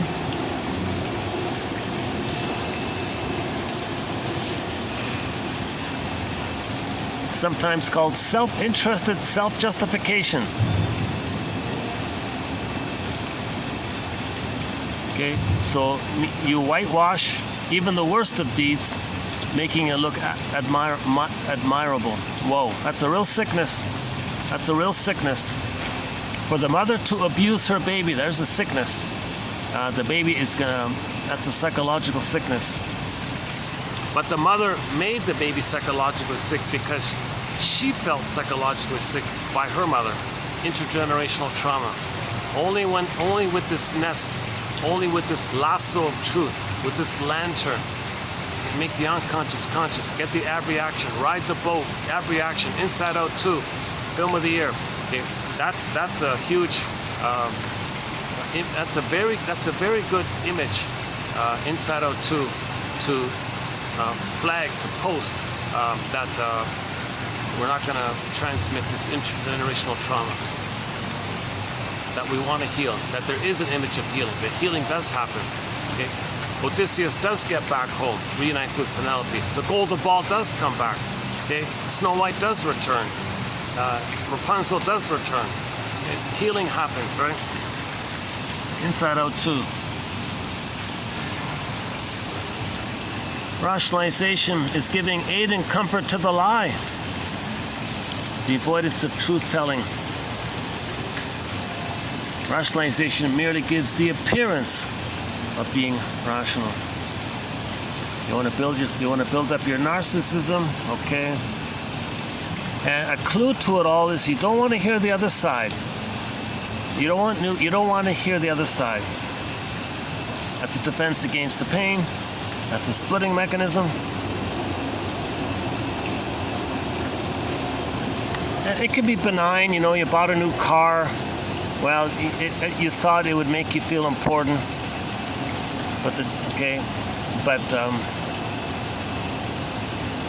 But you lied to yourself by saying it has a good resale value, something like that. Okay, people set it up in advance. This one here, third line of defense. Yeah. So when you're splitting and projection, okay. And identification with the aggressor, negative magic gesture. When these primary defenses come to your attention, rationalization is then used as a third line of defense. A lie upon a lie upon a lie. That's how much pain there is. The more pain, the more lies. Rationalization is mental camouflage, pseudo-explanation. Is it fate? Okay, that one there, okay. Okay, and these ones we did today, right? 78, right? We did 78. Okay, tomorrow we'll be doing 79. And in 80, the first half, okay, the first half of 80 is going to be in rationalization.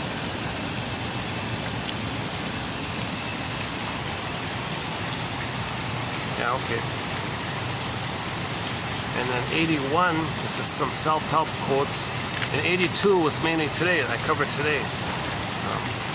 The preview ones, 82. I'm thinking I might just start to wind down here. Let's see, what time is it? 5:07, battery's holding up. Yeah, okay, normally I like to walk around or something. Oh, there's a nice flower. Let's show you the flower. Hold on a second. Oh, this one just fell down here, yeah. All right, still not sure what these are called. Pretty nice.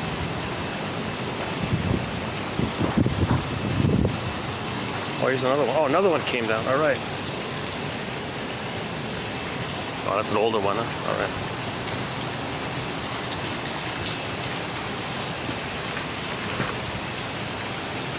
Well, maybe we'll end up on a flower image here.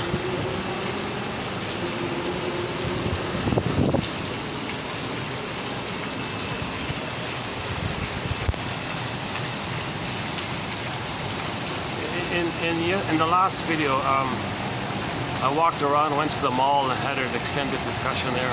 That wasn't bad, I thought. So in lieu of the extended sort of walk-on kind of thing, and at the end of some of the videos, I go for a walk or walk around and just do some free talking. Sometimes some good stuff comes up. I think I'll skip it this time for some reason.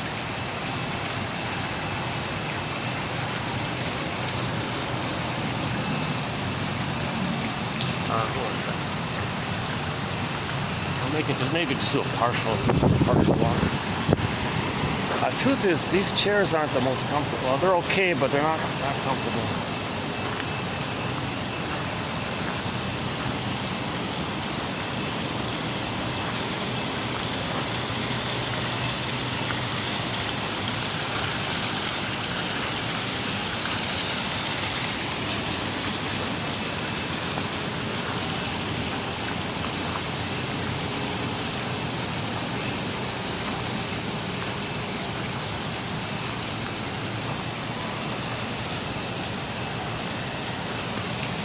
Well, why don't we just go to the second floor? Well, let me pack up my bag. Hold on a second.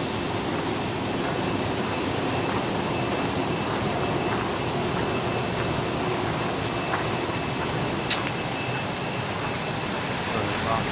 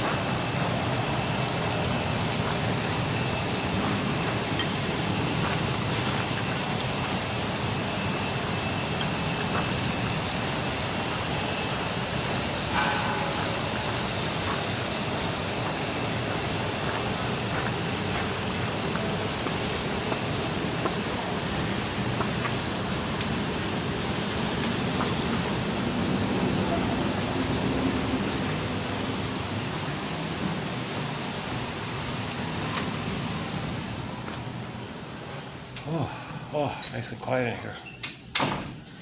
Nice place, eh?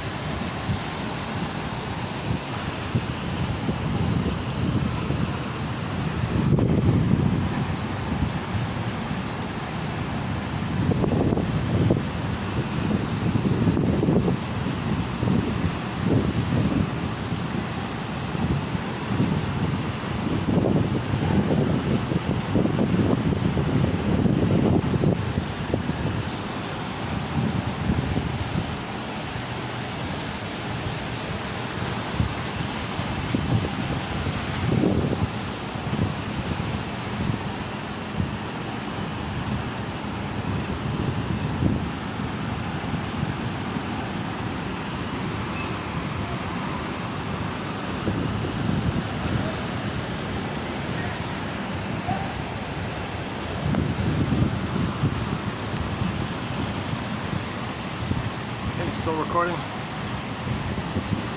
Okay, any final thoughts here? Any concluding thoughts here? Rationalization. Yeah. Go to 2877 at the end there. Now, if it got cut out due to space reasons, look up the song Somebody's Out There by Triumph at the first two verses. I just like, it's not on a soundtrack, but I want to just have a musical reference to that psychological term. It's a pretty good, it's a good line. So you feel something, it's hard to know the truth about it. Well, it's up to you. You can face it or rationalize it away. Lie to yourself, which functions as a blanket to repress. So that's gonna.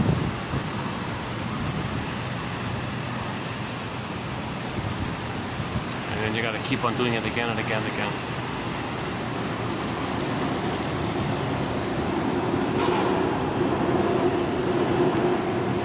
So Burglar, I remember in his books he says that that he's constantly needing to confront people's rationalizations. He reports some of these humorous back exchanges in his books, and sometimes he loses.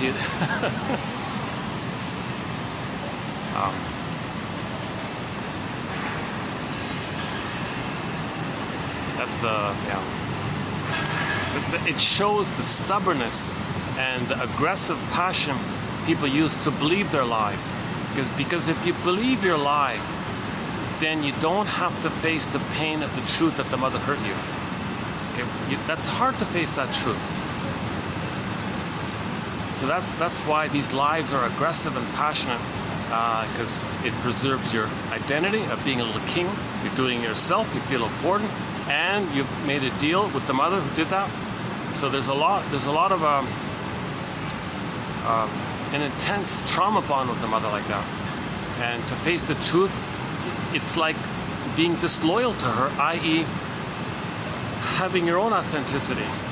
But one example around this area is when Alice in Wonderland said she had to fight for the right to have her own thoughts.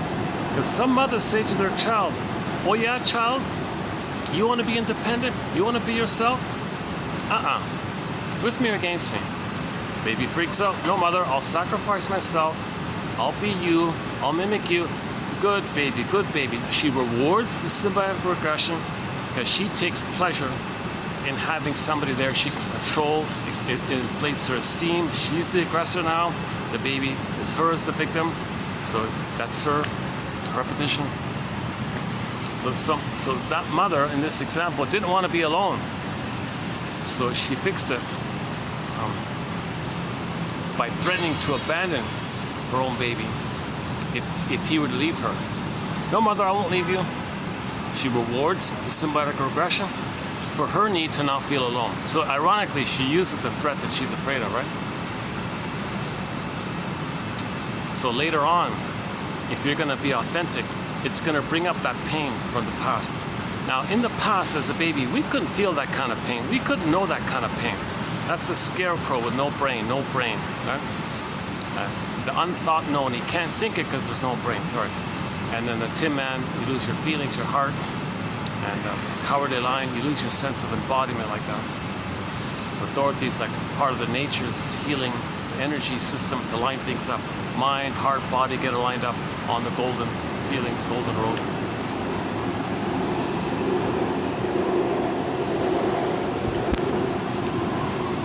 So when you confront somebody's BS, it's kind of like it's sometimes maybe well-meaning, but what's happening on their end is the other person's end is they're supposed to face now the app reaction and weep in front of you. They don't feel safe to do that.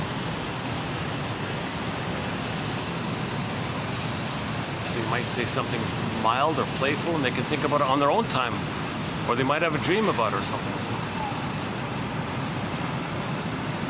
But the therapy only works if the person themselves wants to heal. They got to get to a place themselves where they're tired of the sham, they're tired of this cop-out like this, they're tired of being an injustice collector, a grievance collector, this stuff. They're tired of this, today's quote, the psychopath just wants to show up the world, meaning show up the mother. Wants the world, wants to expose the world or the authority in the world or others in the world, create it, provoke it to do something wrong, because that's your loyalty to the mother who did that to you. So you can rationalize doing this. So healing is about that moment when you say, all right,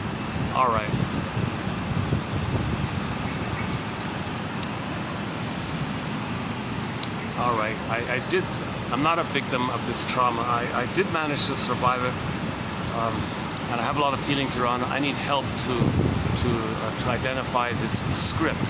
We need a lantern. These quotes here are a lantern. Okay, unconscious dark, you need a lantern, night vision, to see and to pull up the rampions in the dark forest. Yesterday's topic about the rampions. Go to the first part of the last video.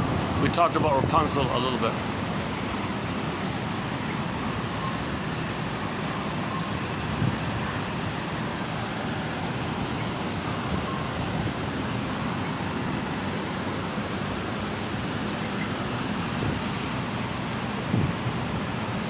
This is a bit of a high-end area near the SkyTrain. A short walk to the SkyTrain. Yeah, what you're hearing now,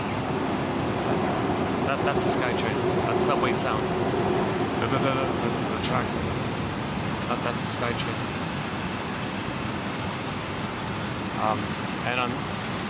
I think because the Disney film Inside Out 2 is now on DVD digital or something, now you can see it online apparently. They removed the ads. Although Inside Out 2 is still in the theater. The #1 film of the year, the #1 animated film of all time, Inside Out 2. That's a huge, I don't know, that's a huge marker of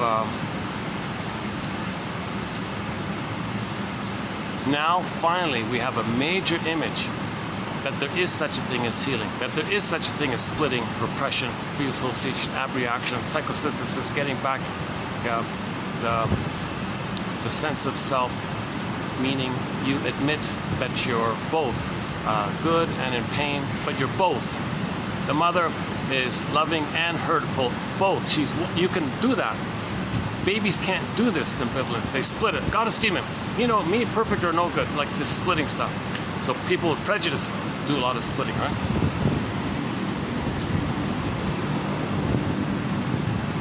So prejudice is confession of this trauma. Negative, bitter humor is confession of this trauma.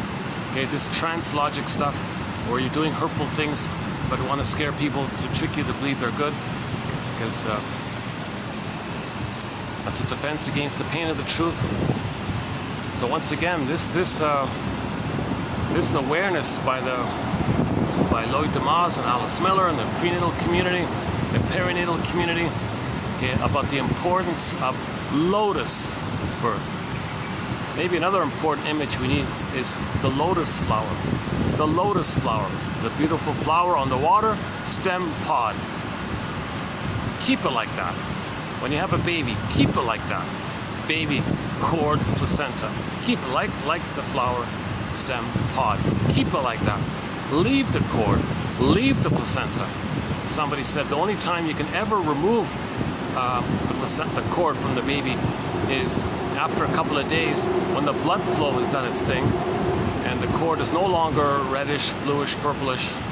It's all done its flow, oxygen, nutrients, food, connection to the placenta. And finally, when the cord turns white and flattens out like a pancake, then it's considered kind of complete. That's the only time you can remove the cord before it falls off on its own accord. Better yet, just let it drop off on its own accord. What's the hurry?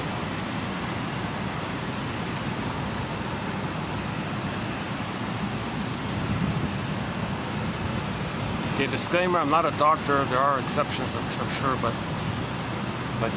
all the more reason to keep the cord if there are problems at birth, because the mother can heal it. But you're robbing the child of his spiritual guardian support system when you remove the placenta from him. So you're going to make it harder for the mother to heal any kind of birth trauma if you remove the placenta and the cord. You're giving her a double difficult job to heal it. So to minimize or to increase the chances of mother healing birth trauma, prenatal trauma, perinatal trauma, to increase the chances of it, leave the cord in the placenta, establish the blissful oneness again. You had it, you lost it, want to get it back. If you lost it and you can't get it back, oh boy, you got Iagos and bully patterns, narcissism, and so on, all these problems. Oh yeah, Burglar had one about the criminotic. We do have one quote about the criminotic. That the reaction he generates from others. It's the sense that, oh, there's a mother. Somebody reacted. That's all he's looking for.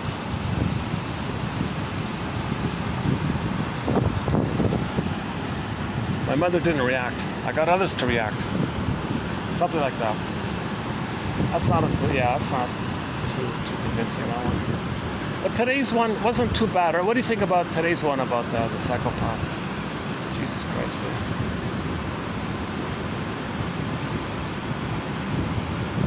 That's just an elementary introduction to it.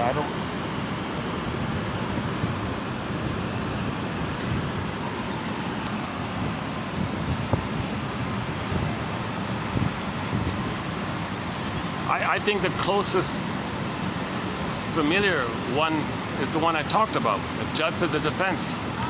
Very good theme song, by the way. Boom, boom. It begins with the bass drums. Carl Betts. Very good legal, a very good psychologically minded legal drama. Judge for the Defense. Boom, boom.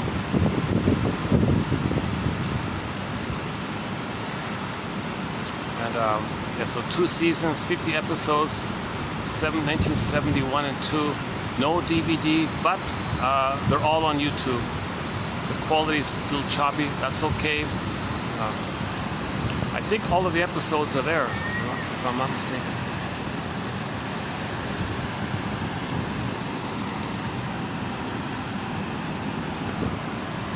Yeah, some are brutal, some are kind of extreme.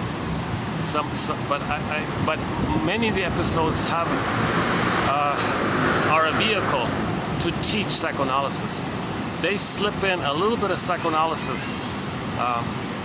Now, it doesn't solve the crime, but when Judd solves the crime, he includes this bit about psychoanalytic motivation by it. Or him knowing the psychoanalysis helps him to solve the crime.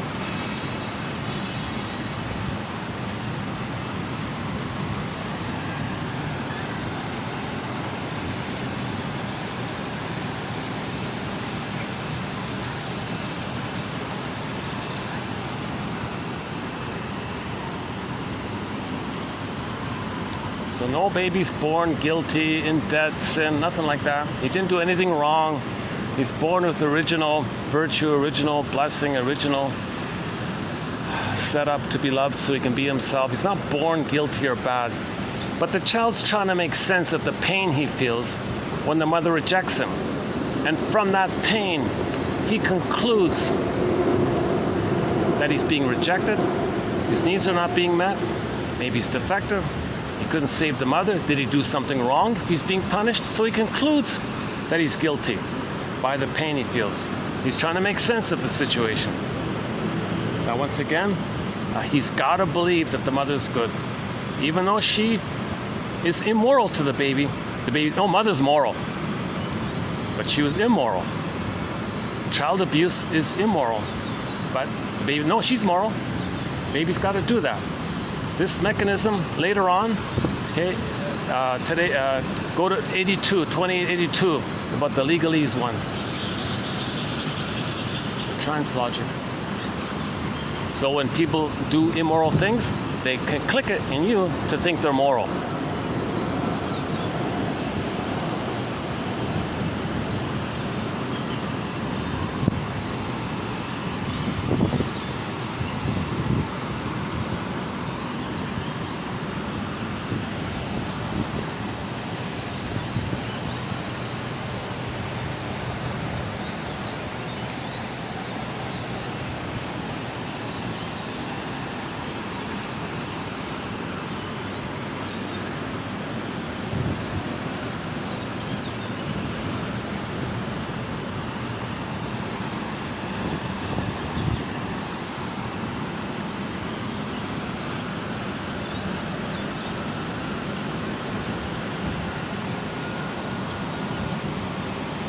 So we want to build the ego, strengthen the ego, just like those construction workers, when they complete building that building, it'll house people.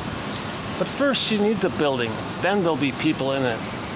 We got to build a nest of knowledge, then our feelings, then we can house ourselves. That building's going to house people. Well, we want to house our feelings, our identity, our beingness.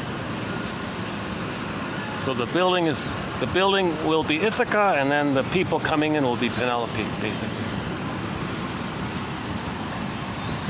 For the love of strange medicine, this has been a bit of a I know this has been a choppy video today. So my disclaimer's in 3 parts. I'm not a shrink, professor, midwife, doula, nutritionist, gynecologist, no masters, never studied psychology, I've never been a counselor. Oh my goodness. Simple BA. I'm the compiler, sharing it, to learn it. So Robert Bly says to the audience, his audience says 30% of what you're going to hear, dear audience, is wrong. It's up to you to figure out which 30%, he says. Same idea. So we're brainstorming here. These are ballpark approximations, hypotheses, guesstimates. Sometimes you need to say things as mistakes, out of which it'll lead to a better insight kind of thing. So there's constantly, things are being constantly a little bit updated as we go along. Some clues lead to better clues. 2 clues may lead to a better clue. So these are stepping stones as well. We're trying to be a detective here. So there's no set answer here. Psychoanalysis is not a magic breast. One person says no magic words. It's the opposite. You only heal when you're conscious of what's going on. If you're not conscious of what's going on, you can't heal. It's the nest, then the egg. Okay? You can't get the egg without the nest in this metaphor. Psychoanalysis looks for an egg in a basket that's missing. So we're all about building. But now these are gentle awakenings, quiet, gentle awakenings. No big. These have reactions. They look dramatic, but really it's just a little micro release of your feelings getting back into you. Like that's like that TV show, The Time Element. You know, he didn't get a full ab reaction. Actually, he dreamt that he got an ab reaction. He didn't have the ab reaction. He only dreamt about getting an ab reaction. Not funny, eh? So later on, maybe he'll get the genuine ab reaction. So that shrink guy, he's really traumatized. If he can't feel, he's got a dream that he's feeling, but he can't feel it directly. So he's very intellectualized. Oh, I dreamt that I had a feeling. Oh boy, wow. Jesus Christ.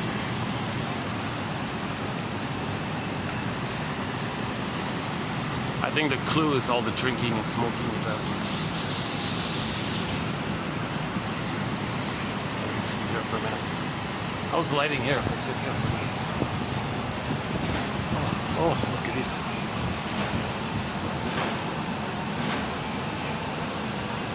Oh, these chairs are a little better now.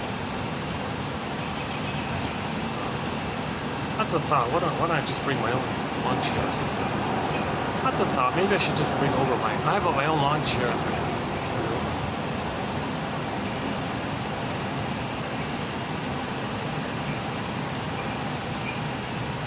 Oh yeah, we talked about music recently. Yes, some restaurant. Yeah. Okay, so maybe if the chairs are not too comfortable, people won't linger. They'll buy the food and leave. If it's too comfortable, people linger and stay, right? So the example was in the supermarket, you play nice, gentle, classical music or friendly, peaceful, spacey, ambient music or something, or just some light instrumental of a pop song or some James Last or something, I don't know, that kind of stuff. And when people enjoy the music, the blood and oxygen that was in the amygdala can go to the pleasurable side. So they feel safer, less scared, they'll feel good. And when you feel good, like a little celebratory, you may be in a dopamine mode to buy more. So in other words, if the music's peaceful and people like it, they'll stay in the store longer, they'll hang out longer because they feel safe, they feel comfortable, they're being soothed. Chances are they'll buy more. They'll linger, oh, let's buy this, I'll rationalize, I'll buy this, gotta buy this. Okay. Now, in some restaurants, it's the opposite. They want people to come in, have their meal, take off so the next people can come in. So I was just thinking maybe if those chairs are, they're okay.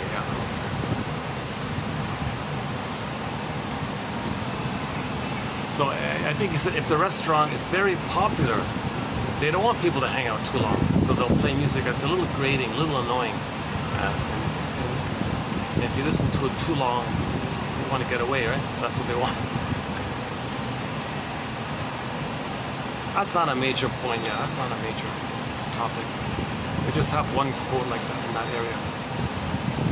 Although I'm hoping to, Yeah, I'm hoping to have more quotes on music. We do have a sprinkling of quotes on music.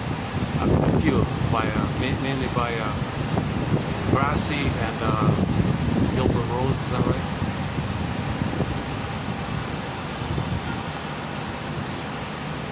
Grassy says, "In the beginning was music. The first mother was music." Can you believe it?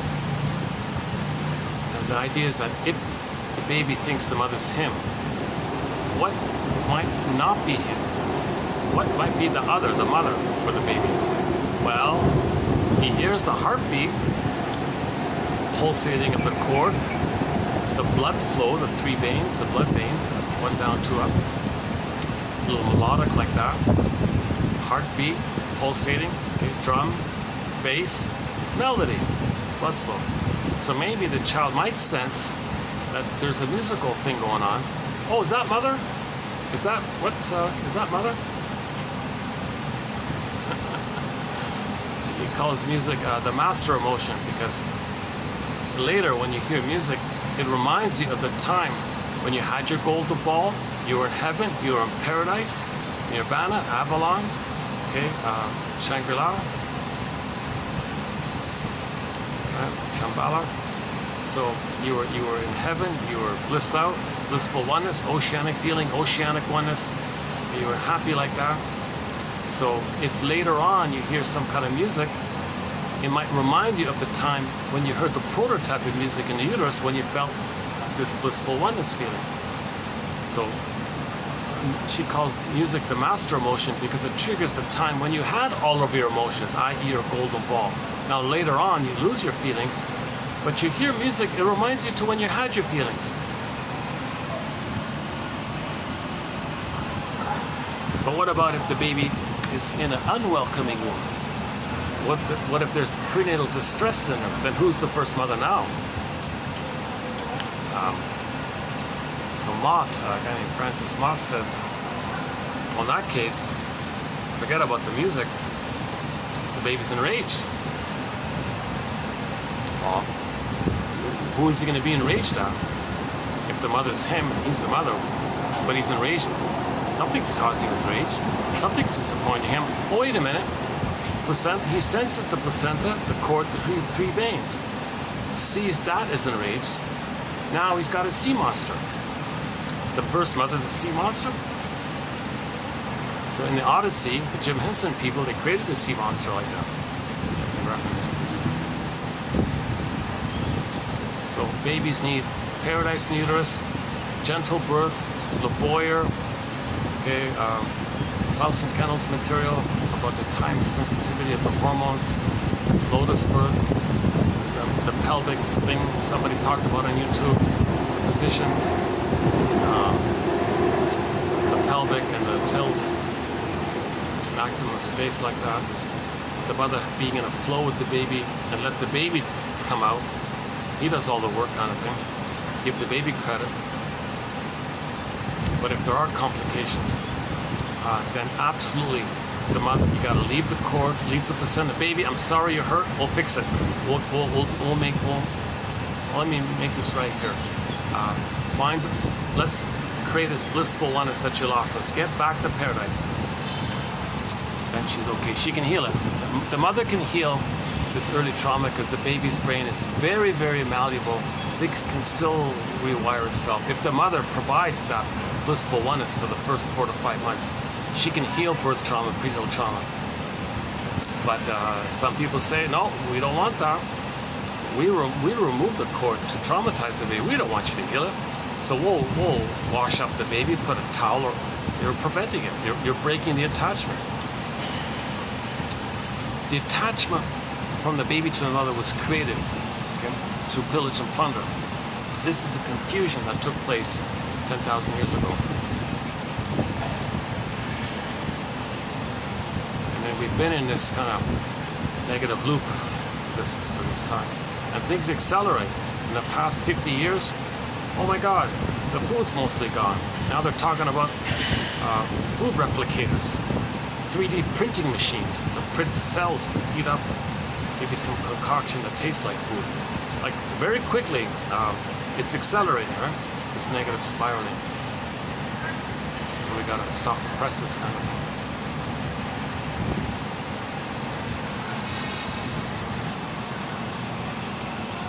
So it was a sociological kind of thing in the beginning with our discoveries. In our confusion, we hurt ourselves and created a psychology because of the sociological. So we created a sociological to perpetuate the psychology that perpetuates the sociology, that perpetuates the psychology, which perpetuates the sociology, which perpetuates the psychology, inside out, as above, so below. We've been in this negative cycle like this. And storytellers came in and said, "Oh, come on, guys, we're traumatized here. This negative loop here. Come on, guys, let's calm down here. Let's think about it. It's compulsion. No, I got to bond to my mother. I got to be loyal to my mother. I got to repeat the thing." Yeah, but when you repeat it,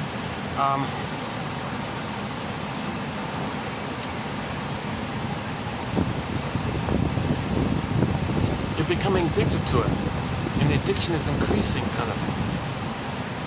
And things accelerate like this. And when you have new discoveries, it accelerates it further. So usually when there's a discovery, it just accelerates what we're already doing. So if we're already short selling the planet for a quick buck, new discoveries will just speed it up, kind of thing.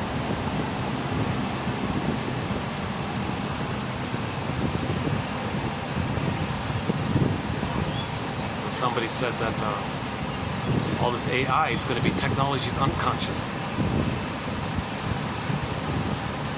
But the programmers don't even know their own unconscious. So their own unconscious is going to influence their programming, which goes into technology. So the short selling the planet for a quick buck will speed up, kind of thing.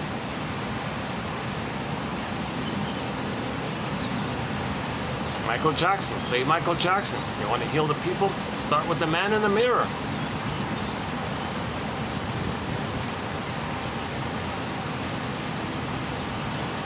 One famous short seller said, "Yeah, I'll give you a clue. It's not greed. It's not this delusion that we're going to get mother's love by gobbling everything up like a hungry wolf. Okay, stealing and gobbling and gobbling and gobbling. And, okay, play the Joy Harjo's clip. Rabbit is up to tricks on YouTube." He says, no. Greed is only a tool for the underlying envy, and ennui and sarcasm. Okay, envy is the real issue. Okay, mother took away baby's goodness. He becomes the mother. To have a mother's got to hate goodness. Greed is destructive. So greed is part of this impossible cry to get mother's love. No place you plunder is the mother's experience in the nursery. But being greedy is destructive, and that's what greed's all. That's what envy's all about. It's called envy. Envy. It's about envy. So this short seller. Okay, the guy's 100 and something years old, I don't know. He said, maybe before he passed away or something, "Let me give you a little clue, people here. We brainwashed you that it's all about greed, and you all feel greedy, and we're all greedy, okay, because when you're traumatized, you feel like a hungry wolf. You think your mother's a bigger hungry wolf, so you think if you're not going to be greedy like your mother image, then you're going to be eaten by this own image. Oh my God, my greedy, your greed." So he said, you think all this destruction is greed? Envy. Greed is the tool for envy. Greed destroys. Envy wants to see goodness destroyed. So all the goodness out there, okay, the idea is to damage it because it's a reflection of how we felt damaged when the mother hurt us. As above, so below.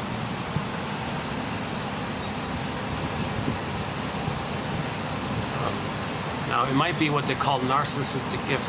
He might be saying it to look good, admire me. He knows there'll be no impact by it, but when he talks like that, he sounds like an authority. You admire him. Translogic, confusion. Oh, admire him. I don't know. Another short seller said, "Sorry, we're plundering the planet for a quick buck. Can't help ourselves. Can't help it. It's the compulsion, okay, with never-ending fiery ardor. All of the baby's energy life force, drive, instinct, whatever you want to call it. It's to find the mother. Where are you, mother? Where are you, mother? They're missing. She hurt you. Okay? So you see others as crying and you hurt them. And you can't help it because it traces back to this organic thing where babies have to have a mother. Then you do the harmful thing and say, well, it's moral, isn't it? To look for a mother? Oh my God. Was it Becker or some philosopher said there's a secret psychosis underneath? Secret psychotic or something. I forgot what he said. The shrinks call it perverse thinking, perverse logic. And then rationalizations are concocted to cloak it all. And people get away with their rationalizations because it appeals to other people's fantasies on their end. And that fuels the rationalization. Oh, they have a need to believe lies, so we'll give them lies. So now you're doing double rationalization.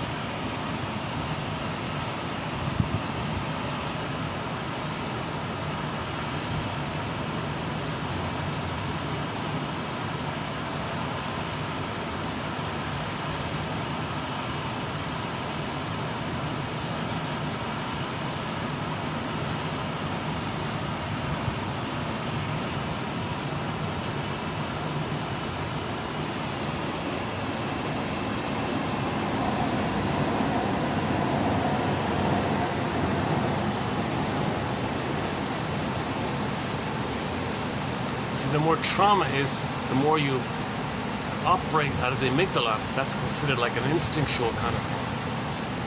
That's what she means. You can't help it. So there's that side of it, plus the neurotic side of it, of believing that's you're loyal to the mother. But at the same time, this amygdala thing, it has like a reflexive kind of thing. Oh, do you want to see a squirrel? You want to see some squirrel antics? Let's see. There's a squirrel hopping around. Let's see, where'd he go? Has he gone so quickly?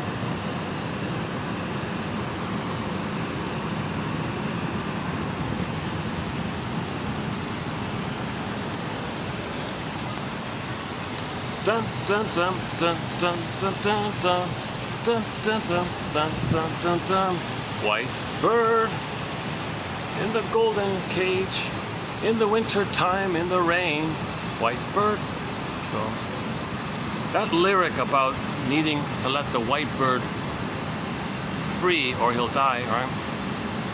That links to the quote about grief, where a woman had a loss, but she didn't want to admit it. And her friends said, the friends said amongst themselves, gee, if our friend doesn't weep, she's going to really hurt herself, kind of thing. So we got to weep. But to do that, you got to feel safe. The safety has two parts. Your own personal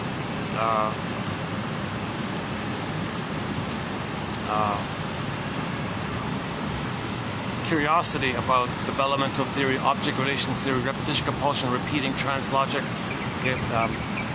how a baby needs a mother, attachment theory, developmental theory, something in that kind of area. Get some of that stuff in your knowledge. And then if you associate, part two, you got a caring witness. You need a caring witness. Somebody who says to you, validating things. You must have a very good reason for feeling upset. What's the hardest thing about this anger? What's the angriest thing about this? What's the most hurtful thing about this?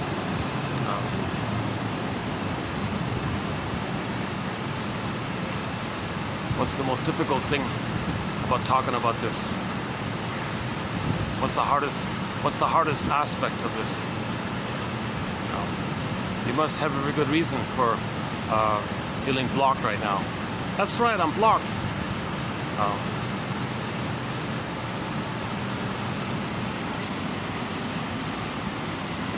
Free association, say what comes to mind. Now, if the other person says they're there now, get over it, okay, they're doing it for themselves.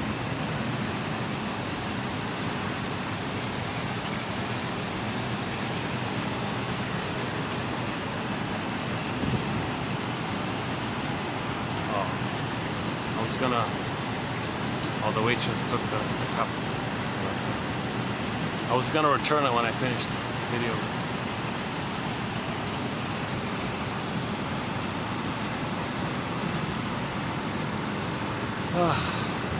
Let's see.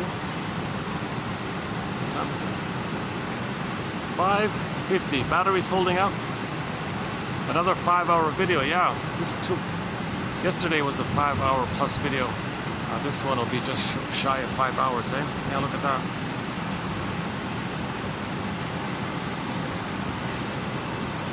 Part of my anxiety is that when I'm speaking, I'm stuttering and stopping, and umming and ahhing, and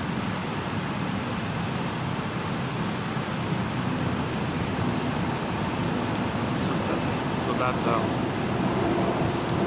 that traces anxiety. Means you're facing old fears. Anxiety means you're afraid, but you don't know what. We're talking, usually speaking, not realistic anxiety about something in the future. We're talking about 99% of anxiety. It's physiological. It's a physiological reaction to old fears being triggered up, and the release of those old fears come to you in the form of neurochemistry, biology, excessive sweating, I don't know, poor blood circulation or something, that kind of thing. Posture, being out of breath or something, not being good at sports, not being a good dancer, not being good at music. So that affects it there, right?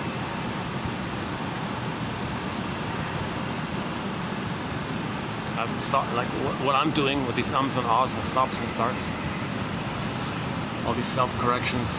I do a lot of ums and ahs. Oh my God. I have a hard time imagining anybody being able to watch, to listen 5 hours of ums and ahs. If there was some kind of editing thing that can take them out and tighten it, maybe that'd be a thing to do. No way I would do this without having the quotes posted below. That gives me some kind of feeling of legitimacy that you're going to find the quotes if you click the more link, the show more link, whatever it says there on your end. You'll get the 10 quotes on average. So today was 8, right? You'll get 10 quotes on average. The range is between 1 and 30. So on average, roughly 10 quotes per video. Now, the odds being, hopefully, that one, okay, just 1 out of 10. That's great. If you find 1 out of 10, okay, that's awesome. That's awesome. Okay, you write it down, email it to yourself, send it to a friend, put it aside, let it incubate so that you can revisit it, have it around so you can revisit it, do something with it. Why did you choose it? Maybe make a note about it. What does that quote suggest to you? Maybe make a note about it. What does it remind you of? Okay, make a note about it maybe. Okay, just a little free association, and that's enough. Don't push it. If you find yourself angry, okay, well, notice that. Oh, I'm angry at this point. Just pause. Just pause. It may lead to a dream. If you wake up, get a dream, okay, it's your unconscious saying to you, hey, conscious you, here's a letter. It's like this in your soul today. Then you say, thank you, unconscious. I see it. It's like this in my soul today. That's right. So you take,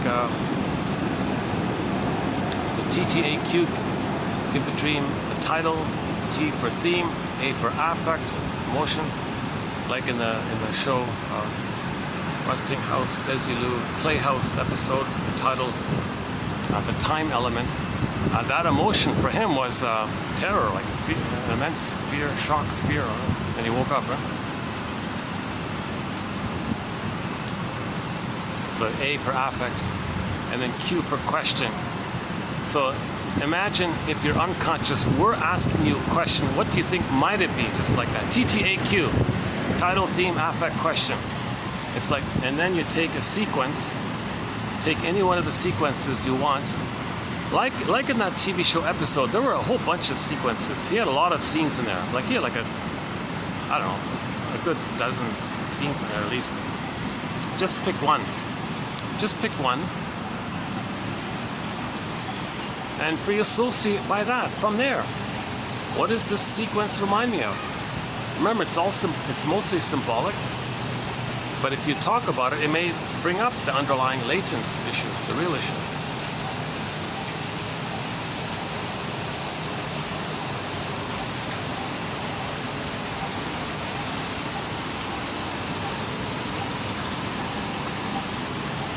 Oh, I can walk along here for a bit. Why don't I just do this? I don't usually come up here. I don't want to inconvenience these guys.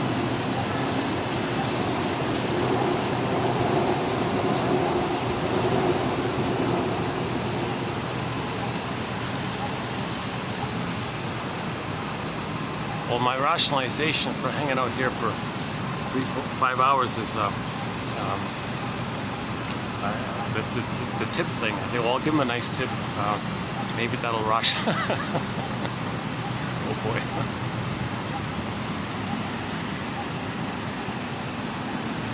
They reassure me, you know, you're welcome to come here. If you only want to buy one coffee, it's okay.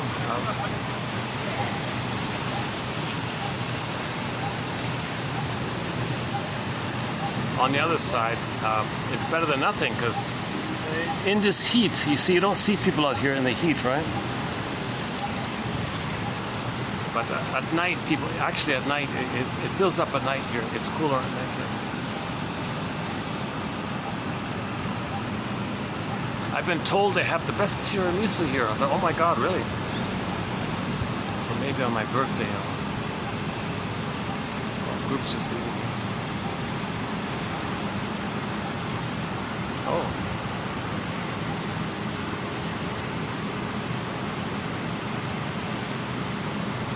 I'm just noticing a group of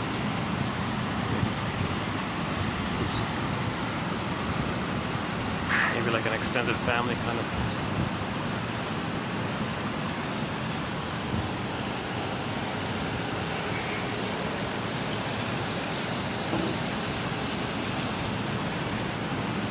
White.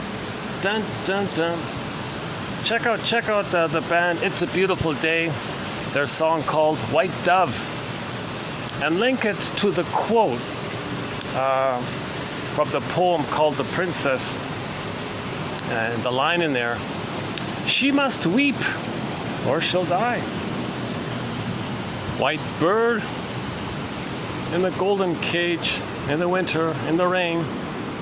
He must be free or he'll die.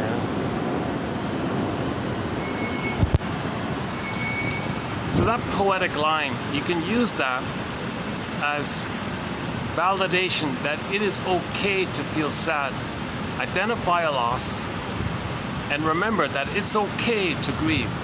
So refer to that poetic line and the White Dove song maybe. It's okay to let the dove free. Let your feelings free.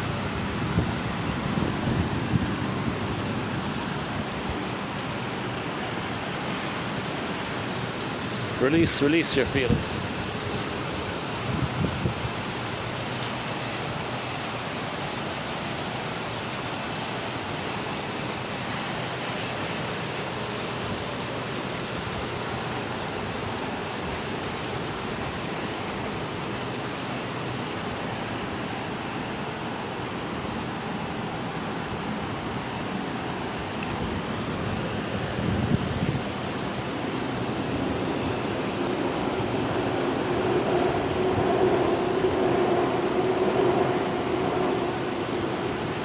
Oh,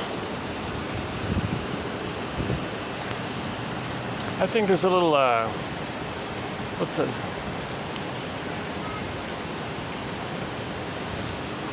I don't know if you can see it, but I think there's like a little, that's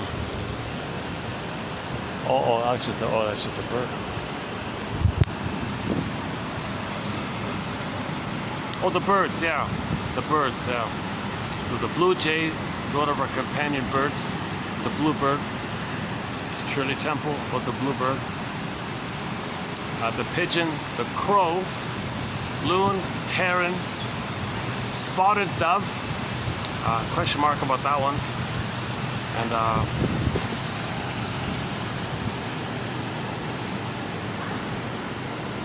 any other birds? Pigeon, crow, blue jay, heron, loon, spotted dove.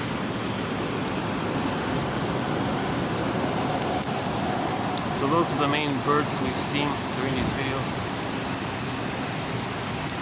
The cat for sure. We've seen a few stray cats.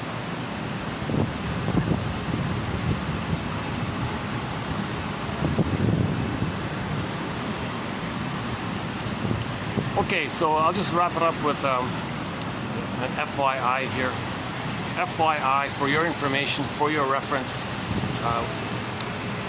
the quotes in 2875 to 80, those 6 videos, you'll find roughly 50 quotes on the topic of rationalization. If you're conscious of your own rationalization, is it true, really? Okay, you're getting somewhere. See, you're getting somewhere. That's moral integrity and moral courage, that kind of thing. One self-help office has this habit when someone tells them something, they say, is it true? Half the time, oh yeah, you're right. We rationalize more often than we realize. But we all do it. We're homo traumicus, we're homo impainicus, homo neuroticus, homo dysfunctionalicus, homo short-sellicus, homo rationalizationicus, homo rationalizericus, homo rationalizericus, okay.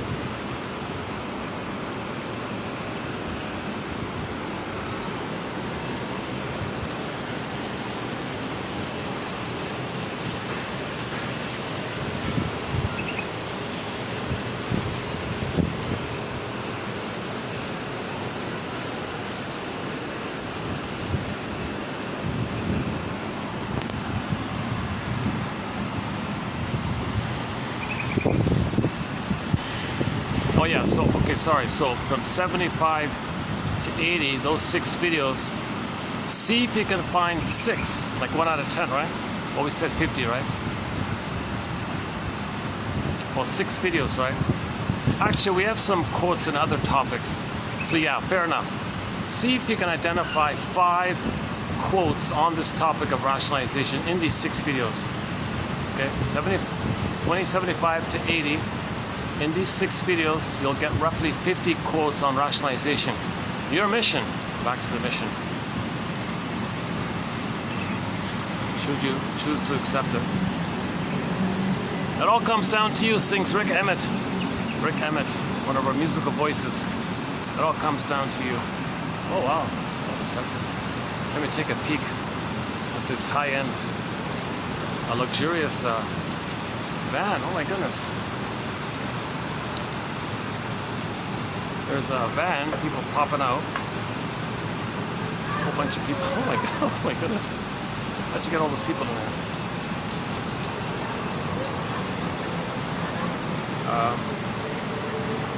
Oh, they're still coming out. Oh my god. Oh, they're still coming. Oh my god, there's a van. There's like continuous people. It's like a cartoon almost.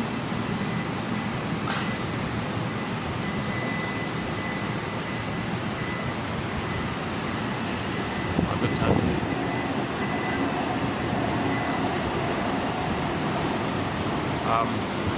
But when they opened the back door part, I could sort of see the console. There's like a whole console thing for the middle seat section of the van. It looked like there's like a whole counter there, like a fridge and things, a whole living quarters or something. Here's a peek of it. Privacy issues. There's a peek of it. Well, that van, whatever it is, can certainly hold a lot of people, my goodness.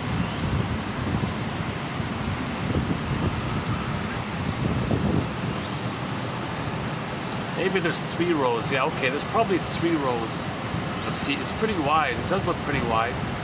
3 rows. Let's say you get 5 people per row times 3. Maybe even 4. It might even 4. Now let's just say 3 for sure. 15, easily 15 people, right? Yeah, that's about right. Yeah. Oh, the dinner crew's coming in. Oh, they're flocking in. Look at that, eh? What time is it? I'm usually out of here by now. What is it? 6:05.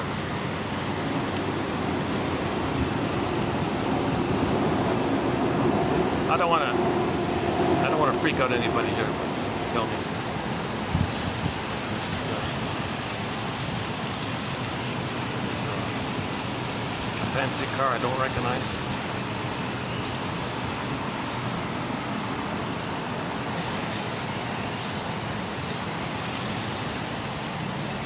Yeah, any final thoughts here?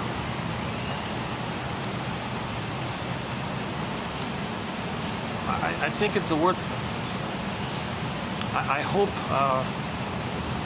the 5 quotes out of the 5, something will really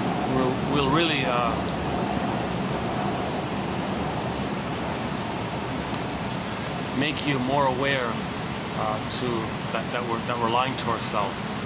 A lot of self-deception. And yeah, one of the quotes was, you made a decision. Think back.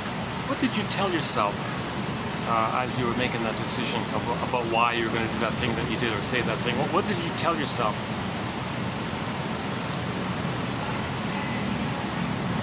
So the guy who bought the expensive car he didn't need, he told himself, oh, maybe I'll be included in a club or something. I'll be accepted. People leave me alone. Okay. Is that true? Well, I feel vulnerable. Okay, go on. Well, if I drive a regular putt-putt,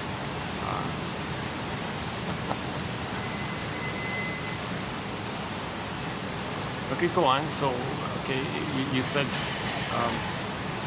if you drive a regular putt-putt, you mean like a basic economy car? Yeah, that's kind of boring. Oh, it's boring. I see. So, boredom. So you think buying an expensive car is exciting? All right. So how'd you make that leap from economy car boredom and expensive car exciting? I don't know, just keep going and see what happens. See what happens. You might surprise yourself.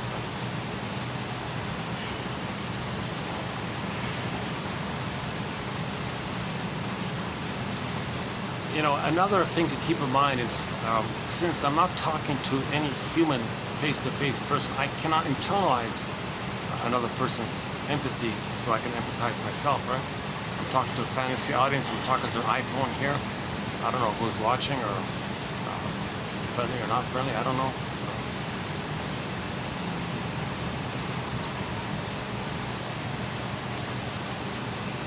But in terms of contribution, I'm glad to find these 10,000 quotes. They're hard to find, and they're even much harder. Oh my God, yeah. Another massive book burning took place recently, a couple of days ago.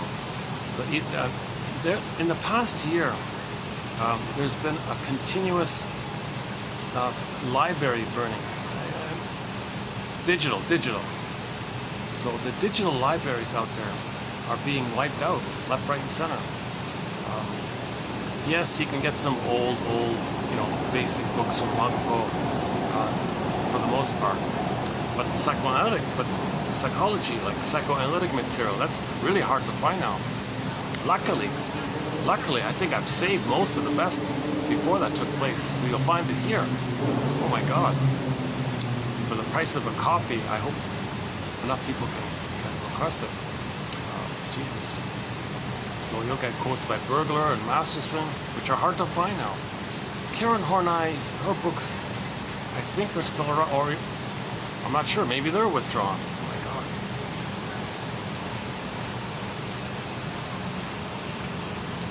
Most of these books have not been digitized. The few that are have been withdrawn.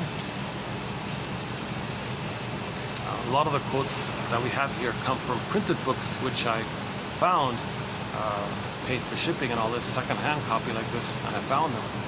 Those very same books now I couldn't find. On the other hand, the comic psychoanalysis got digitized. That's a boost. Henry Hart's notebook, that's now available. That's a boost. So we are getting some other sources, but it feels like a lot's being withdrawn at the same time. Okay. On the other hand, boost, Inside Out 1 and 2. Now they're talking about 3. They're brainstorming to do Inside Out 3. Let's hope they keep it decent. Let's hope they can stay on the decent path. That's the first decent film we've seen in decades. Oh my God. Let's keep it clean. Jesus, let's keep it helpful. This signature to the trauma of the past. We get it. People doing this. Okay, we don't have a thread in that kind of LGBT propaganda area. We don't have a thread there. But shrinks generally regard it as a defense against feelings. So when the feelings are not available, okay, I gotta stop there. So there's what's called a sexualization defense mechanism against tenderness and affection and feelings. Things are sexualized against feelings. To keep you away of the memory of feelings, things are sexualized. Once feelings do enter the picture, see, that's the healing journey, to get back your ability to have affection and tenderness and to link up mind and body. See, if the mind and body, the feelings, okay, then you go back to the primitive instinctual. That's the instinctual thing. This sexuality without love, that's the instinctual kind of thing in terms of survival. Oh, there's the squirrel. Hold on. There he is. All right. He's hanging upside down. Can we see him here? I think we see him. He's hanging upside. He's crawling upside down on the branch there. Can't see him. Oh, it's too dark.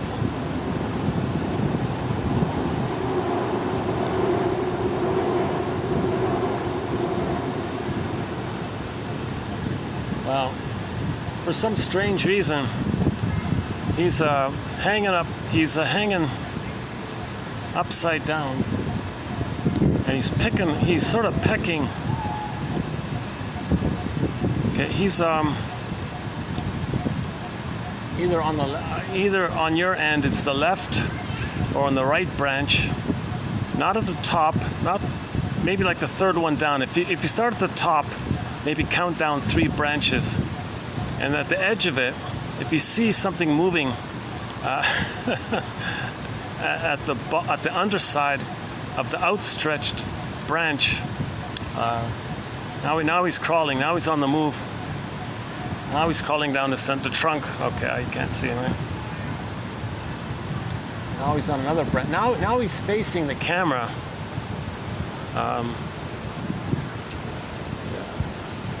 I can see him myself, but I don't see him in the camera. When I look in the camera, I don't see him. He's just a little guy. Yeah, he's a small squirrel, gray, mostly gray and beige and gray. Now he's doing like he did before. He's hanging.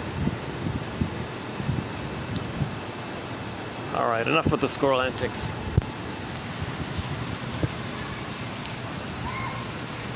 Robert Bly says he does that at the end of the lecture. He talks about something simple and mundane to keep it to ordinary life, basic, ordinary, mundane life, to ground people in reality. He says that's what storytellers used to do. In case people are still lost in thought or in the past or something, you want people to be present. So when the video's closed, the idea is that people would be present in mundane reality. Oh, squirrels, yeah, okay, well, yeah, that's reality, right? Instead of talking about you know, the TV show, The Time Element.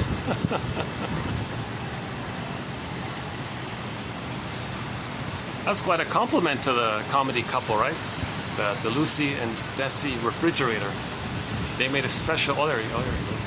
They made a special fridge named after them. He's above the lights there. If you look at the end, he just passed the 5th one, Now he's just about to get on the next tree there. All right. I missed him, but he actually leaped from branch to branch.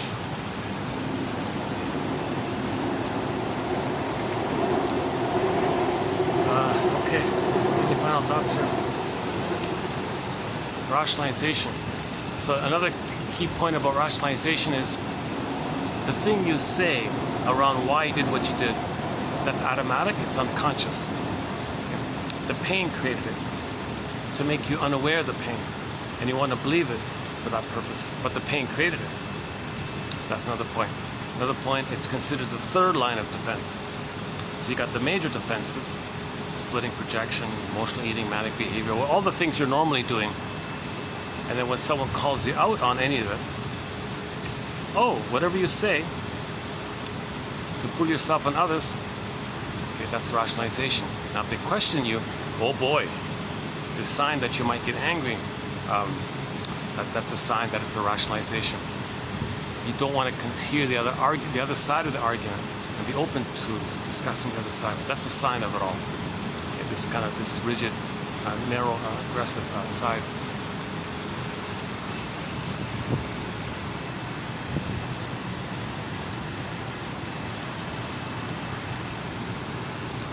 Third line defense. So it's a defense mechanism. Once again, rationalizations are defense mechanisms. These are psychic things that we do unconsciously to make us unaware of anxiety and pain and the past.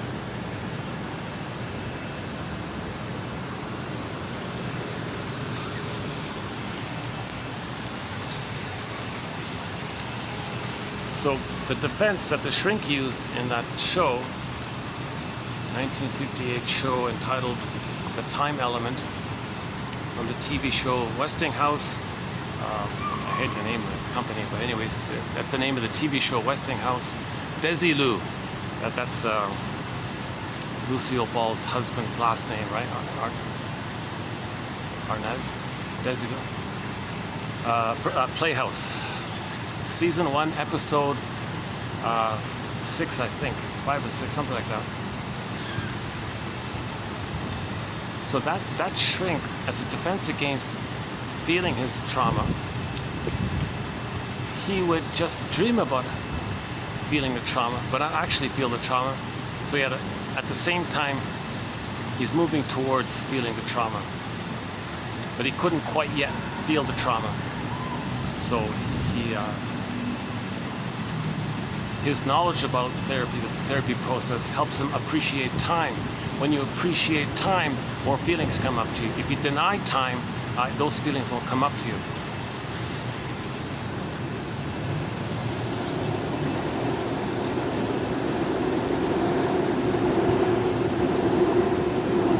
Okay, we did a 3-video special run on timelessness about 2 months ago.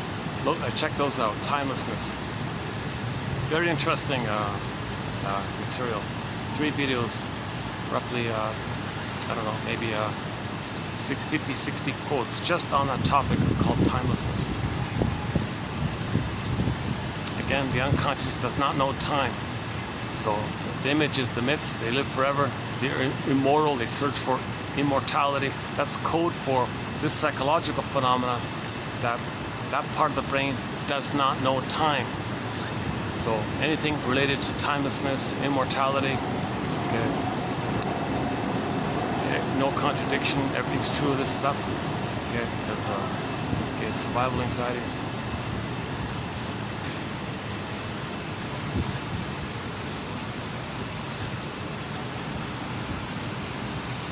Yeah, we do have the one of, oh yeah, we do have one about the Don Juan syndrome. Yeah, so there, yeah, we have a quote about the Don Juan syndrome and the Donna Juana syndrome as well. Those two characters.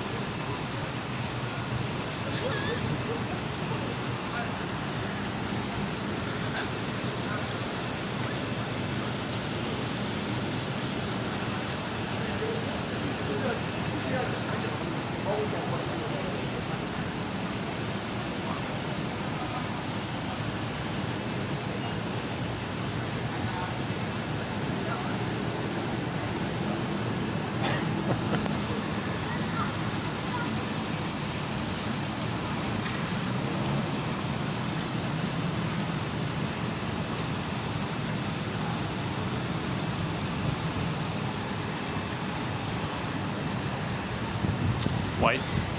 Dun dun dun dun dun dun dun dun. Okay, White Dove. It's a beautiful day. Name of the band. Interesting name for a music band, eh? It's a beautiful day.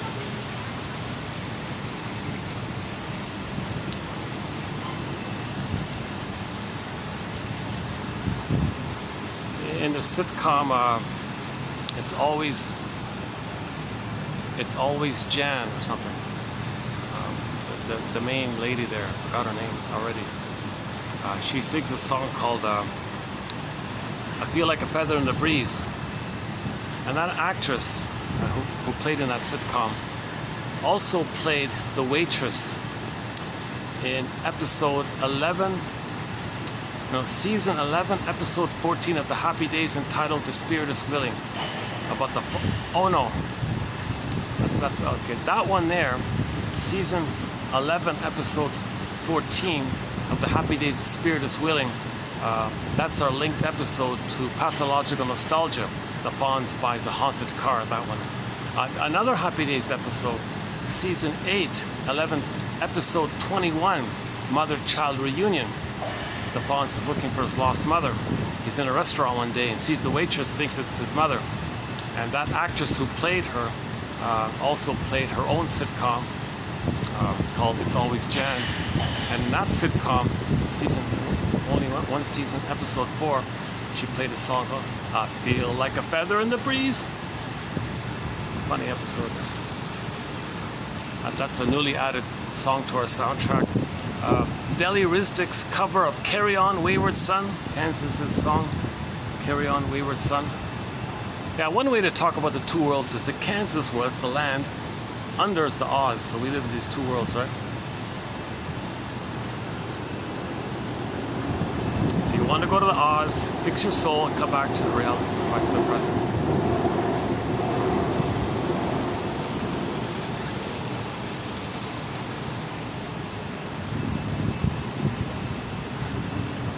Yeah, she went to the underworld, threw water on the witch, she poofed away. The witch wasn't real, it's only a symbol of the baby's rage and greed. So when you feel that, that's like throwing water on the witch, he dissolves away. Then you can come back home. You gotta face this witch image. This witch image is not real, it's a symbol of your own rage and oral greed with the mother. Face that image, get the feeling of it, that's the water, and then you come back home to Kansas. Kansas, so "Carry On Wayward Son." "Carry On Wayward Son" by Deli, a cover by, I'm posting the cover by a singer named Deli Rizdick. She doesn't have a CD or any manager or anything. She's a young lady in Brazil who goes to restaurants and performs for the guests in the restaurants or in front of the restaurants, and people give her money like that. She has to stop the song and say, "Thank you, sir, thank you." She's a very quirky, fun, delightful singer.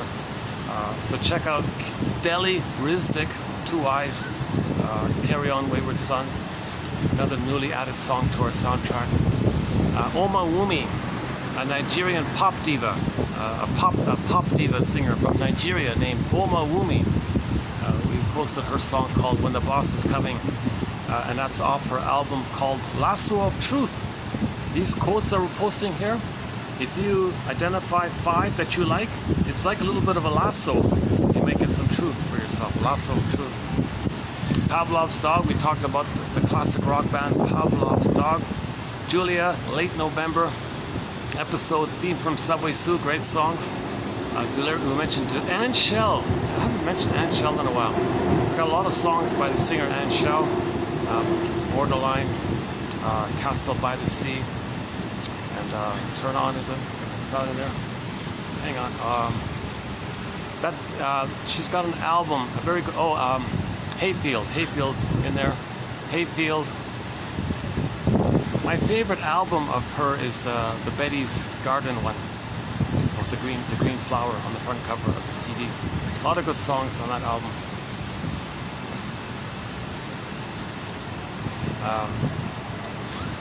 Lunik, the band Lunik has a song called "Constant Tourist."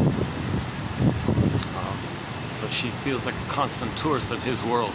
He's detached, he won't connect, so she feels like a tourist in his world. Why can't we be at home? Why am I a tourist in your world? Well, that's for her to know, that she didn't get the attachment, that the mother was emotionally detached. So as a baby, the baby felt like a tourist to the mother. The things you say about the people in the present, that's for you to know how you felt in childhood time. Oh, another group coming in.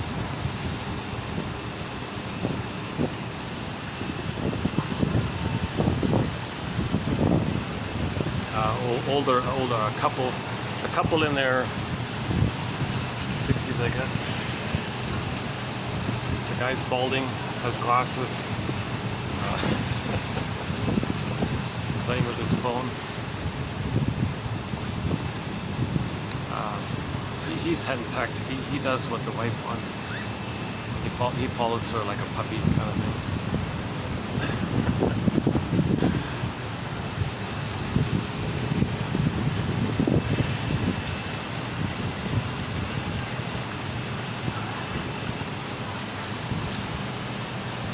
But they're not hostile towards each other. But they're not too relaxed. They're not really in a relaxed way, but they are walking together. Let's see. Curiosity.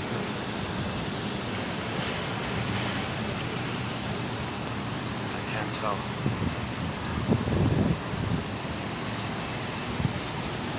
They look a lot alike, so that's a common phenomenon with couples. People marry people who look like themselves. That's to get the fusion, the oneness. And that's symbiosis. Oh, you're me. Oh, you're me. Oh, we're one. It's not going to work. Unless you're conscious. Unless you're conscious. Okay, I'm reading too much and too little, so let's pause here. I don't know. Yeah. Not enough data.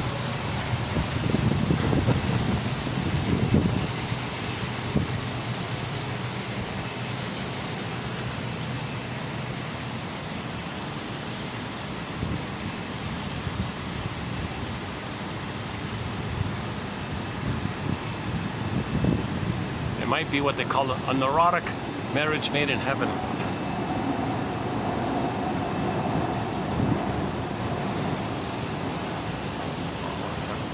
I guess I should be going here. Okay, any final thoughts here? Our linked song to the topic on relationships and transference love, and finding somebody who reminds you of the mother, is the Doobie Brothers' song called "What a Fool Believes." Dun dun dun dun dun dun dun dun. Sorry.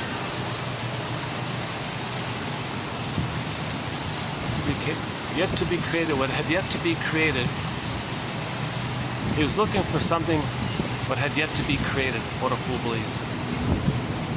He was looking for something what had yet to be created. He never got the oneness of the mother. He was looking for that. What a fool believes.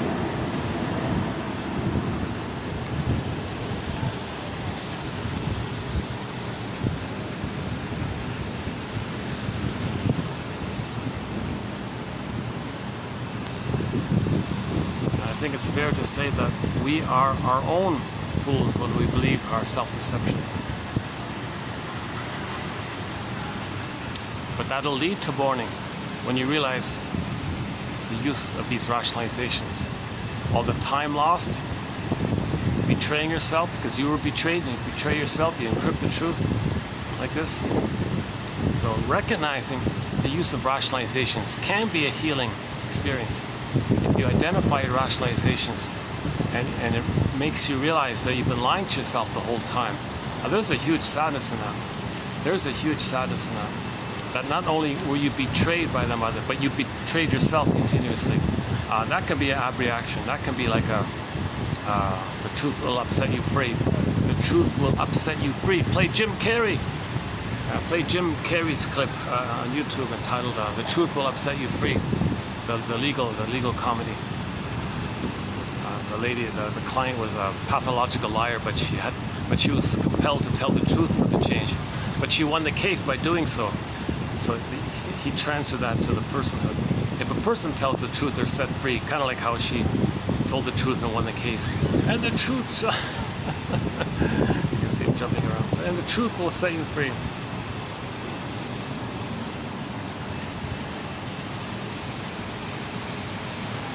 Oh yeah, he did The Mask, right? Oh my God, I should watch that film. I don't remember that film, tell you the truth. The Mask. So we develop a mask called the defensive self, the adaptive self, the false self, the persona, the mask like that. And yes, we can live life with this mask. And we can, and if somebody questions it, or rationalize it, why are you using this mask? Or rationalization. So you're living with this mask. It leads to psychic pain. The famous split between the real self, true self. There's a pain when there's a disconnect like that. Your soul is frozen. When your soul is frozen, like the woolly mammoth, the image of the woolly mammoth frozen in that museum somewhere up in Siberia somewhere. Apparently there's a woolly mammoth museum. Apparently there's a block of ice with a woolly mammoth in it. Apparently, I don't know if it's true or not. One shrink uses that as an image for our soul being frozen, like that frozen woolly mammoth. So there's an inherent pain. Janov says that when the baby has this flash, when the baby's screaming in a silent scream, he's frozen like that with that stiff scream. There's an electrochemical neon light blinking, pain, unloved, betrayed, pain. That message, that blinking sends the brain swoon endorphins. And if it runs out internally, okay, then you run for cookies. Okay, some people do the cigarette thing, the drink thing, I don't know. So the brain can do it on its own kind of thing. But when it runs out, when the internal pharmacy runs out or something, people run to the store or the vending machine. Now some places are going to have vending machines. That implies there's more pain, right? That there's going to be vending machines that sell aspirin or something. Or whatever. Well, the cigarettes, yeah, that implies a lot of pain. All these vending machines for cigarettes. Janov calls cigarettes tranquilizers. Little mini tranquilizers. Roger Gould calls cookies and ice cream over the counter tranquilizers. Food as tranquilizers. It puts you in a food trance. It means it reminds you. It means you get the trick that you're one with the mother, with the chemistry. But that lasts only for a blip. But the baby did have a blissful trance with the mother, but the person never got it, so you keep looking for it. Once again, Janov's line is when there's trauma, we have the unconscious hope for the fulfillment of old, unfulfilled needs. When we finally recognize that we didn't get mother's love and we're not going to get it, it's this death of unreal hope that's the birth of life, phoenix from the ashes. And if there's a character that dies in a fairy tale, that's just an old way of thinking that's dysfunctional. So that goes away. And then there's new life like that. A new character appears.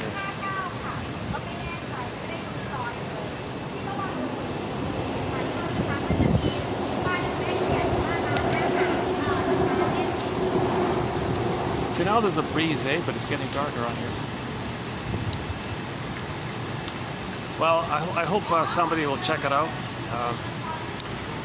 Janov quotes 2745 to 70, a good 101 to psychology. Comic psychoanalysis mentioned. Today's mission to look for the 50 quotes on rationalization between 75 to 80 here. And for the love of strange and medicine, for the love of strange narrative medicine. I'll see you next time in the next video. We'll be doing part 6 of 6. Is that right? I forgot the numbers. No, part. Yeah, whatever it is. is part 5 of 6 or 6 of, no, it'll be 5 of, it's either 4 of 6, 6, whatever it is. We'll do that. We'll do 9, 2879, whatever that is. 2879. Yeah.